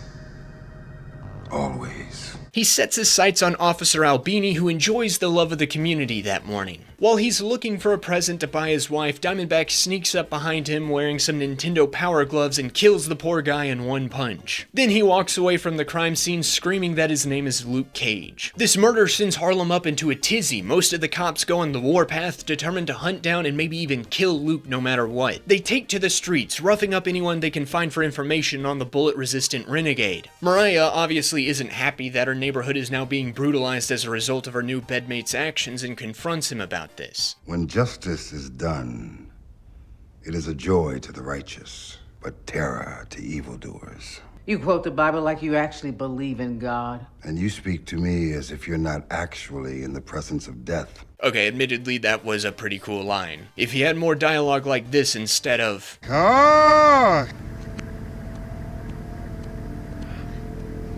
I'd probably be a little more tolerant of his insane behavior. However, killing Albini was not actually that insane. Mostly. As Diamondback reasons, killing a cop would easily amp up the urgency of police to wanting to see Luke be put away, giving them more incentive to buy from him. On top of that, these public accusations of policeicide against him should challenge Luke to finally step back into the spotlight to argue for his innocence. You're completely out of control. And you're not a real politician because if you were, you'd flip this. Get your Sharpton on. Make this moment all about you. I was not expecting a dig at Al Sharpton in this, but I'm here for it. So this whole time, you guys have been working together? Yeah, silly. I told you I had it covered. Let me tell you something about that. When a nigga need a nemesis, she helps me out, and I help her back. She a down-ass bitch. These crab cakes are good as a mug. I fucks with these crab cakes. Mariah gets her opportunity to get her Sharpton on when the cops get a lead on some Cage information. A local hood points them to Lonnie Wilson, who they bring in for questioning. Detective Dorsey heads the inquiry, but since Albini was his TO, emotions run high when Lonnie scoffs at the accusations of murder against the man who saved his life, leading to Dorsey assaulting the boy. Clearly, he and many of his fellow cops are taking Albini's death personally. Hey, wait a second. Take It Personal comes from Gangstar's album Daily Operation. It's effectively a diss track against the rapper's former friends who betrayed him. He tells them that he's going to be better than them and even best them in career combat, inviting them to take his words personally. Now, this could easily be applied to the fact that during the episode, the police are taking Albini's death personally, which is invited by Diamondback in order to further his own plans, but it also applies to Diamondback himself as we finally get a little insight into his backstory during Luke's time in Georgia. He learns that Stryker feels as though he's been betrayed in the past by Luke,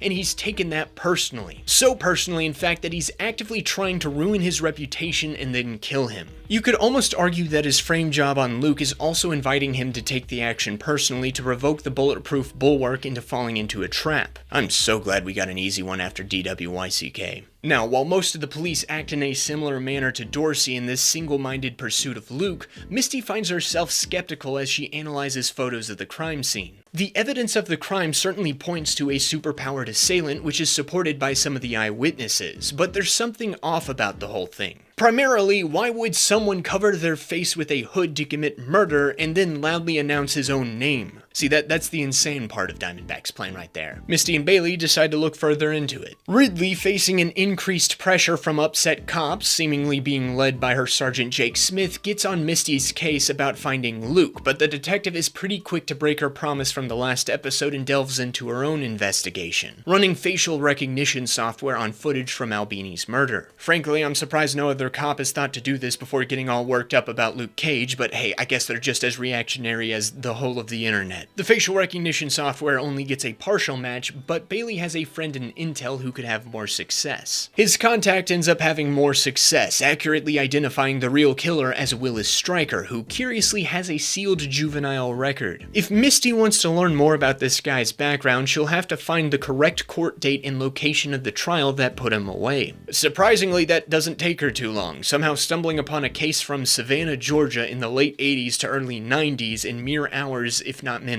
This case shows Stryker as the defendant alongside his half-brother Carl Lucas, who Misty recognizes as the man she had coffee with. She takes her discoveries to Ridley, but before they can speak to each other, they're interrupted by Mariah and Patricia Wilson, who are upset about the treatment of the latter's son. The councilwoman threatens to post pictures of the beaten and bloodied kid all over social media, while her old sore begs her not to make a bad situation worse, especially since the station has already suspended and arrested the detective at fault. Misty tries to reason with Patricia, but it's clear that the two aren't going to back down. In fact, Mariah has a press conference ready to go just outside. She expresses her outrage at the police brutality that has been demonstrated today, and she wants the people to take the fight to the streets with peaceful protests. In order to combat law enforcement's gross misuse of power, she demands that said law enforcement gets more powerful weapons. I'm not kidding. This is what she has chosen as her messaging. You know, usually when people protest against oppressive actions by their peacekeeping forces, they don't usually want to give them more powerful weapons that would allow them to further oppress and abuse the populace in much worse ways. I know I have some benefit of hindsight, as the show came out at the beginnings of the BLM movement, which definitely did not advocate for more advanced guns to be given to the cops. Regardless of what your take on this entire chapter of recent history is, it does reflect how utterly stupid of a strategy this is. If Mariah is trying to get her Sharpton on, I would think that she would appeal to that type of audience by advocating against the cops. Maybe she could use something like, I don't know, defund the police to put pressure on the NYPD that would then push them into a state of desperation to bring Luke in quietly, allowing Diamondback to offer his cure to the disease. I don't buy at all that the present audience would be so willing to get behind the message, police brutality is bad, let's give them military-grade superweapons. It just sounds like counterintuitive political messaging. I can buy pushing police reform, better training, higher standards, regular reevaluations, but giving alien bullets to a force whose first instinct is to beat up kids in pursuit of a murder suspect based on circumstantial evidence isn't really going to fix anything. I don't know, maybe I'm really underselling how malleable the minds of the populace are. We can really go along with some of the stupidest causes sometimes. Anyway, Mariah then invites the crowd to come to a rally at Harlem's Paradise that night to pursue the goal of arming the police that are beating them up. Also, how in the world has she arranged this rally so quickly? It's ridiculous how efficient these people are at times, especially in this episode. Misty returns to Ridley for another attempt to talk about Stryker. She brings up her suspicions about Mariah yet again, finding it strange that the councilwoman is hosting a political rally at the very venue her cousin was murdered at mere days after the murder. But she proposes that Stryker is the real puppeteer pulling the strings on everything going on this season. Once again, Ridley says that their focus should be on Luke Cage, but if they want to pin guilt on someone else, they'll need proof. Good thing Misty has the facial recognition match to Stryker. It's not enough to prove him the kingpin of Harlem crime, so to speak, but at least it'll absolve Luke of Albini's murder. So Misty shows it to, oh no, I guess she just leaves then. That facial recognition scan is pretty good evidence that should be shown to Ridley, but I guess Misty is going renegade cop on us yet again. I'm so glad we spent an entire episode trying to convince her to play ball with Ridley only for her to completely go back on everything. Makes me feel like I totally didn't waste my time. Misty goes looking for clues first at Cologne's gym, where she interrogates Domingo about Diamondback. She finds it interesting that this guy randomly appeared right after the death of Cottonmouth, while personally I find it contrived. And then shortly after, the leaders of the 4 biggest gangs of Harlem go missing, which the NYPD are curiously ignoring to pursue Luke Cage. However, Domingo sticks to the code of the streets and refuses to snitch, at least directly. All he does is mildly suggest that she pay Harlem's Paradise a visit. It seems like the club is under new management. See, Diamondback, this is why you should have killed him. You got the guy snitching to the cops now. Although, to be fair, I feel like Misty would have gone to Harlem's Paradise anyways, and the scene was kind of pointless, but whatever. Meanwhile, Luke is basically dead in Georgia. I find it kind of funny that for most of the past 2 episodes, everyone has been freaking out about the man and trying to hunt him down in Harlem while he's on a side quest down south. It kind of takes away from some of that tension as to whether or not he'll be found when he's nowhere near where they're looking. But hey, I guess the end goal is the same for the hunters. Luke lays dead in his little acid bath. That is until Claire throws a toaster in to kickstart his heart. Usually that's the thing that kills you, but here I guess it saves Luke's life. With his heart beating again, Claire and Burstein try to figure out another way to get through his skin. Since acidity didn't do the trick, they try to adjust the levels of the bath's salinity, which also doesn't work. Claire finally realizes that what fundamentally changed Luke's skin was the temperature that Rackham had increased in an attempt to kill him. She suggests that they do the same thing to save Luke's life now. I don't know why this didn't occur to Burstein yet. Logically speaking, if all the other experiments failed with the set conditions and then the one with Luke succeeded with the abnormality of Rackham raising the heat, would that not mean that the X factor is the temperature? This should be the first move a scientist would go for, would it not? Anyway, the two turn up the heat, which finally softens up Luke's skin enough for Claire to cut into it. Using an ultrasound machine, she finds and retrieves the shrapnel as Luke himself slowly starts to fade yet again. Fortunately, once all the Judas shrapnel is removed, Luke quickly recovers. As Burstein explains later, it turns out his body is able to self-repair once the glitches in its biological systems are removed. It's a miracle of the human body, though Luke doesn't see it that way. Burstein also explains a few more things. Luke was the only experiment subject to survive his process, but with one success, the Doctor can now pursue his goal yet again: immortality. Yes, this is no longer about strengthening soldiers or law enforcement or whatever. Luke's powers, at least according to Burstein, hold the key to living forever. The way his cells regenerate and maintain themselves could possibly slow someone's aging, if not stop it altogether, somehow. I don't exactly know the accuracy of this science gobbledygook, but Burstein seems super excited about these developments, even inviting Luke to join him in giving these powers and abilities to even more people. However, because Luke views these powers and abilities as a curse, plus who knows what evil men would get their hands on them, he turns down the offer. Burstein then steps out for a bit, allowing Claire and Luke to finally dive into Riva's files. There's a folder called Tiara, which Luke points out is the thing he wore on his head when he did a comics reference. In that folder, there are more folders labeled with prisoner ID numbers, and they find and open Luke's. What they find are video logs from Riva reporting on Luke's time in Seagate, giving updates on his mental and physical conditions, even identifying Carl's loyalty to squabbles, which could be exploited to get him into the fight rings. What this effectively reveals is that not only was Luke tabbed for the Seagate trials, but Riva was the one who tested and volunteered him as a viable lab rat. Burstein then comes back inside the shed before they can delve much further.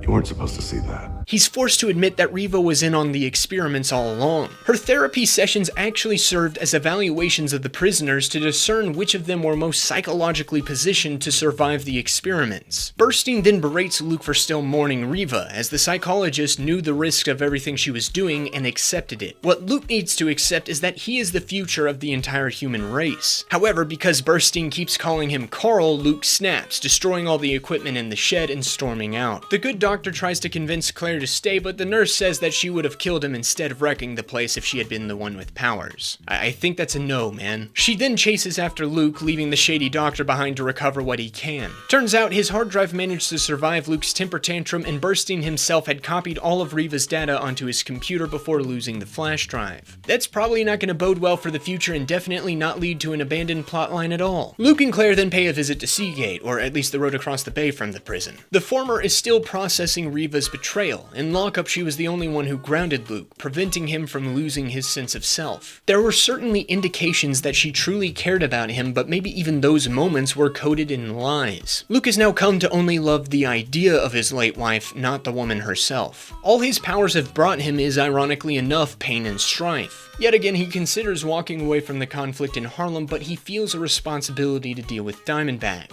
For reasons unknown to him, Willis Stryker hates Carl Lucas, and the answers as to why lie here in Savannah, Georgia, where the two were last friends. Claire pledges to help him in this fight, and the two almost share an intimate moment before Luke gets cheeky.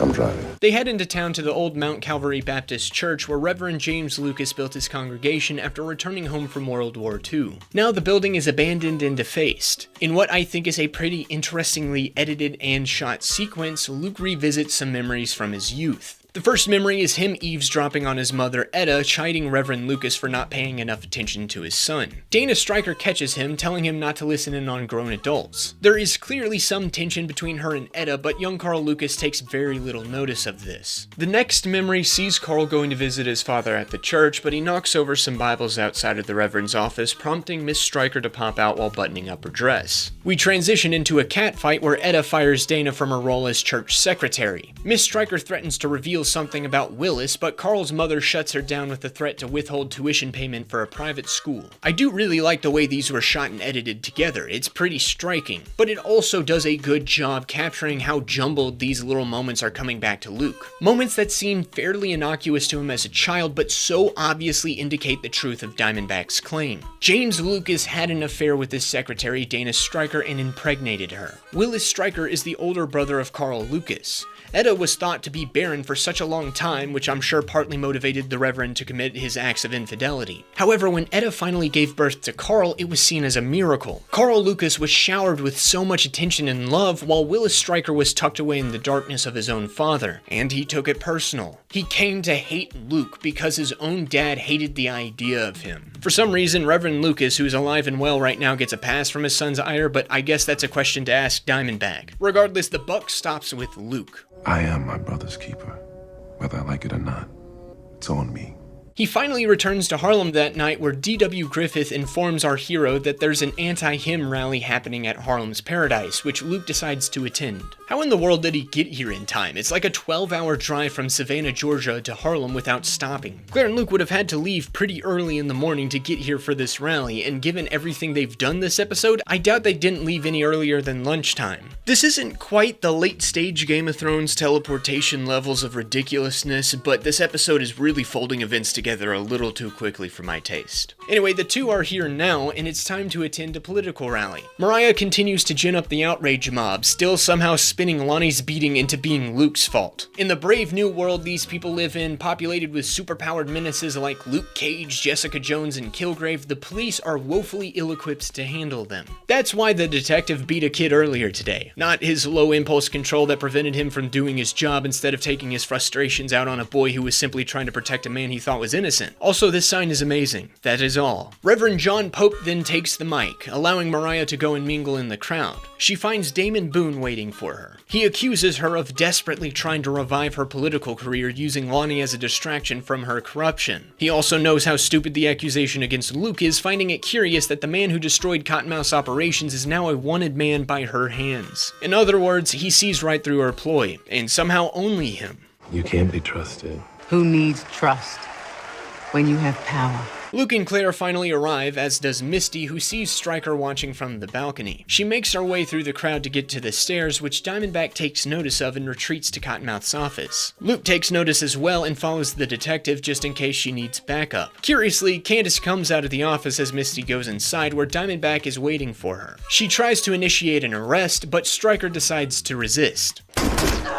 You know, if you want to convince people to go along with your political movement revolving around arming your abusive police force, I can think of no better way than to shoot a cop during your very first rally. But don't worry, it gets so much worse optically. Luke steps in to shield Misty from the oncoming gunfire. A cameraman on the floor catches this on film and everyone else runs for cover. Luke tries to take Misty to safety as Zip and the other enforcers try to take him out. He jumps from the balcony and takes shelter behind the bar. And the brave guards of Harlem's Paradise continue to fire wildly into the crowd in an attempts to kill the man they very well know is bulletproof at this point, and somehow they don't have the Judas bullets on hand. That's just poor planning. Mariah's entire political campaign should just be dead now, but I guess we'll get to that in a second. Right now, the one more under danger of dying is Misty, but Luke promises her that he'll protect her. Shades arrives outside to discover the chaos at Harlem's Paradise. People are fleeing the club under a hail of bullets. He finds Luke surrounded inside, trying to tend to Misty's wounds as he looks for a path of escape. Since there's enemies on all sides, Luke can't just charge out the front door with the detective, risking her getting shot. Instead, he makes a break for the kitchen door, barricading himself and Misty inside. Shades wants the group of goons to flee the scene before the cops show up, but Diamondback shuts the whole building down. No one leaves until Luke Cage and Misty Knight are dead. What you talking about, Willis? You got jokes? Right now? Wannabe Gary Coleman wants to know what the plan is, but Diamondback seems like he's going full Joker mode. Do I really look like a guy with a plan? Shades brings up some more concerns like how easily their schemes can be exposed and that Diamondback only has one single Judas bullet left, somehow. This guy has mass-produced these bullets, but only has one for himself. How is this man still in business? Where are all of his assets going? Everyone who didn't have the sense to flee the club is then taken hostage, among the crowd being Claire and Candace, with Sugar and a guy named Lopes being placed on crowd control. Diamondback has special orders for Damon Boone, though. Take Diet Obama upstairs, Ty. Can't do this. Yes, we can.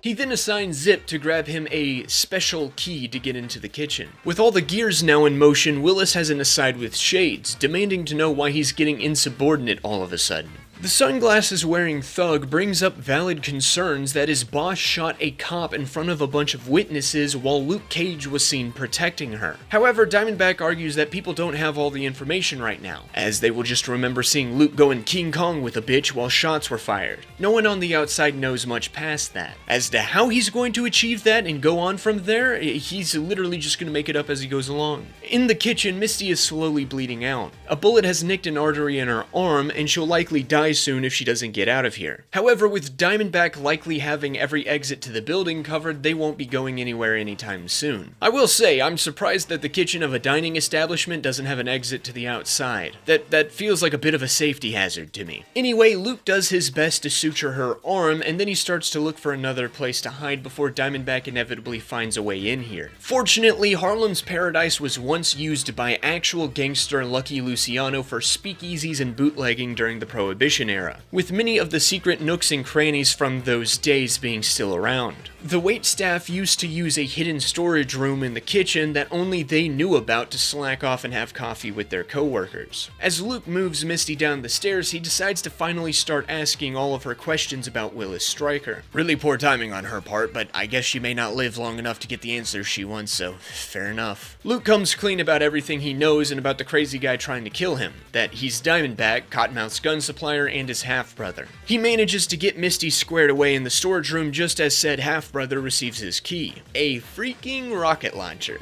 I love this part. What? When the panties drop. Your family is jacked up. Diamondback and his goons go into the kitchen to see what happened to their prey, but they find it empty. Shades once again expresses his concerns about Diamondback's messiness, but once again Stryker dismisses him, having him call Mariah, who managed to slip out the door as the gunshots started going off, so she can start spinning this event in their favor to gin up more anti-Luke Cage sentiment. Outside, the NYPD have already set up mobile headquarters, trying to get a handle on the situation in Harlem's Paradise. All that's known is that the witnesses who ran out said Misty Knight tried to arrest Luke, and then gunshots rang out. Now, explosions have been heard, and as Ridley tries to get information on whether they came from within the building, ESU arrives on scene eager to breach the front door. Ridley urges caution for now, as no demands have been made and one of their own is among the hostages. However, demands eventually come, though through the mouth of Councilman Damon Boone. He claims that Luke Cage is holding people hostage within the club and will kill them all if the police so much as breathe on the front door. Diamondback hangs up before the conversation can continue. Unpredictability gives us leverage.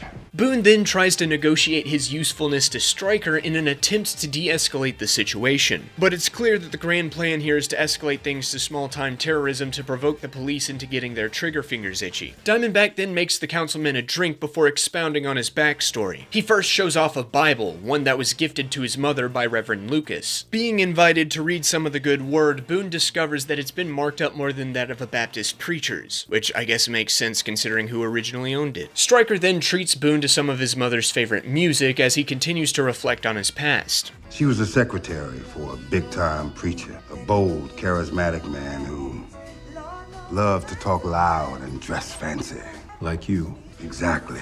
Huh, well that's actually an interesting layer to put on Stryker, explaining why he would not necessarily try to kill Reverend Lucas, which he continues to develop. After recapping what we learned in the last episode, Diamondback elaborates that he and Carl were the best of friends growing up, but there was a tension with some of the older folks that he didn't quite understand. Still, there were obvious signs that people loved Carl and gave him attention while ignoring all the effort little Willis put in to prove himself a good boy. All he wanted was his father's attention and approval, but he never got it. Again, this expounds on why he never went after his father. He wants to be like his father and finally earn his approval, which he can't do if he kills Reverend Lucas. Back outside, Ridley is facing increasing pressure from ESU to breach the club, but she still wants to take the time to form a plan. Recently appointed DA Blake Toward then shows up on the scene on the order of the mayor to coordinate negotiations with Luke Cage. Ridley rejects this, desperate to keep control of the situation, since with the chief keeping his distance, all blame would fall on her if things fall apart. Detective Chang then confirms that the explosion from earlier did in fact come from inside the building. With that, the group tries to come up with a plan. There are guns and other dangerous weapons inside with a bulletproof man who could easily tear through the entire ESU team poised to break in. However, DA Tower reveals that the mayor is currently in a meeting with none other than Mariah Dillard to equip law enforcement with enhanced weapons that could better deal with men like Luke Cage. Never let a good crisis go to waste, huh? Ridley then gets this information confirmed, and Tower claims that he has nothing to do with this push, fully crediting Mariah with this action. Councilman Boone calls again, finally providing Luke's demands. He wants a helicopter on the roof, and as a show of good faith, he'll release a few hostages. Diamondback also has Boone confirm that Misty is still alive, but refuses to give any proof of life. The hostages get released, but both Ridley and Tower quickly deduce that this silly demand is simply a stall tactic. The DA in turn wants to stall out Luke until the Judas weapons arrive, proceeding to have a circular argument where he reasons that they need the guns here to combat Luke while also not wanting the police to use them, enabling the streets to get their hands on them. I guess after the whole Frank Castle fiasco in Daredevil Season 2, he'd rather nip another loose cannon vigilante in the bud and risk playing into Mariah's hands rather than letting said vigilante potentially get away. Further complications to this whole thing come up as the freshly released hostages start giving their version of events to the police. Chang informs Ridley that some of the statements aren't matching up, with some fingering Luke as a hero in the situation, fleeing from a hailstorm of bullets.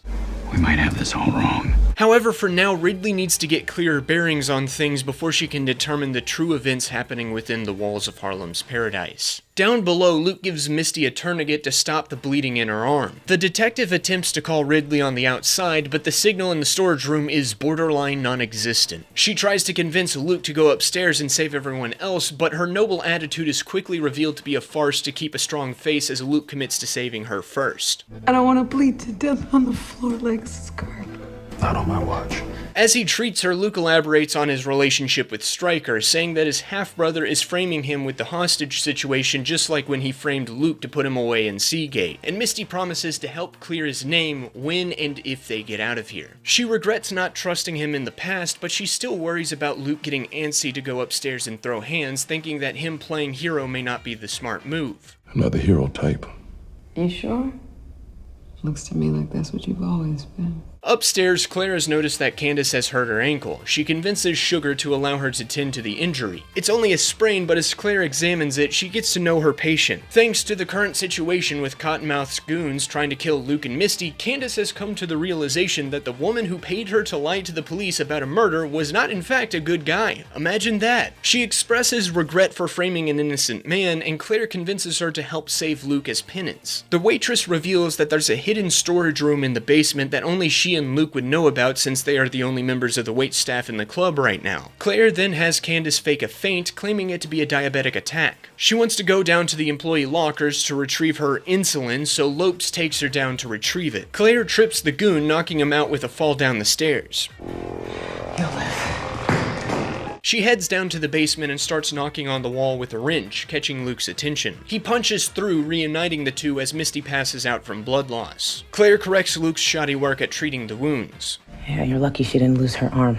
Yeah, that would be a shame. I mean, I doubt they would ever get rid of her arm. It's not like this is a comic book show or something. And to be clear, as much as they tease this happening in the episode, the writers wimp out on this, because heaven forbid a comic book show reflect elements of the comic books. That aside, I find it funny that they tease Misty's prosthetic arm from the comics here and don't follow through, only to then later do it anyways. An unorthodox plan to say the least, but I guess they got the job done. Anyway, Claire and Luke continue to bicker about how to tend to Misty's injury until the detective notes that they sound like an old married couple. With their shipping officially leaving port, Claire goes back into the basement to loot for supplies. Back upstairs, Shades meets with Diamondback, once again voicing his concern about his boss's lack of a plan. With the hostages being released, they can easily spill the beans on their schemes. However, Stryker just admits that he doesn't really care, only concerned with killing Luke by the end of the night. They almost get into a scuffle before Sugar interrupts them with the information that Lopes was jumped by Claire in the basement and now she's missing. I don't know why they haven't fully searched the basement yet, but Sugar and the others haven't really proven themselves to be the smartest guys in the world, so I guess I'll allow it. Shades and Diamondback now realize that they're in a tight bind. Stryker realizes that the missing hostage is the nurse who stabbed him in the arm at the woman's clinic, which, given how long he holds a grudge, I'd think that he would have recognized her much sooner, maybe even straight up killing her to get at Luke. Lucky for her, he got a bad case of temporary amnesia. Shades also realizes that the woman who helped Claire is Candace, which is not great since she's the linchpin in framing Luke. This means that both ladies will likely have to be taken out along with their targets in the basement. Since that takes priority right now, Stryker promises that the two of them will finish their conversation later. To lure Luke out, Stryker gets on the VA system and threatens to kill a hostage every 10 minutes unless the bulletproof bulwark gives himself and Misty up, starting with Councilman Damon Boone. Why was this not his first move? He could have ignored this entire game with the police and just straight up shot Luke the second he showed his face, or at the very least just started mowing through hostages, framing Luke for their deaths. Look, it's clear that Diamondback doesn't actually care about the frame job as long as he gets to kill Luke, so why waste his time playing these games with the cops instead of just going in for his half-brother? I know he has to stall the cops to get to that point, but he literally doesn't even try to find Luke until now. Our hero is eager to go up to fight his brother before hostages die, but Misty tells him to form a plan first. This is clearly a trap, so he can't just go in swinging. Plus, with the cops outside, he needs to play it smart so his innocence is more believable. Claire comes back with supplies to patch up Misty. Luke makes her promise to lay low at Pop's barber shop when all of this is done and heads upstairs to fight Diamondback. The nurse cuts off Misty's hosing vein, warning her that if the blood flow is stopped for too long, her arm may be lost forever. Why even tease us at this point? Jeez. The detective apologizes for her behavior in their last encounter, and the two start a little gal talk. You and Luke go out for coffee yet? Diamondback gets confirmation that the police now have his Judas bullets and then continues his backstory exposition to Damon Boone. Back when they were friends, young Carl Lucas and Willis Stryker stole a red Corvette but got caught by the police. Reverend James stepped up to convince the judge to allow Carl to join the Marines as penance for his actions while his bastard son was left to rot in juvie. There, Stryker killed a boy in self-defense, putting him in the big house. Once he was in prison, Reverend James stopped taking care of Dana, leaving her to die alone from cancer, still pining after the man who abandoned her. All that was left behind was the good Reverend's Bible, which Stryker began to read, finding himself identifying with the story of Cain and Abel. However, unlike Cain, who tried to deny his fratricide, Diamondback wants to stand proudly, proclaiming that he is in fact his brother's keeper. He slips on his Nintendo Power gloves and gives Damon Boone a game over. Luke, who's been stymied by goons in the basement, hears this and rages out. This exact brotherly situation is addressed in the episode's title. Now Your Mind comes from the album Hard to Earn. The rapper anticipates a fight with an enemy, confident that he's going to win. He doesn't care what said enemy does to prepare for this fight because he doesn't need a plan to win. Once we get in the ring, you're mine. Obviously, this sentiment seems to fit one-to-one with everything Diamondback is doing in this episode. He's basically playing everything by ear. As he would put it, he's freestyling, much to the chagrin of Shades. He's fully confident in his victory that he's just behaving recklessly. On a side note, this episode does a lot to make Diamondback more interesting. We get his backstory from his mouth, allowing us not only to learn what happened to him, but also how he feels about it. On top of that, his insane behavior is somewhat contextualized by how he ignores elements of the frame job to prioritize his grudge with Luke, though he then forsakes opportunities to exact his revenge. But hey, at least this episode tries to add some method to his madness. It also helps that Shades is there to constantly call out his schizophrenia, truly being the voice of the audience there. Though I'll also add that I find it strange how the first half of the season built up Shades' deep respect for Diamondback, only to then put them at odds from the second the latter shows up on screen. More on that later. Back to the song, there's a deeper element that ties itself to the events in the episode. Now Your Mind was written by Gangstar's Guru after he had gotten into a physical fight with his second half Premier. The song was contracted for the movie White Men Can't Jump, which is why there were so many basketball lyrics in it, but it also serves as a direct challenge to the rap duo's friendship. As the story goes, Guru just stared Premier dead in the eye while he recorded this. This feeds into the episode by reflecting the conflict with Luke and Diamondback, two former best friends getting into a physical fight. Luke plays the Premier of the relationship at first, trying to make some sort of peace, while Diamondback plays Guru, just going straight for the jugular. Shades is then ordered to drop Boone's body off at the door to spook the cops into action. He goes to clean the blood off of his hands, but as he does, there's some creaking from the rubber mats he's standing on. After some investigation, he discovers the Prohibition storage room. As he delves into the depths of the derelict drink depot, Luke kills the lights, making the already spooky area even spookier. He finds Misty down there and attacks her, however Claire jumps him. Individually, Shades easily takes either of them on, but unlike in Daredevil and Elektra's fight against Nobu, Double Team actually proves to be a damaging move. They cuff him to a pipe and enjoy their little victory. Luke also gets a little victory when he uses the cover of darkness to knock out Sugar and free the hostages. As they come outside, the police ready up their new Judases and prepare to go in. Ridley and Tower are still worried about this, especially since the former is starting to doubt Luke's guilt, warning the ESU squad leader that not all may be as it seems. Unfortunately though, it looks like Luke missed a hostage. He tries to negotiate with his half-brother, even apologizing for what happened to Dana. I always liked her. I couldn't stand Etta. What a bitch. Well, them's fighting words now, but with Candace having a gun to her head and the ESU about to breach, hands are probably not going to get thrown tonight. Diamondback then gives Luke a challenge. Either save Candace and get shot by the cops, or run away to save himself, leaving Candace to break her legs from a tumble from the balcony. I mean, we've seen Cottonmouth survive that fall, and he had already sustained injuries prior, as well as landing on his back on a floor full of broken glass. I think Candace should be fine from this. Maybe a few scrapes, a broken bone at worst. Luke should honestly just go straight for Diamondback in this instance, but I guess chivalry isn't dead, because Luke opts to save Candace. Stryker presumably wastes his last Judas bullet to distract Luke long enough for the ESU breach team to break in and surround him. This is where Diamondback could easily kill Luke, simply yelling out that Luke is making a sudden move and shooting him to provoke the rest of the cops to kill his brother in confusion. This is a highly tense situation in a very dark room. I'm pretty sure Stryker could get away with this, and he would be crazy enough to try. But no, Diamondback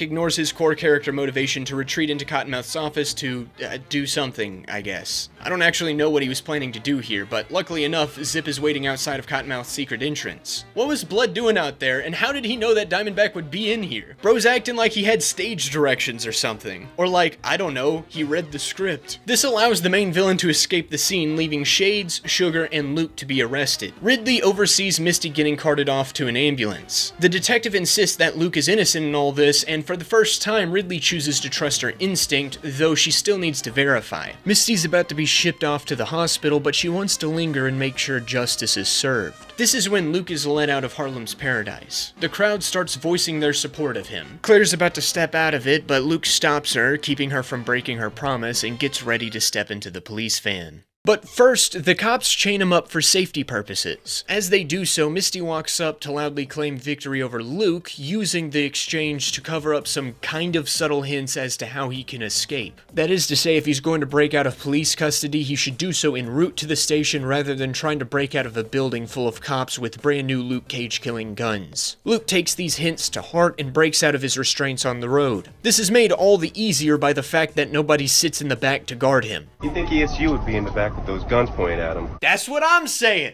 The precinct was able to spare extra cops for the van that held Wilson Fisk, a regular guy with above average strength, but armed guards for the bulletproof guy who can bend steel with his bare hands? Nah, we don't need that. As the cops discuss the brave new world they're living in, arguing whether it's the end of days or simply the next step in human evolution, Luke sets himself free. A homeless lady causes the police brigade to stop long enough for him to slip out of the back and make a run for it. A chase ensues, but Luke is able to give them the slip. Well, most of of them. Young cops always want to chase somebody. Me, I'd rather be where they're already going. Finally, we return to the themes the first half of the season was building up. Instead of showing the dichotomy between the young bloods and the original gangsters, this little line parallels that dynamic to the police. The young cops are more reckless and impulsive than the older ones, who know how to exercise patience and strategy. I wish that had been expounded upon in the past 2 episodes, but I'll take what I can get. Ridley certainly embodies the older generation mentality, but then we're shown guys like Sergeant Jake Smith, who have been on the force for more than a decade, running around with the same impulsive behavior that younger cops are implied to have. Actually, we don't even get to see any somewhat prominent young cops in the show. Dorsey was Albini's boot way back when, but he's also a detective, so he has to have some years behind him at this point. Misty is really the only one who could classify as young, though her entire introductory scene revolves around how she and Luke are both older souls. Maybe if Dorsey was a younger beat cop who had trained under Albini, we could have further fleshed out this separation of the generations a bit more, but oh well. The older cop at first thinks he should arrest Luke, but then he remembers seeing the man around Pop's barbershop. He wants to know if Luke is the hero that some think he is, which the bulletproof bulwark soundly rejects, simply saying that he was trying to make up for mistakes of the past. Pop cut my hair for 12 years. He didn't think he was a hero either. He was just trying to do some right after years of wrong. I hope I'm right about you. He then allows Luke to escape into the night. As he tries to avoid the cops the next morning with his bullet-riddled hoodie, Luke spots a stick-up happening. For some reason, rapper Method Man is at this bodega, and one of the robbers seems to be a fan. And then Luke steps in. Oh snap, you Luke! Okay, I'll admit that made me laugh. The kid's partner in crime freaks out and unloads an entire mag into Luke before apologizing profusely. Our vigilante outlaw takes his phone and knocks him out. He calls someone, presumably Bobby Fish, arranging to meet later before dapping Method Man up. They exchange hoodies so Luke can blend in a bit more and the hero of Harlem leaves. Method Man goes on to show his new hoodie on his homeboy Sway's radio show, claiming that Luke is a hero. The man is on the run from the police, yet he went out of his way to help people in need. This is challenged by Sway's co-host Heather B, who questions Luke's innocence when he's running away from the cops.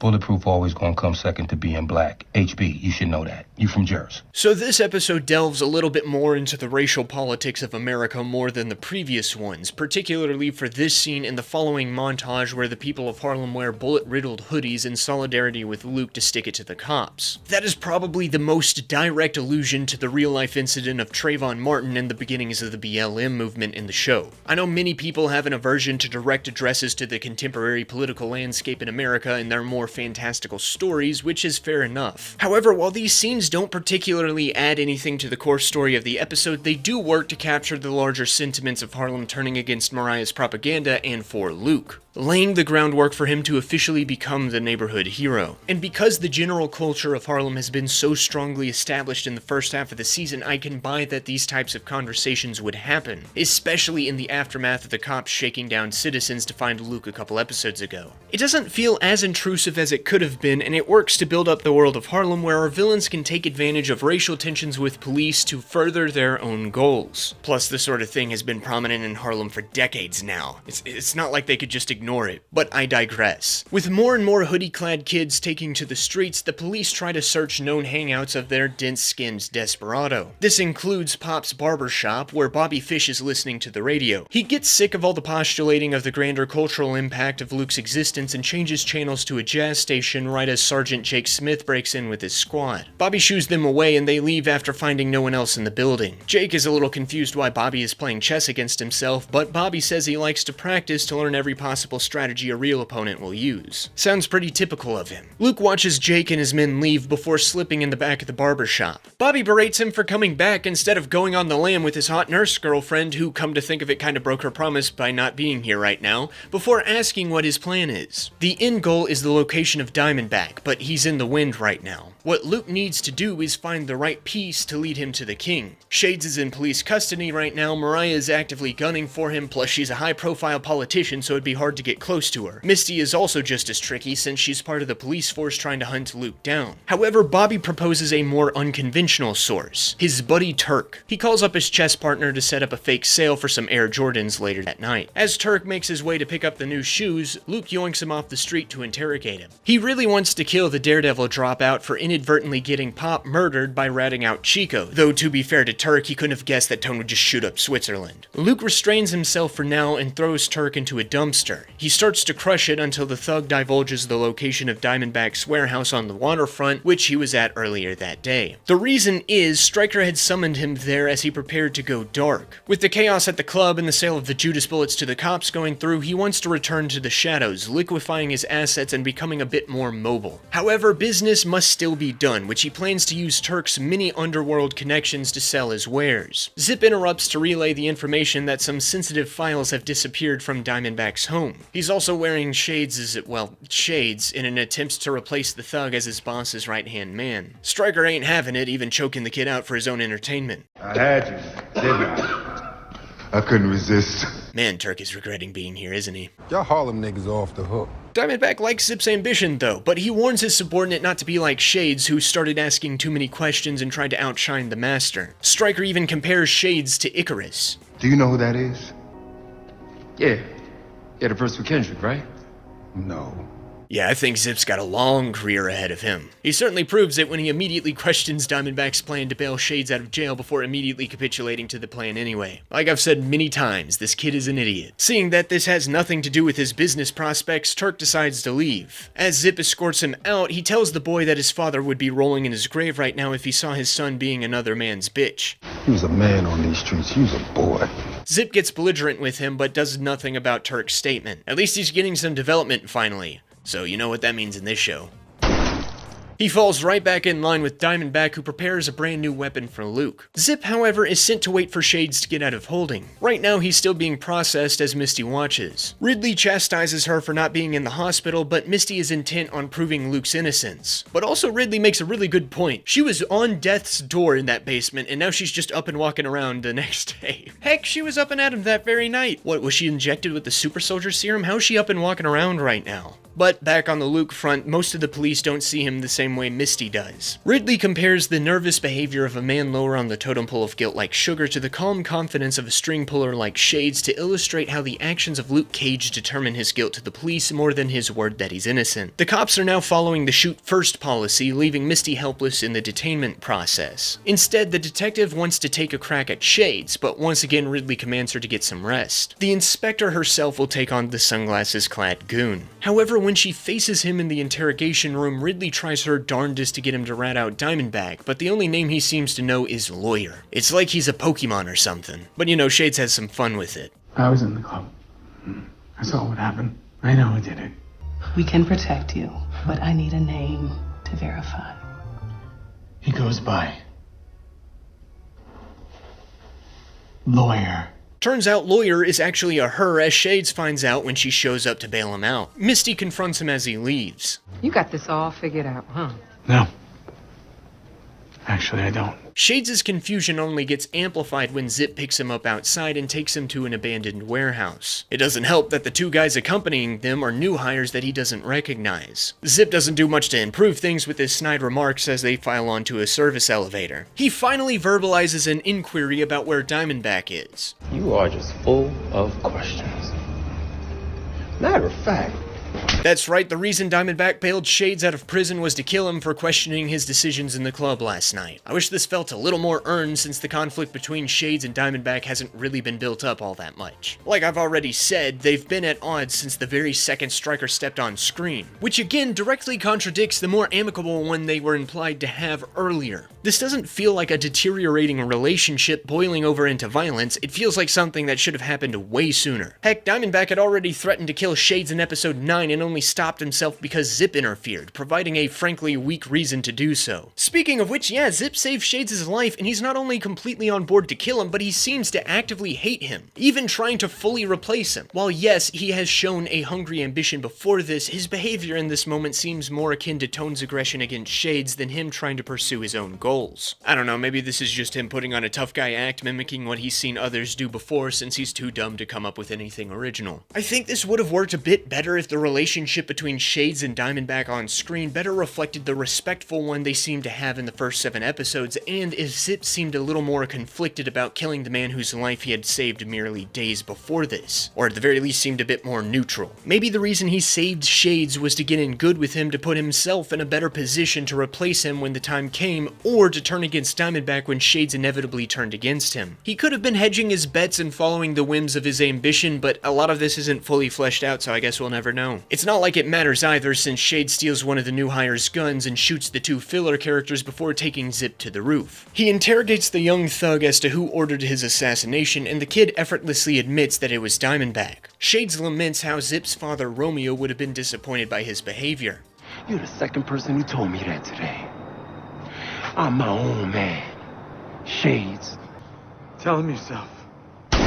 What I say, the second you start getting development in this show, you get dead. Despite a lot of my whinging and complaints just now, I do like that these scenes with Zip finally get back to the dichotomy between the young and old people on the streets, just like that scene with Luke and the cop. Unfortunately, Zip just didn't get enough time to make this payoff feel worthwhile. Tone gets the excuse of only being in 2 episodes to not be a fully 3-dimensional thug, and he actually got to have a significant impact on the story, embodying the initial relationship between the criminal generations. Zip is in almost the entire season, yet it isn't until the episode in which he dies we finally start digging into who he is. Sure, we've had moments that give us insight into that, like when he volunteers himself to step up for Cottonmouth when Scarf is on the run, or when he stops Diamondback from killing Shades. He has been shown to have a little bit of ambition and an ignorance of the past, but the stuff with his dad and his determination to become his own man only really comes up right before he dies. It feels like an artificial attempt to add weight to his death when in reality it's just another pawn being taken off the board. Personally, I would have liked more screen time with Zip, or at least better usage of it. For example, the scene where Luke shakes him down at the park for Eddie's ring could have easily had a short exchange to lay the foundation for further development leading to this moment. When Luke scolds him for his activity in a park named after Jackie Robinson, Zip could have easily responded with, "I don't even care about my own daddy's name. Why should I care about some old-ass baseball player?" Or maybe he could have said basketball to further emphasize his own ignorance. It's a quick line of dialogue establishing how Zip wants to get out from under Romeo's shadow, which could then be built upon in later interactions with people who know both father and son that could then get paid off in this moment where Zip destroys his father's legacy in a vain attempt to feed his ambition ruined by his own incompetence and stupidity. I think a nice bonus would have been having his downfall incorporate his ignorance of the past, whether it be in some ironic symbolism or the fatal flaw that gets him killed. Though Shades taking Zip's sunglasses is a nice touch to show how worthless his ambition was. I do like the core idea with Zip, and for what he gets, he's not too bad. I simply wish we got some more development with him before he died. Meanwhile, Mariah returns to Harlem's Paradise, lamenting how her entire family's legacy has been destroyed by Diamondback. However, her assistant Alex decides it's his time to step up and prove himself. Lucky for him, it doesn't go as badly as Zip's attempt. He suggests that the club is just a building. It can be rebuilt, but this time in service of Mariah's legacy. However, in order to secure it, anyone who knows about the nature of her business with Diamondback needs to be identified and located. Alex offers his services in any way he can help with that. An opportunity arises for him when Candace Miller calls Misty from a burner phone asking to meet her. After the chaos at the club, she's finally ready to divulge the truth behind Cottonmouth's death. They link up in the park later where Candace admits that she had actually been at Harlem's Paradise immediately following the fall of Cornell Stokes. Misty then records her confession. Turns out, Mariah was the true murderer of her cousin, while Shades was the mastermind behind the cover-up, finding Candace spying and paying her off to lie about Luke. She also recontextualizes the scene with Mariah in the car earlier as a test of trust, seeing how truthful the councilwoman would be. Instead, she responded with a vague threat.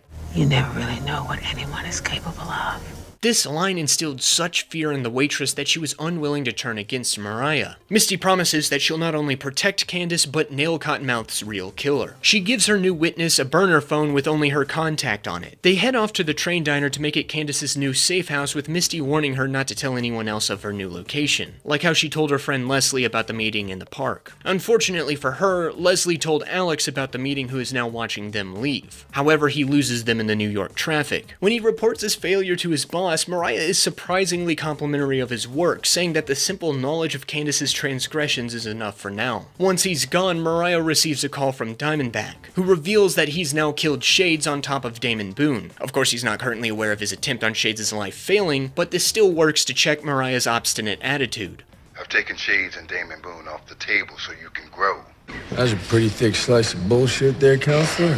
However, Mariah plans on stepping out of politics and into community outreach, using Harlem's Paradise as the headquarters for the Harlem Renaissance. That's all well and good for Diamondback, because he's here now to drop off some seed money for that very project. All he wants in return is her loyalty. Once he's killed Luke, Stryker plans to go ghost, but he'll be back every once in a while, meaning that Mariah will be the face of his business here. From now on, she's in his pocket. Diamondback then returns to his warehouse for some light Bible reading, which is then interrupted by Domingo Colon. Earlier that day, he suddenly remembered that he was an active player in the plot. I mean, he was spared by Diamondback for a reason, and he decides that now is as good as any time to kill the gunrunner who killed all his criminal friends. Much like with Zip's death, this doesn't feel properly built up to. Domingo could have tried to kill Diamondback whenever you wanted, or at the very least he could have tried looking for the warehouse, especially if it only takes like a day to do it. I could buy Domingo wanting to wait if he had a big plan in mind, or if we got to see more of the firm grip Stryker has on him, which could then build tension that boils over in this episode. But no, Domingo literally just decides, yeah, I'm gonna kill Diamondback now, and somehow finds the location of his warehouse off screen. And no, that's not an explanation, that's filler dialogue. Now he's here with his boys and they get into a Puerto Rican standoff with Diamondback and his two new hires. Domingo reveals that Zip is dead and Shades is in the wind, also knowing about the assassination plot. I have no idea how he found out about this, yet Diamondback, the guy who orchestrated this arrangement, still has no idea how his #1 guy Zip not only fumbled the bag in trying to kill Shades, but died in the process. Willis, what are you doing, my guy? Pay more attention to your people. He decides to finally kickstart the shootout, resulting in the swift deaths of the two guys on his side. Stryker makes a run for it into the next room while the Puerto Ricans just chill patiently. They don't press forward for the kill, they just blindly fire into the abyss. Heck, Diamondback has enough time to open his special box and thump the Bible some more. This is also going to be revealed to be a power suit, which means he would have to slip this jumpsuit thing on, seemingly having 2 layers to it, and strap on his helmet while these guys are just waiting for him. Realistically, they would have chased after him and put a bullet in his head before he was able to cite the Bible verse he was cherry-picking for himself. Now, we don't actually get to see what happens immediately following this moment, which helps cover up why in the world the Puerto Ricans didn't just kill Stryker here. The next we see of this location is when Luke finally arrives, finding all of Domingo's men lying dead on the ground while the gang leader himself is getting very close to that point. Luke investigates some beeping and upon investigation discovers Diamondback has left a bomb behind for his dear brother. The hero of Harlem scoops Domingo up and gets the heck out of Dodge before the warehouse goes up in flames. The Puerto Rican gangster unfortunately doesn't live long enough past that to reveal Stryker's new weapon, only saying that it's really cool and really powerful. The show really wants us to know that this is about to be a crazy weapon we've never seen before. A weapon so crazy that it's going to send Luke's world into chaos. Speaking of chaos, let's talk about the titular song. I'm really nailing it with these transitions. Soliloquy of Chaos comes from Gang Starr's daily operation, where the rapper observes and laments the chaos that is permeating throughout the streets thanks to stupid acts of violence. He's trying to just work and do his thing, but too many people are acting a violent fool. Much like how this episode finally returns to many of the thematic ideas of the first half of the season, this song returns to the orations against violence that were pretty common during the first 7 episodes. Besides the general amount of action in the episode, there is no real direct connection I can see here. Sure, we see Harlem starting to delve back into chaos, but at this point, the streets of the neighborhood have been overflowing with an abundance of it. The massive body count wasn't an indication of that. As for the stupid acts of violence, yeah, those are here too. Domingo engages in a shootout with Diamondback and acts stupidly, getting his boys killed. Zip acts stupidly when he tries to kill Shades, losing his own life. However, we've been witnessing many stupid acts of violence throughout this show, both from an intentional narrative standpoint and from actual flaws in the story, especially since Diamondback made his debut. The entire last episode was a cascade of stupid acts of violence that very much caused chaos outside. But I guess this song is more so representative of the season up to this point rather than specifically reflective of this episode. Later, Misty analyzes the crime scene photos. The causes of death for each of the Puerto Ricans is the exact same as Officer Albini, which again points guilt toward Luke. However, this time Misty knows better and she gets a chance to verify her suspicions when Luke calls her for a very Daredevil-style meetup. They catch each other up on recent events, with Luke getting a little pissed at Shades being free.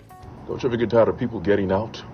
In order to get more information on how they can bring Diamondback down, he points Misty to a captured Turk before pulling a Daredevil/Batman disappearing act. Meanwhile, Mariah drowns her sorrows about working for Harlem's biggest villain in alcohol. Like her cousin did before her, she looks at the gun that killed Pistol Pete, likely reflecting on how Cornell had similarly got forced into a life of crime like she is now. Then she receives yet another unwelcome visitor. You really need a security system. You know, at this point that would be a good idea. Shades is here to return the wine bottle Mariah used to initially bash Cottonmouth's head in. He had been using it to blackmail her into helping him manage the Stokes crime family, but now he's decided that they're all in this together. They both agree that they'll have to stand hand in hand with Luke Cage to make their dreams come true. Getting rid of Diamondback. Mariah is a little worried that the man Shades almost beat to death in prison and then later framed for murder will be less than happy to team up with them. But Shades reveals that he was the one who stole the important files from Diamondback's home, somehow. I mean, he was in police custody when that happened. Is that what he was doing during episode 10? I guess he's been planning to stab Stryker in the back for a while now then. Which does kind of water down the impact of the conflict between them for the past 2 episodes. Whatever, the reason these files are so important is because they contain explicit evidence that Carl Lucas was framed by his stepbrother for the crime that put him in Seagate. It would effectively make him free, ignoring the fact that he did break out of prison. Still, it's a sound plan, and if Luke dies bringing Diamondback down, it's a win-win for them. They then head over to Pop's barber shop, and as they wait for Luke to return, Mariah once again reflects on her cousin, saying that killing him is her biggest regret in life. However, Shades assures her that she shouldn't regret doing what she did. Cottonmouth was losing it and needed to be put down for the good of Harlem. This prompts Mariah to ask why he was at Harlem's Paradise that night in the first place. I was going there to kill him. You beat me to it. The councilwoman then recognizes that, like Shades, Cornell saw the darkness in her. That's why he wanted her involved in his business. He didn't need her money, he just needed her commitment to the family since he was still at his core the boy who was forced to kill his own uncle. He saw things in me that I avoided my whole life. Now I am becoming that person he always saw, and I always denied. They finally decide to pop inside the barbershop, finding Luke arriving at the same time. Luke wants to stomp them out if they don't give up Diamondback's location, but Shades proposes a parlay. He offers up the evidentiary files while Mariah promises to peg the guilt on Diamondback for Cottonmouth's death, making him a completely free man. Again, he broke out of police custody twice now and assaulted some cops, but I guess that'll get swept under the rug, kind of. Unfortunately for everyone involved, Misty interrupts the parlay. Turns out Luke isn't quite as slick as Matt or Bruce because she followed him from their meeting to the shop, though I'm sure it doesn't help that Turk is literally a block away from here. He's in a dumpster in an alley on 123rd, near Mount Olivet in the shop. Even if Misty didn't follow Luke, she definitely would have noticed Mariah sitting right by the alleyway Turk's dumpster bed is located. Also, I guess he's not getting out of there anytime soon. That sucks for him. Misty is here to arrest Mariah, which Shades isn't gonna let happen, resulting in a vaguely part Latino standoff that gets interrupted by a grenade outside. Somehow, Diamondback knew that all of his favorite people were here and, much like the man he killed earlier, decided that now was the time to finally attack this place. Misty loses her phone in the explosion, which Shades conveniently swipes, and we finally get the reveal of Diamondback's new weapon. It's a power suit. You really haven't seen anything like this, Domingo? Have you ever turned on the TV perchance to see a power suit that is 1,000 times better than this one? Look, to be fair, I don't actually mind the suit part of the suit. The material is a little stiff, but it works for what it is, taking an actual comic book costume and translating it into a bit more of a grounded setting. I don't know why this was the suit they chose to adapt accurately, but hey, it's not too bad, until you look at the helmet. It just looks really dumb. The flat top looks way too bulky, too much of his face is shown, while the visor obscures it enough to make it look a little uncanny. That strap just looks goofy, and the silver colors completely clash with the suit's green and yellow color scheme. I do understand the logic behind including a helmet with the costume, providing extra protection to a very vulnerable part of the body, especially when fighting a super strong individual, but man, this needed to go through a couple more redesigns. Heck, even Bobby Fish is making fun of it. What the hell? What type of Jean-Paul Gaultier shit is this? What are you, a pimp stormtrooper? Mariah retreats as Shades opens fire, but the bullets bounce off of Diamondback, similarly to Luke, so the gangbanger retreats as well. Luke entrusts Misty with taking down the fleeing criminals as he gets ready to square off against his half-brother for one final time. You know I'm gonna kill them all later, right? You have to get past me first. Oh, I don't go past. I go through. The season finale starts with a flashback to when Carl and Stryker were the best of friends. The latter trains his half-brother in boxing. Carl was beaten up outside of a bowling alley and wants to learn how to fight to regain his respect and the respect of his father's name. While Stryker tries to convince him that he's a successful football player with nothing to prove to some random thugs, Carl insists that he doesn't understand, not being a Lucas and everything. Despite this, Stryker stays in Luke's corner to train, especially since he's not ready for the fight yet. Back in the present, Diamondback tanks a punch from Luke, revealing that this costume is a Hammertech battlesuit capable of absorbing kinetic energy, while also dishing it back out, which he does. You still ain't ready. As they fight, a crowd gathers outside to watch this brotherly beatdown. Misty abandons her chase of Shades and Mariah to do some crowd control. She tries to call in some police backup, but realizes her phone is missing. Yeah, I wonder who took that. Maybe you shouldn't have stopped chasing the criminals who were getting away. D.W. Griffith also happens to be there, calling in his cameraman to get some grade A superhero action footage. Well, more like grade C, I guess. The actual fight choreography is nothing too special. There's one bit where Luke throws Diamondback into the ceiling, which is kinda neat, but most of this is just two dudes wildly throwing hands. Luke tries to hold back for a bit, pleading with his half-brother to let go of his anger and hate, but at this point it's clear that Diamondback is happily on the dark side. Keep it coming, Carl. You reap what you sow.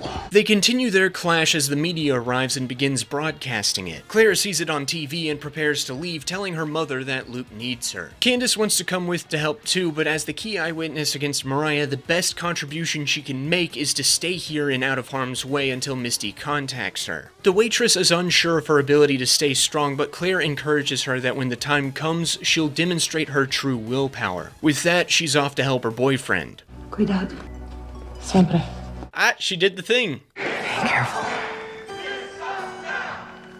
Always. You're so corny.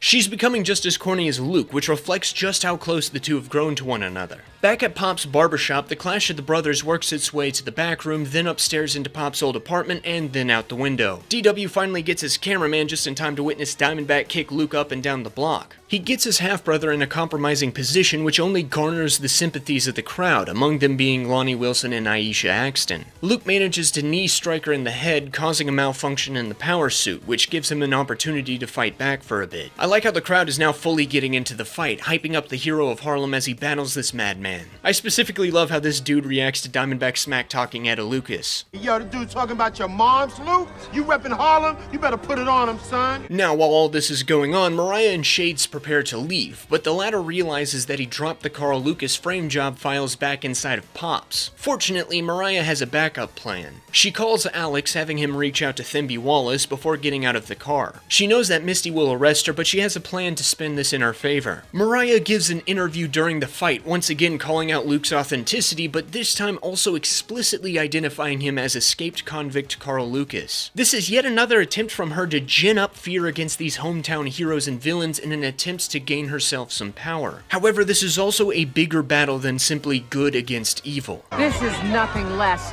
than a battle for the soul of Harlem. I mean, sure, I guess. It'd make more sense if this fight was with Cottonmouth, a Harlem native who has tormented the neighborhood for years. However, this here is a personal beef between two Georgian half-brothers hashing out some childhood trauma. This honestly barely has anything to do with Harlem, outside of the fact that the people really like Luke. Claire arrives on the scene, as well as the ESU, who have orders to surround and shoot Luke the second they get their shot. To make things worse, Diamondback's power suit starts working again. Luke is about done at this point. He's tired of paying for the sins of his father, noting how both the Reverend and Stryker both treat him in the same way, even calling him a mistake. Yet he's unwilling to kill his brother. Luke drops his guard to give Diamondback the opportunity to enact his revenge. Stryker hesitates for one moment before fully committing to a beatdown. Misty panics, trying to get the ESU to help out. No. However, this is all part of the plan. Brief flashbacks reveal that Willis Stryker went on to be the true Mickey to Carl's Rocky, sorry Squabbles, coaching his brother during one match to let his opponent wear themselves out, wailing on him before finally turning the tables. In the present, Luke is beaten until Stryker's suit starts acting up again. In other words, typical Hammertech behavior, but the hero of Harlem considers throwing in the towel then and there. Thankfully, Claire gives him a word of encouragement. Remember who you are. This Mufasian advice motivates Luke to finally accept that he is in fact a hero, standing up to his feet as the gathered crowd starts chanting his name. This fight is now effectively over. You're right. You reap what you sow. brother's keeper.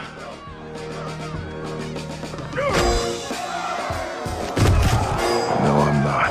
ESU immediately swarms him, threatening to kill him lest he give himself up. But Misty quickly jumps between the Judas Bullets and Luke, commanding them to stand down. She then enjoys her own little victory by arresting Mariah Dillard for the murder of Cottonmouth. As much as I do think that overall this final conflict is not near as exciting or well choreographed as, well, every other Marvel Netflix season I've talked about thus far, this final beat does sort of resonate. I appreciate how this effectively established Luke as a hero for good this time. Many have called him such throughout the season, but he finally accepts that role, getting solidified by the gathered crowd actively cheering him on more and more until the climax of the fight. In a way, all of Harlem gets packed into that final punch as a sound rejection of Diamondback, Shades, Cottonmouth, and Mariah's plans to damage Luke's reputation. I also appreciate how the hero of Harlem beats his foe. He ceases to actively fight against his brother and thus not give in to his cycle of smug hatred, allowing Stryker to simply wear himself and his suit out, trying to exercise his vengeance. This then allows a mere single hit to put him down for good. Now, this moment also wants to eat its cake too with Claire's final words of encouragement. I say that because it kind of undermines Luke's plan by also trying to insist that Claire contribute to this win. I'm not opposed to Claire's words motivating Luke to make the final push to win the day, but when his quote-unquote giving up is framed as an intentional move to wear Stryker down, it's a bit contradictory to make Claire's words feel pivotal to the final outcome when they really weren't.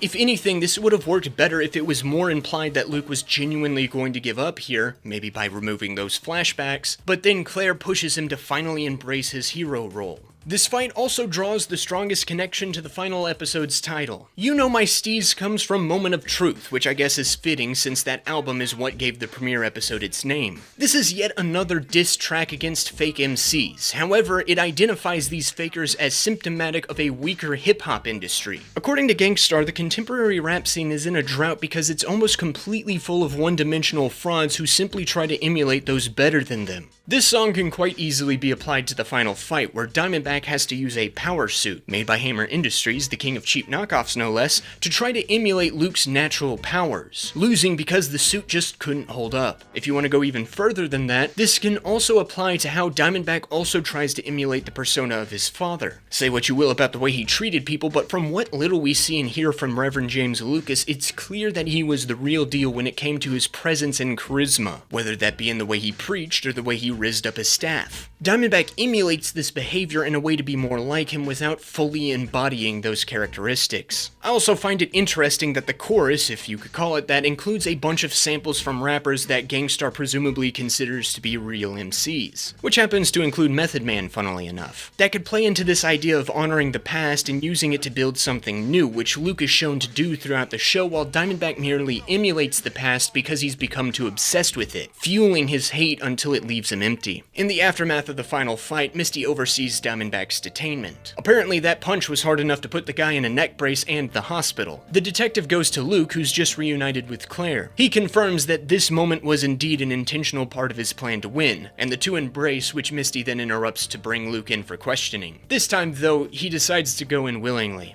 I'm done running. The three of them, along with Bobby, reflect on all the hardship this little barbershop has gone through and speculate what will come of it in the future before Luke finally comes in. With that, the main conflict of the story has been wrapped up, which felt a little short for the final episode of one of these Netflix shows. But hey, at least we're almost done with it. What do you mean we're only 1/3 into the episode? What else is there to do? Yeah, so this kind of kicks off this trend of having the final episode of the season wrap up the main conflict really quick before having an overly long denouement meant to tease the next season. It tends to take a lot of the wind out of the sails of the season's A-plot before we pivot to a long setup for a future one, unlike the past 3 seasons I've talked about. Those properly built up the climax of the main conflict before quickly but efficiently wrapping up most of the lingering plot threads in order to tease upcoming events. Daredevil Season 1 builds up to the final fight with Kingpin really well. The recently reunited Nelson and Murdock go through the law to stop Wilson Fisk, which works, temporarily. This then forces Matt to also fight his foe as Daredevil. Both sides of Matt's life get an opportunity to get the spotlight, each making significant contributions to the Kingpin's downfall. Plus we get the payoff of Matt's cool new supersuit. The denouement then shows our main trio react to the debut of Daredevil while Fisk goes to prison, and then we see Matt go out in costume teasing future adventures. Jessica Jones Season 1's finale continues to show the cat and mouse game between the titular character and Kilgrave, with a significant casualty occurring early early on in the final episode. This scene produces a clue to where the villain is going, presenting a final conflict that provides small wins and losses to keep the tension up until the final neck snap. Afterward, we see the immediate aftermath of said neck snap while showing Jessica continue forward with her PI career, with an increase in business and a new assistant, as well as teasing future revelations about Jessica's origins. The end of Daredevil Season 2 sees the Hand make one big move against Matt, using a hostage situation to segue us into a big ninja fight, where Matt teams up with the two anti-heroes of the season to fight the true villains. We get Elektra's heroic death, along with the Hand finding themselves one short in the head count, and then the denouement sees Karen finally wrap up her long-awaited article, Foggy stepping out on his own while also promising not to abandon Karen, and Matt finally telling his boo the truth.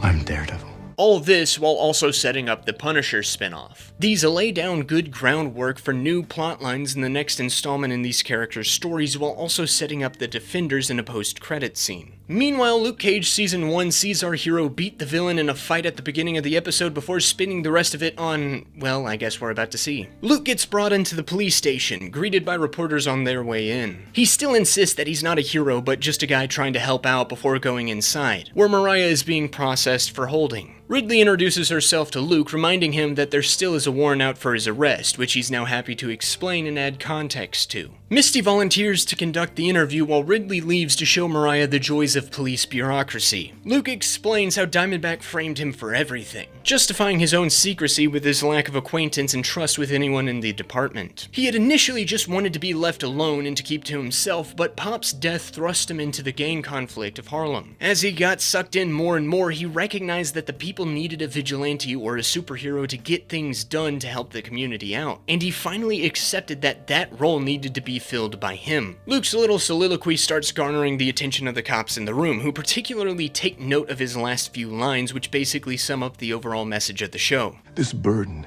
is bigger than you or me. People are scared, but they can't be paralyzed by that fear. You have to fight for what's right every single day, bulletproof skin or not. You can't just not snitch or turn away or take money under the table because life has turned you sour. When did people stop caring? Harlem is supposed to represent our hopes and dreams.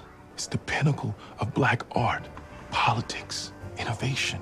It's supposed to be a shining light to the world. It's our responsibility to push forward so that the next generation will be further along than us. Pop said his mantra, aloud, twice a day. The kids in the shop were pissed, but they could never unhear it. Never backwards. Always forward. Forward. Always. Meanwhile, Ridley interrogates Mariah. The councilwoman spins a tale that both herself and Cornell were innocent in all this criminal business. Apparently, Cottonmouth was simply a legitimate businessman who made unfortunate relationships with evil investors, which included Diamondback, who Mariah claims to be his real killer. Allegedly, she witnessed this murder before being threatened into going along with the Luke Cage frame job. However, Misty bursts in to counter this claim. Apparently, the lab had determined that Cornell suffered from a blow to the back of the head before falling from his office, and despite all the punches, what truly killed him was a blunt object with a circular base, much like a mic stand, which Harlem's Paradise is curiously missing from its inventory. You know, it would have been nice if the lab determined this like 4 or 5 episodes ago, because then this would contradict Candace's entire testimony, making the case against Luke incredibly flimsy. But hey, I guess it's nice to have it now that the guy's finally proven his innocence otherwise. Anyway, Mariah tries to play all of this stuff off fairly poorly. Equipment goes missing. You can't trust niggas around equipment. Hey, she said it, not me. I think this is the official indication that Mariah is just full-on Mama Mabel at this point. If you'll think back to a few hours ago at the beginning of the season, she said she hated the N-word, even when Cornell used it in a strategic way. Yet, much like her cousin, she's starting to use it a bit more frequently. However, in Mariah's case, it's used in an outright derogatory way, throwing basically the entire workforce of Harlem's Paradise under the bus just to save herself. It's an interesting little line to include to me. Misty then makes Mariah's situation worse by also revealing that she has Candace's confession on tape. This causes the councilwoman to squirm a bit, but still, when offered a chance to rat out Shades and Diamondback to alleviate her punishment for her own crimes, Mariah refuses and gets outright nasty with the detective. However, Detective Bailey interrupts to pull Misty out of there and deliver some unfortunate news. A body was discovered a few minutes ago. You see, Candace Miller had witnessed Luke's victory over Diamondback on TV, and as the people of Harlem hail him as a hero, the waitress finds herself inspired to help out her neighborhood, in a similar manner to Chico at the beginning of the season. At that time, she receives a text from Misty, calling on her to finally step up. Unfortunately, much like Chico, her decision to overcome her own fear to be a hero in her own right ends in tragedy. If you'll remember, Shades had conveniently acquired Misty's phone and then used it to catfish Candace, luring her out into the open to be knocked off. Misty demands to see the photo of this crime scene, which places her directly there, further inflaming the grief of Candace's death and the guilt of enabling Shades to kill her. The detective bursts back into the interrogation room. This time roles reverse, with Mariah being the cool, confident one while Misty gets mean and nasty. Ridley stops this from becoming yet another Claire situation, and she lets Mariah go, since the only eyewitness to Cottonmouth's murder has now been murdered herself. I'm now being reminded of Cottonmouth himself and Scarf a few episodes ago. Misty gets pissed about losing yet another Stokes on a technicality and declares at last that the judicial system is broken. However, Ridley puts the onus on her, as Misty was the one who didn't go through the system to put Candace in protective custody and lost her phone. Candace died because of her. Mariah Dillard walked out of here today because of you. Because you didn't trust our system. Because you didn't trust me. I find it interesting that Misty champions the system all season as an excuse to not trust Luke, yet she herself continues to circumvent it, ultimately failing to gain justice as a result. She lost because she didn't trust the system, which works as a solid counterbalance to Luke's woes with it and winning while working outside of it. Speaking of Luke, he's eating Chinese takeout with Claire as they finally get to relax together. While the nurse wants to talk about the future, especially when it comes to Luke's superhero career, Luke just wants to chill and be in the moment. Plus, there's a more immediate matter to attend to. You want to get coffee when we get out of here? After some somewhat uncomfortable flirting, Luke throws their food away and spots Mariah getting set free. He tries to confront her, hoping at the very least to acquire the files to prove Carl Lucas's innocence, but Mariah is in her villain era now and loving it. What file? Bye-bye. Misty and Claire walk in as the councilwoman leaves, and the former informs them about Candace's death. They killed Candace. Much like with Scarf, with Candace dead, her testimony is moot. All they have is the word of someone who took money from the Stokes family and lied on record. The losses keep coming when a pair of US Marshals interrupt their solemn reflection to arrest Luke. It seems like Mariah's doxing of the hero of Harlem as Carl Lucas on live television has now alerted the feds that the thought-dead convict is actually a fugitive. Ridley offers to talk to the New York DA to figure out a way to get the charges dropped, while Claire offers the help of a really good lawyer experienced in vigilante cases. Though to be fair, the only one he took on he lost. I don't like his odds. Her and Luke then finally get to share their first kiss, which unfortunately is of the long goodbye variety. Luke sticks to his new no more running conviction and willingly goes into Marshal custody. Outside, Mariah mocks him in a press conference before hopping in a car with Shades and Alex. The gangster returns the gun he used to kill Candace, which also is the one that Cottonmouth had used to kill Uncle Pete all those years ago. This is yet another indication that Mariah has fully committed to the family business, continuing its legacy of violence. In the Marshal's car, Luke compliments the driver's taste in thriller novels before they set off, with the hero of Harlem planning to actually fight for his freedom inside prison this time around. We then end the season on a montage playing over a performance of Sharon Jones and the Dapper Kings at Harlem's Paradise. Apparently, Chio Hodari Coker wanted Prince for this bit, but that inconsiderate asshole decided to go and die.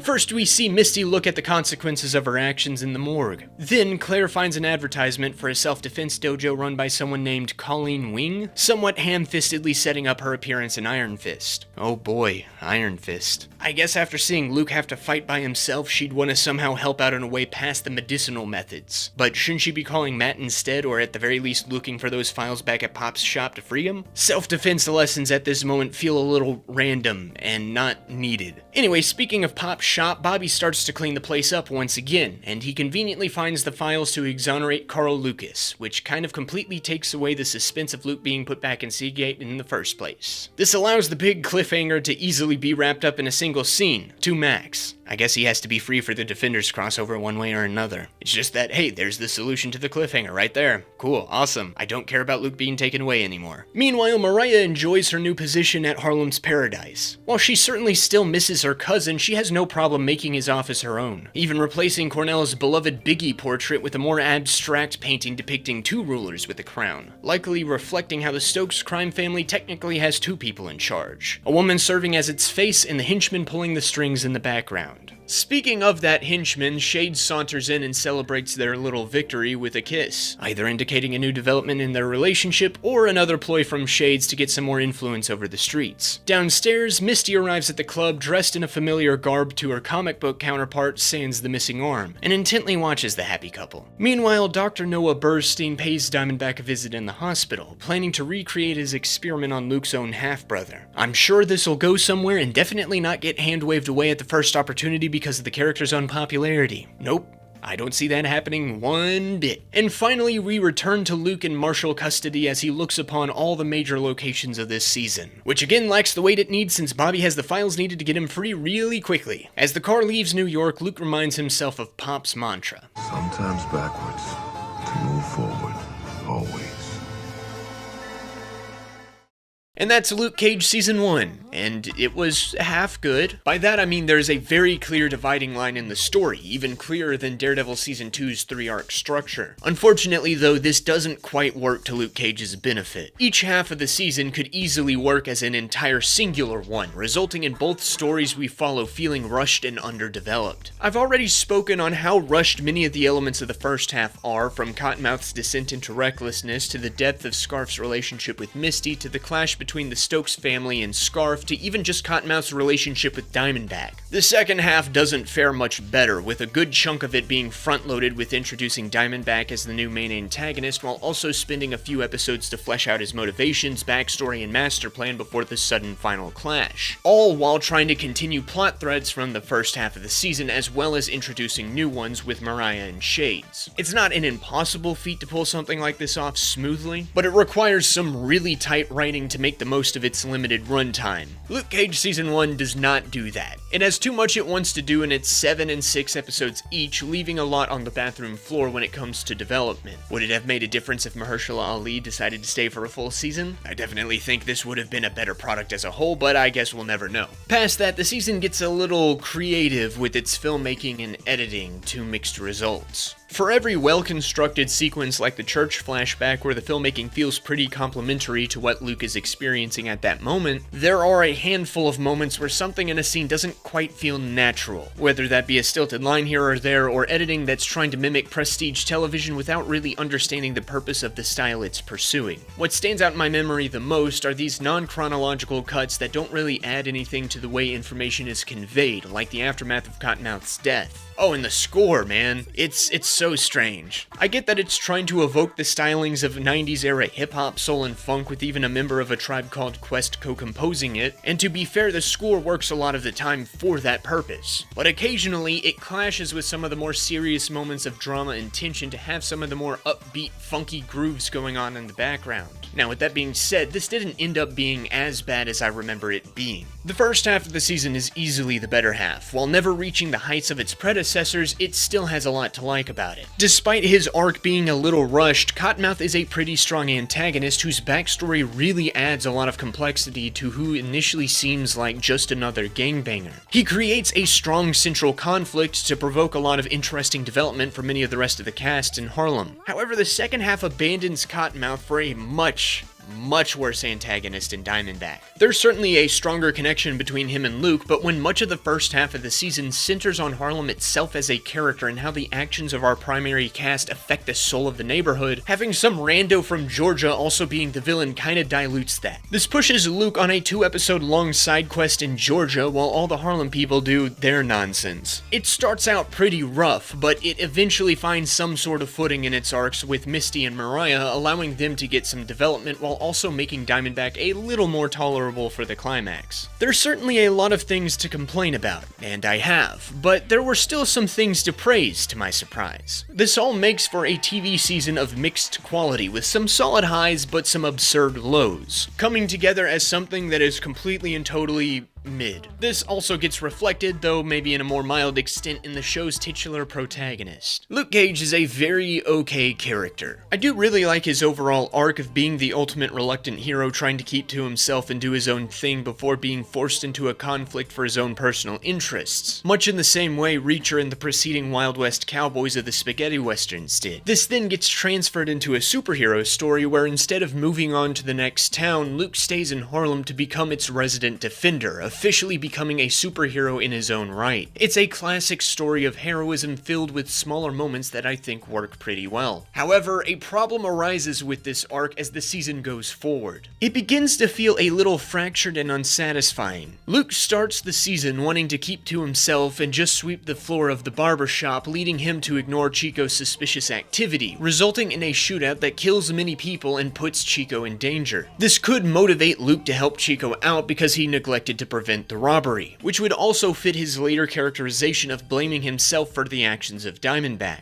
But no, he only agrees to find Chico's location as a favor to Pop. Once he's done with that, he's ready to go back to keeping to himself. That is, until Pop gets gunned down. Now, this provides a solid motivating drive for Luke to engage Cottonmouth for the rest of the season, despite him continuing to flirt with keeping to himself and running away, and would allow him to actually bloom as a hero. However, Mariah kills Cottonmouth prematurely, and then Diamondback shows up out of nowhere, shoots him and sends him on a side quest to Georgia before he really has time to react to Cottonmouth's death. This becomes a much more personal conflict for him to get involved in, and even then he considers stepping out. Thankfully, he doesn't, leading to a 3-episode stint where Luke is fully committed to the fight against Diamondback and helping the citizens of Harlem, ultimately becoming the neighborhood's hero. It's just that this feels a little unsatisfying since Diamondback is also an outsider. Heck, I bet most people here don't even know who he is. He's just some guy beating up on Luke. It's great for Luke's personal growth, but his victory lacks that oomph it needs to make him feel like the proper hero of Harlem. Now, if Cottonmouth was still around and Luke helps bring him down later in the finale, that would work. But no, he's dead. I guess this could signify that Luke is already ingrained into the community, fending it off from an outsider while Harlem rallies behind him, but he technically hasn't really done anything publicly to really earn that either. Plus, the neighborhood was completely against him only episodes ago and changed their minds because Method Man wrote a song about him. I guess Harlem is just fickle that way. Again, it all just feels a little oomphless. To be fair, I see the vision, gradually inching Luke more and more into accepting his role as a hero while not being afraid of his own past, as the reason he hides from the spotlight is because he's afraid that his own secret of being an escaped convict will get out, thus bringing about his own reincarceration. Over the course of the season, Luke has to learn to stop running from his past and do the right thing no matter his own personal risk, which he ends up doing in the end. The issue is he kind of decides to stop running when he confronts Zip and the gang in episode 1, which Pop acknowledges as his first step towards becoming a hero. Yet then he continues to step back from the fight the first chance he gets before being forced back in, even trying to run away at times like when Cottonmouth tried to blackmail him. It also doesn't help that the two main conflicts he's engaged in address two intertwined internal struggles that need to be resolved at the end of the season, yet the external conflicts are stagnated. Luke needs to become not just a community member of Harlem, but its hero, and Cottonmouth represents the resistance against him since he's an outsider, yet also terrorizes the community he effectively represents. However, he dies halfway through the season with that conflict just starting up. Sure, Mariah kinda takes over that role going forward for a couple of episodes, but even then, Luke becomes too preoccupied with Diamondback, leaving only the last 4 episodes to really deal with Luke's status in Harlem, which flip-flops incredibly quickly from Luke being a menace, to Luke being a martyr, to Luke being a hero. Not to mention that Mariah acts more like a Misty antagonist rather than a Luke one. And even then, the final fight is with Diamondback, a gun runner from out of town. The whole fight for the soul of Harlem thing doesn't quite have the impact it needs because of that. The conflict with Willis Stryker then addresses Luke's struggle with his own history. He faces his childhood best friend and half-brother who wants to kill him. The bulletproof bulwark spends much of the season running away from his past, while Diamondback pursues the grudges from his own. In that, they are both obsessed with the past and let present actions be dictated by it. So Luke has to learn to move forward while Diamondback gets consumed by his past. Though it is a bit lame that Luke accomplishes this in Georgia, completely removed from the fight with his brother. It's a necessary step for our protagonist to become the hero of Harlem, which is why I I think we need both main antagonists to be operating simultaneously throughout the whole season. If not to add weight to Luke's wishy-washy arc, then to at least explore their friendship further, which is only talked about and never shown. That being said, I do appreciate that the show gives Luke plenty of smaller moments of heroism throughout to make him a bit more likable. There's the fight with Zip and the gang at Genghis Khani's, protecting Lonnie during Tone's shoot-up of the barbershop, going out of his way to find Eddie's missing championship ring, saving Connie from her collapsed restaurant, etc., etc. It allows Luke to at least feel heroic while he's actively not trying to be, which is a good writing decision to alleviate some of the frustration I had with him. Oh, and the way the show uses his powers for comedy really clicks with me. One last thing to talk about when it comes to Luke Cage is his portrayal. So far, the Marvel Netflix shows have been really well cast. Daredevil particularly has the perfect people portraying its posse of personalities. From Charlie Cox playing the lead all the way down to Alex Morph as a one-off assassin. Everybody plays their part perfectly. Likewise, Jessica Jones manages to have a solid cast backing up a good chunk of its well-written characters. I try to praise these performances where it pertains, especially in highlighting the most iconic one of each season. That is weirdly a little harder, but a little easier to do in this show, because the cast is a little more uneven. Sure, you have the likes of Frank Whaley, Frankie Faison, and Mahershala Ali bringing their A-game, but then there are some more rocky showings from other cast members. And maybe it's just a problem with the direction in some of the episodes this season, since the usually great Rob Morgan felt a little stiff in a couple of his earlier scenes as Turk Barrett here.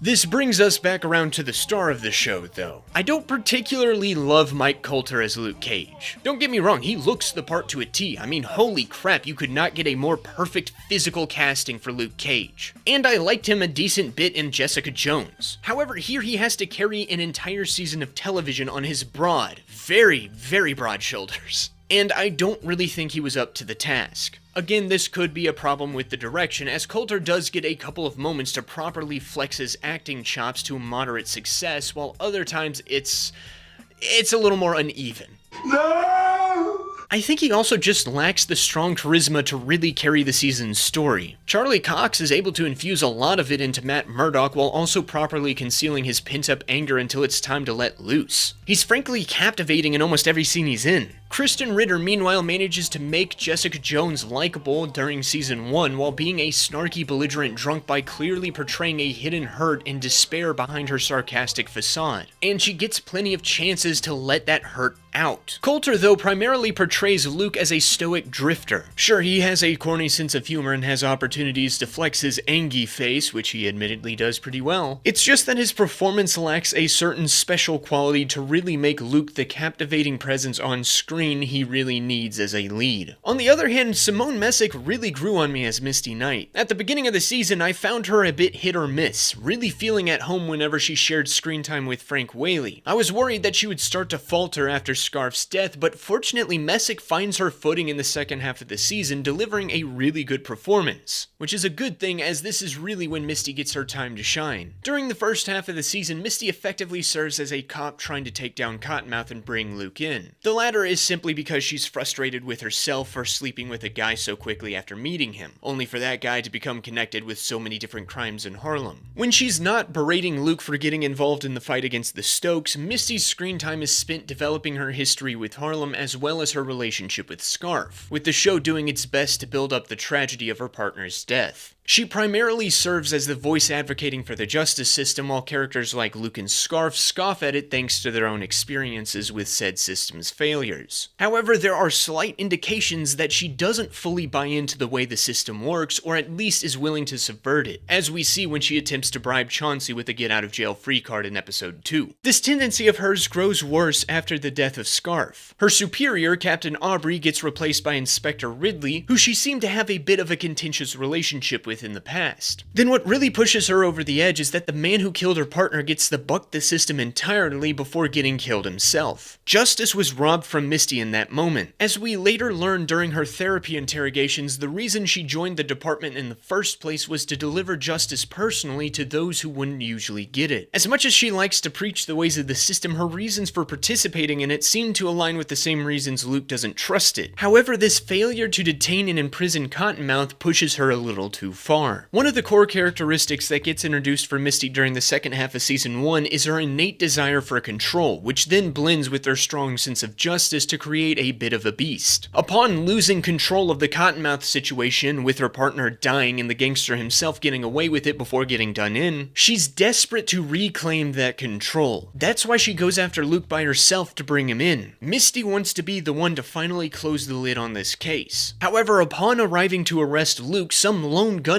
physically wrenches what little control she had left away, putting her in the ultimate state of helplessness. In her frustration at this loss of control, she outright attacks Claire in the interrogation room. You'd think this would be her rock bottom that would motivate her to change, especially after spending an entire episode in therapy identifying her issues, but no. Right after pledging to finally rein it in and play ball with Ridley, Misty goes back on her bullshit. She expressly ignores orders to track down Luke, instead obsessively trying to figure out Diamondback's identity. Then she once again goes rogue to bring in the guy herself, getting shot in the process. Once she recovers, she helps Luke escape custody before securing a witness behind Ridley's back. Unfortunately, thanks to her reckless behavior afterwards, that witness gets killed, snatching defeat from the jaws of victory at the end of the season. However, this works because Ridley is there at the crux of this arc to finally call her out on everything she's done wrong. Misty becomes a pretty interesting character by the end there, framing her as someone who preaches faith in the system of law while actively going outside of that system over and over again to achieve justice and regain the control she lost early on in the season. In response to the consequences of breaking the rules of the system, she decides to finally agree with Luke and declare that the system is broken. But it's Ridley who truly puts Misty in her place. It was her own actions that circumvented the system that allowed Mariah to get away with murder. Sure, at first it seems reasonable that Misty would do things her own way. Luke was making real change operating as a vigilante while the system allowed Cottonmouth to get away with murdering Scarf. On top of that, Ridley, who seems very intent on bringing Luke in while ignoring other clear suspects and was a sorer of Mariah Dillard,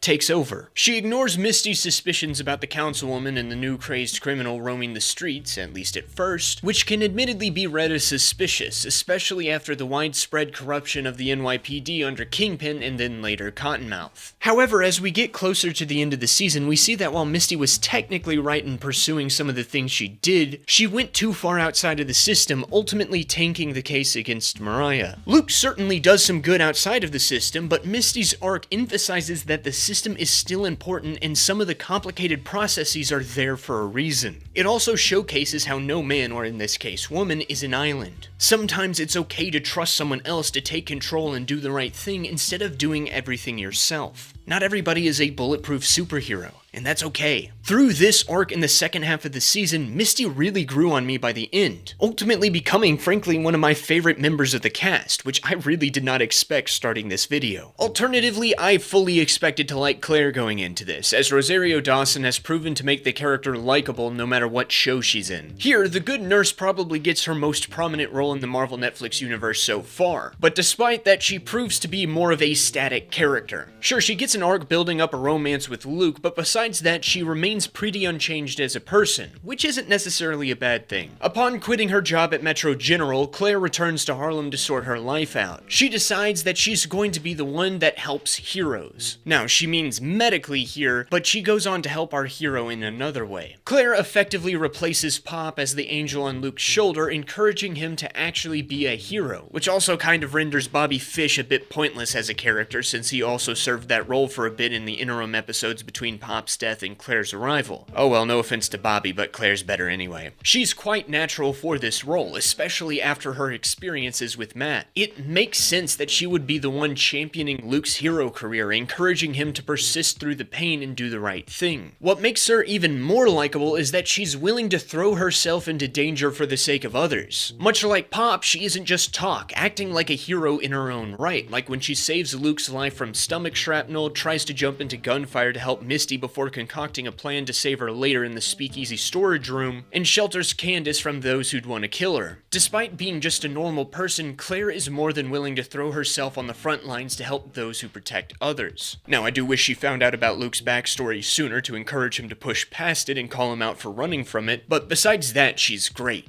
Claire is tough, resourceful, and smart with a little sass to go along with it, while always approaching things from a simple desire to be of aid. She may not have a super dynamic arc in the season, but Claire continues to be a constant welcome presence in these Marvel Netflix shows. Let's hope that continues with Iron Fist. On the villain side of things, we have Hernan Shades Alvarez, whose actual name we don't learn until the penultimate episode of this season, which should speak a little on how light on development he is. In the first half of the season, Shades primarily serves as the Stokes family babysitter, casually overseeing Cottonmouth behave more and more like an absolute lunatic. He seems pretty friendly with Cornell, actively trying to make decisions to take actions for his benefit, while also playing as one of the members of the old guard, trying to respect the old ways as the new guard ignores them. He also shows a good amount of respect for his boss Diamondback, treating him almost like a mentor. Of course, there's also the shared history with Luke that really doesn't play into a whole bunch outside of foreshadowing Diamondback's involvement in Carl Lucas's imprisonment, and only really raises questions as to why he doesn't recognize Luke until he does. As Cottonmouth starts to lose it more and more while also intruding on whatever Diamondback's plans were, unfortunately Shades is forced to turn against him, even going as far as to try to kill the gangster, though he's beaten to the punch. This is when Shades gains a little more prominence, first showing off just how intelligent he really is in his plan to frame Luke for Cottonmouth's murder, though it directly steps on the toes of what Diamondback is trying to achieve in that moment. This is the big discrepancy in Shades' character that pops up in the second half of the season. Because we need the conflict between him and Diamondback in the final 3 episodes, Shades immediately flips his characterization to be at constant odds against his boss, even explicitly working against him. In my opinion, it happens way too fast as yet another consequence of this season seemingly trying to cram 2 seasonal stories into one. But hey, at least he becomes a little more interesting here. Shades becomes a bit more of a schemer, making plans behind Diamondback's Diamondback, effectively grooming Mariah to replace him. They also become a couple in the end, which I'm gonna go out on a limb and say that there is zero romance going on with this. I don't buy it. If I had to guess, Shades is just in love with being in proximity to power, while Mariah is in love with having it. In a way, I guess Shades could be seen as a foil to Claire during this stretch of the show. While the nurse is an angel on Luke's shoulder encouraging him to give in to his heroic nature, Shades is effectively the devil on Mariah's shoulder encouraging her to give in to her villainous nature. Now, Claire does this because, well, she's a moral person who's seen the good vigilante heroes can do, but Shades doesn't get a proper reason for ultimately backing Mariah outside of the other choices being absolutely insane maniacs. There's one small explanation where he reflects on when Mama Mabel was in charge of Harlem and how the Stokes family name had power while the neighborhood itself had more order to it, but why would he care about Mariah reclaiming her family's power? Again, the best I can discern is that he likes being a king or queen maker, which grants him power, but he simply doesn't get enough development to really give us an insight into this. Now, to be fair, this seems to be entirely intentional to build Shades up as this master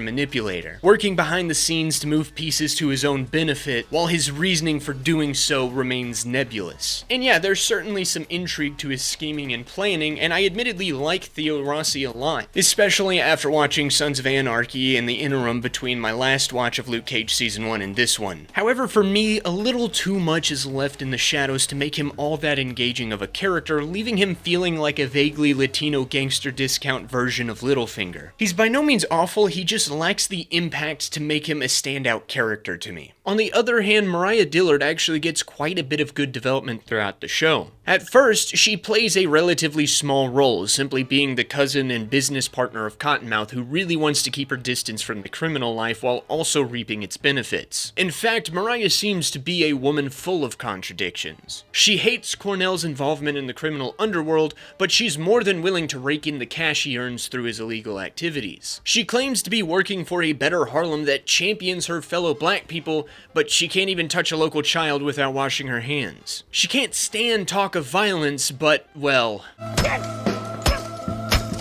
But this highlights the core of her character. She puts up a facade of being this pristine, kind-hearted champion of her people to hide her more violent nature, even from herself. Ironically, this is the complete opposite situation Cornell was in as a kind-hearted boy who puts up the facade of being a heartless, violent monster until he became one. She spends so much of this season denying who she is and her past, even hating aspects of it. She clearly loves Mama Mabel, especially for the protection against Pistol Pete, but there's also an awareness of the monster monster the woman was and how scarily similar Mariah is to her. It becomes an inverse of Luke's arc, with Mariah effectively becoming the ultimate reluctant villain. While it also certainly reflects the cyclical nature of the Hero of Harlem's arc, I think Mariah's is better executed. Part of the reason is that this arc starts a little later into the season, which condenses it down to a little over half its runtime. Plus, it's simply more dynamic. It helps that Mariah spends most of the first half of this season as a supporting character debating the values of what Cornell does with him. However, his deranged behavior causes her political career to implode, pushing her over the edge into murdering her own cousin. Despite that, she tries to convince herself that she isn't some thug, trying to revive her political career to continue this facade while also being proactive in covering up her crimes. She constantly says that she isn't a criminal, but the mask occasionally slips. Then she's forced to join Diamondback's gang and become his gun broker, which she is somehow able to do via convincing the populace to give their abusive police better weapons. Again, I have no idea how that jived with the people, but hey, it worked. After that, Diamondback finally goes too far for Shades, which pushes him to convince Mariah to join forces with Luke to take him down in a double bid to screw over the both. Once she's arrested and in that interrogation room, coming so close to being put away for good, she finally goes full bad guy, embracing her role as Harlem's villain, using the public image she's already built up as a tool to further her criminal activities. While Mariah is constantly denying and even hating her violent nature, actively resisting that side of her all season, the key to make her arc dynamic is that she's constantly proactive in the story's conflict, whether that's because she's forced to be by Diamondback or because that violent nature slips through from time to time, shocking even herself. It also helps that Alfre Woodard consistently delivers her A-game. Mariah is certainly one of the better characters this season and one of the few that I think have a complete arc that felt properly fleshed out. There were some undeniable hiccups. I still can't get over her little political rally, but she's a definite highlight of season 1. Speaking of highlights,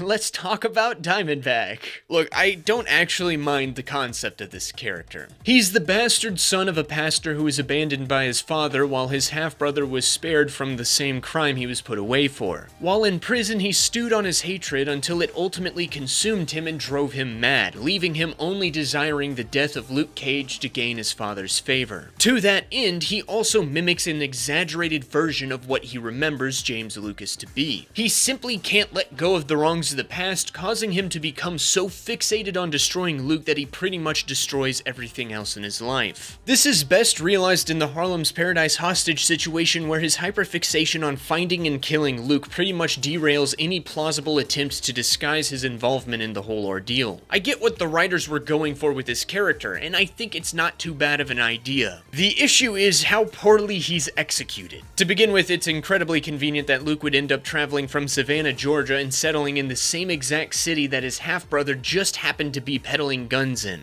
And then there's the weird decision of waiting until Cottonmouth is dead to properly introduce him. The first half of this season builds him up to be this cunning gangster who can and will take you down without you seeing it coming. Once Luke becomes a public figure and is recognized by Shades, Diamondback begins making plans for the Bulletproof Bulwark. I'm all for a proper build-up for an antagonist before he's introduced. The Marvel Netflix shows have had a pretty good track record with this exact thing with the likes of Wilson Fisk, Kilgrave, and Frank Castle. However, that doesn't quite work here. The second this man shows up, he is not at all what he's built up to be. Is he a master planner?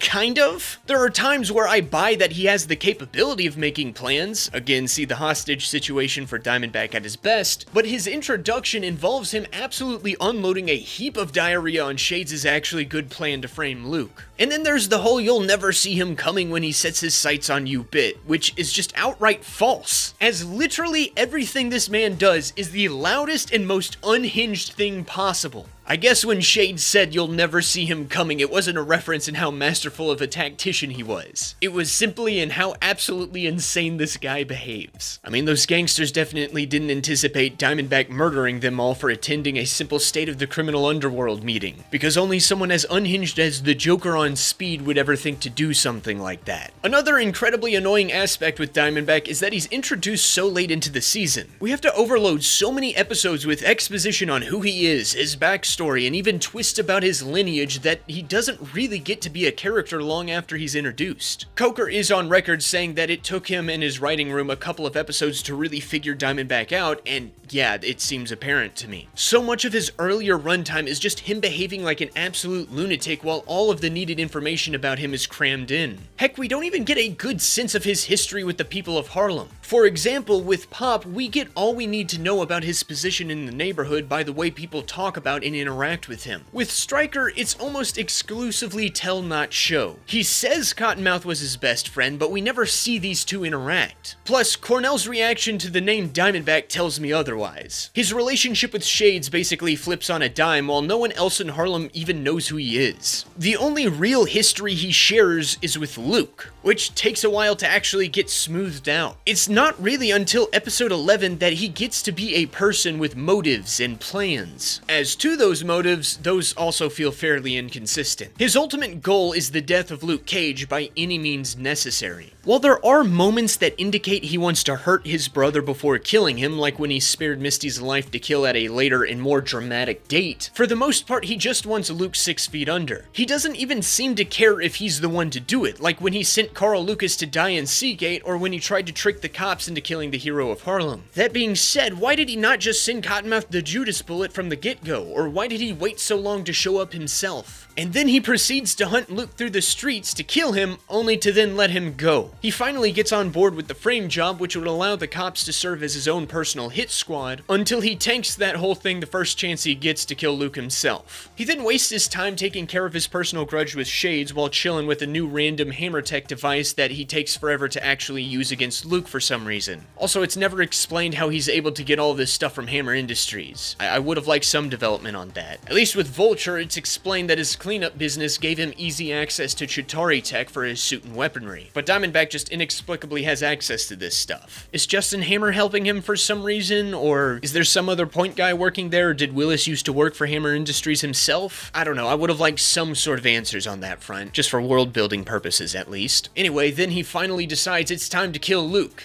and we all saw how that worked out for him. The point of all that was, his strong desire to kill Luke feels very selective at times. Willis Stryker is a very big goober villain who at his best has a promising concept and can be kind of intriguing at times, but mostly is at his worst as this absolute lunatic with cringe dialogue and nonsensical actions. Conceptually, I'd say he's better than Nobu, but Nobu also didn't make me want to punch my TV screen multiple times, and then I went through with it once. Well, at least we get to end things on a positive note, though that does come with a bit of an asterisk. That's pretty much status quo for this mixed bag of a season. The themes of Luke Cage's first season are actually pretty well developed and built up over its first half. Then, much like so many other elements, Cottonmouth's death and Diamondback's subsequent introduction derail everything, forcing the season to slowly rebuild by the end. Overall, though, the themes are fairly coherent for how rocky the show itself is. Luke Cage Season 1 explores the idea of legacy and the past, the one we leave behind, the ones we carry from previous generations,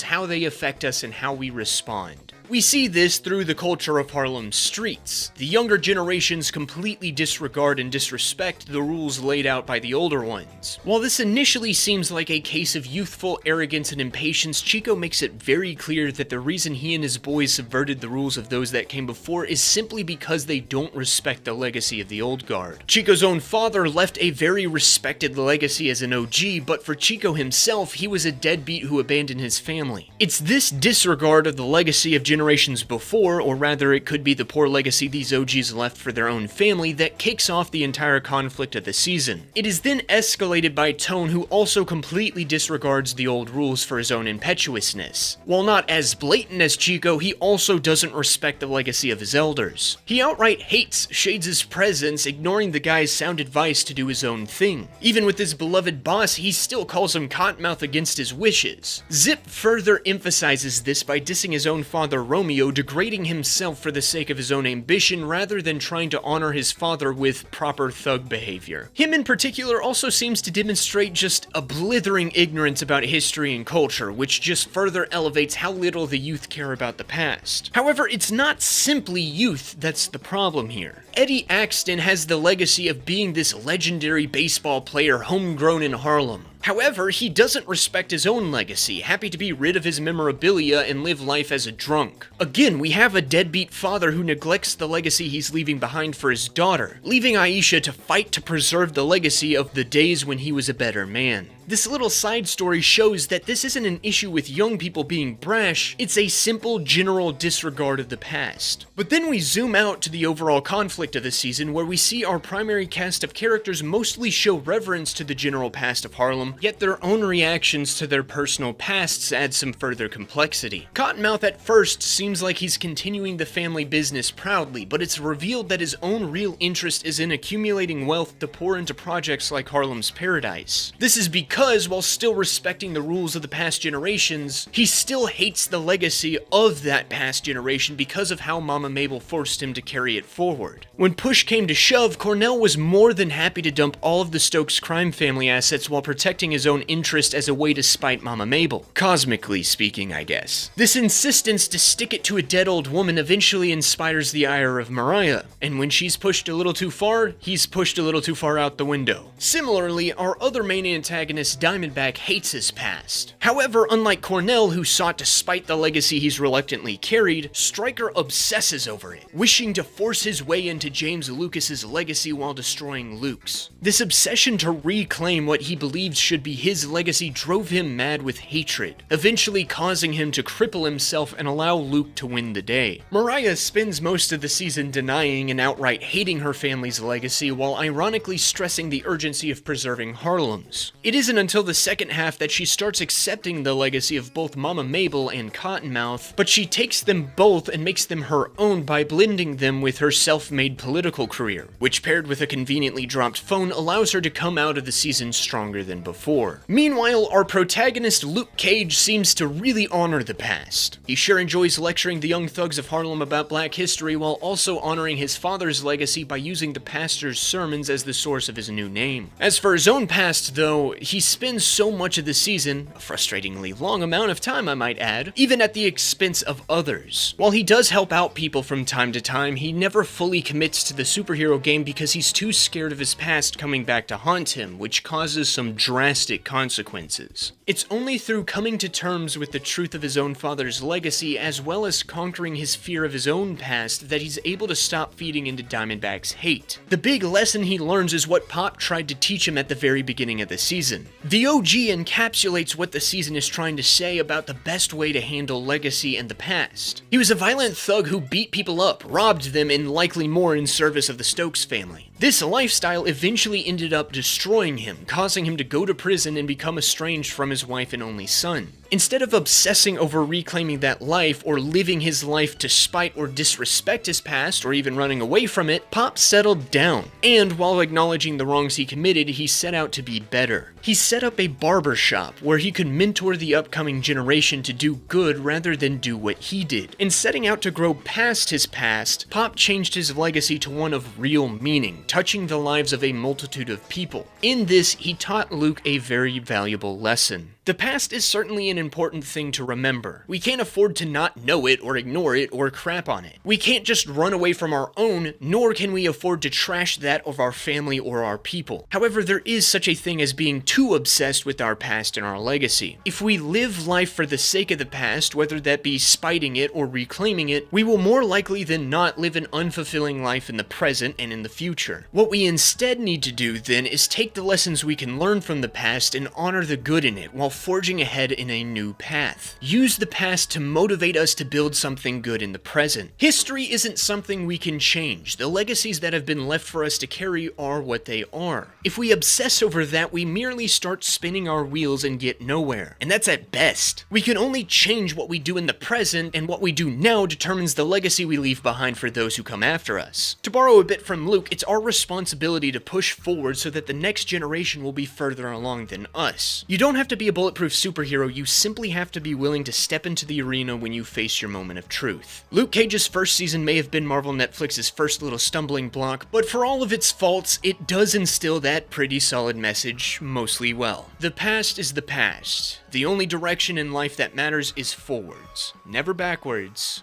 forwards always. And that's yet another Marvel Netflix retrospective review. recap, analysis, whatever you want to call these videos in the books. You know, I'm very surprised by how much I actually ended up enjoying about this season upon revisiting it, even though it does have its massive share of problems. And those massive problems is why it's finding itself at the bottom of the list of all the Marvel Netflix seasons I've covered so far. And also, yeah, I started keeping a list of these things, because I can't help it. It's like an addiction for me. Some people got crack, some people got cocaine, I got lists making. But with that being said, I appreciate your continued viewership of the videos. I hope you enjoyed them as much as I enjoy putting them together. Thank you for watching, stay blessed, and always remember, lemonade is a very popular drink, and it still is. Though I'm partial to orange juice. See you next time.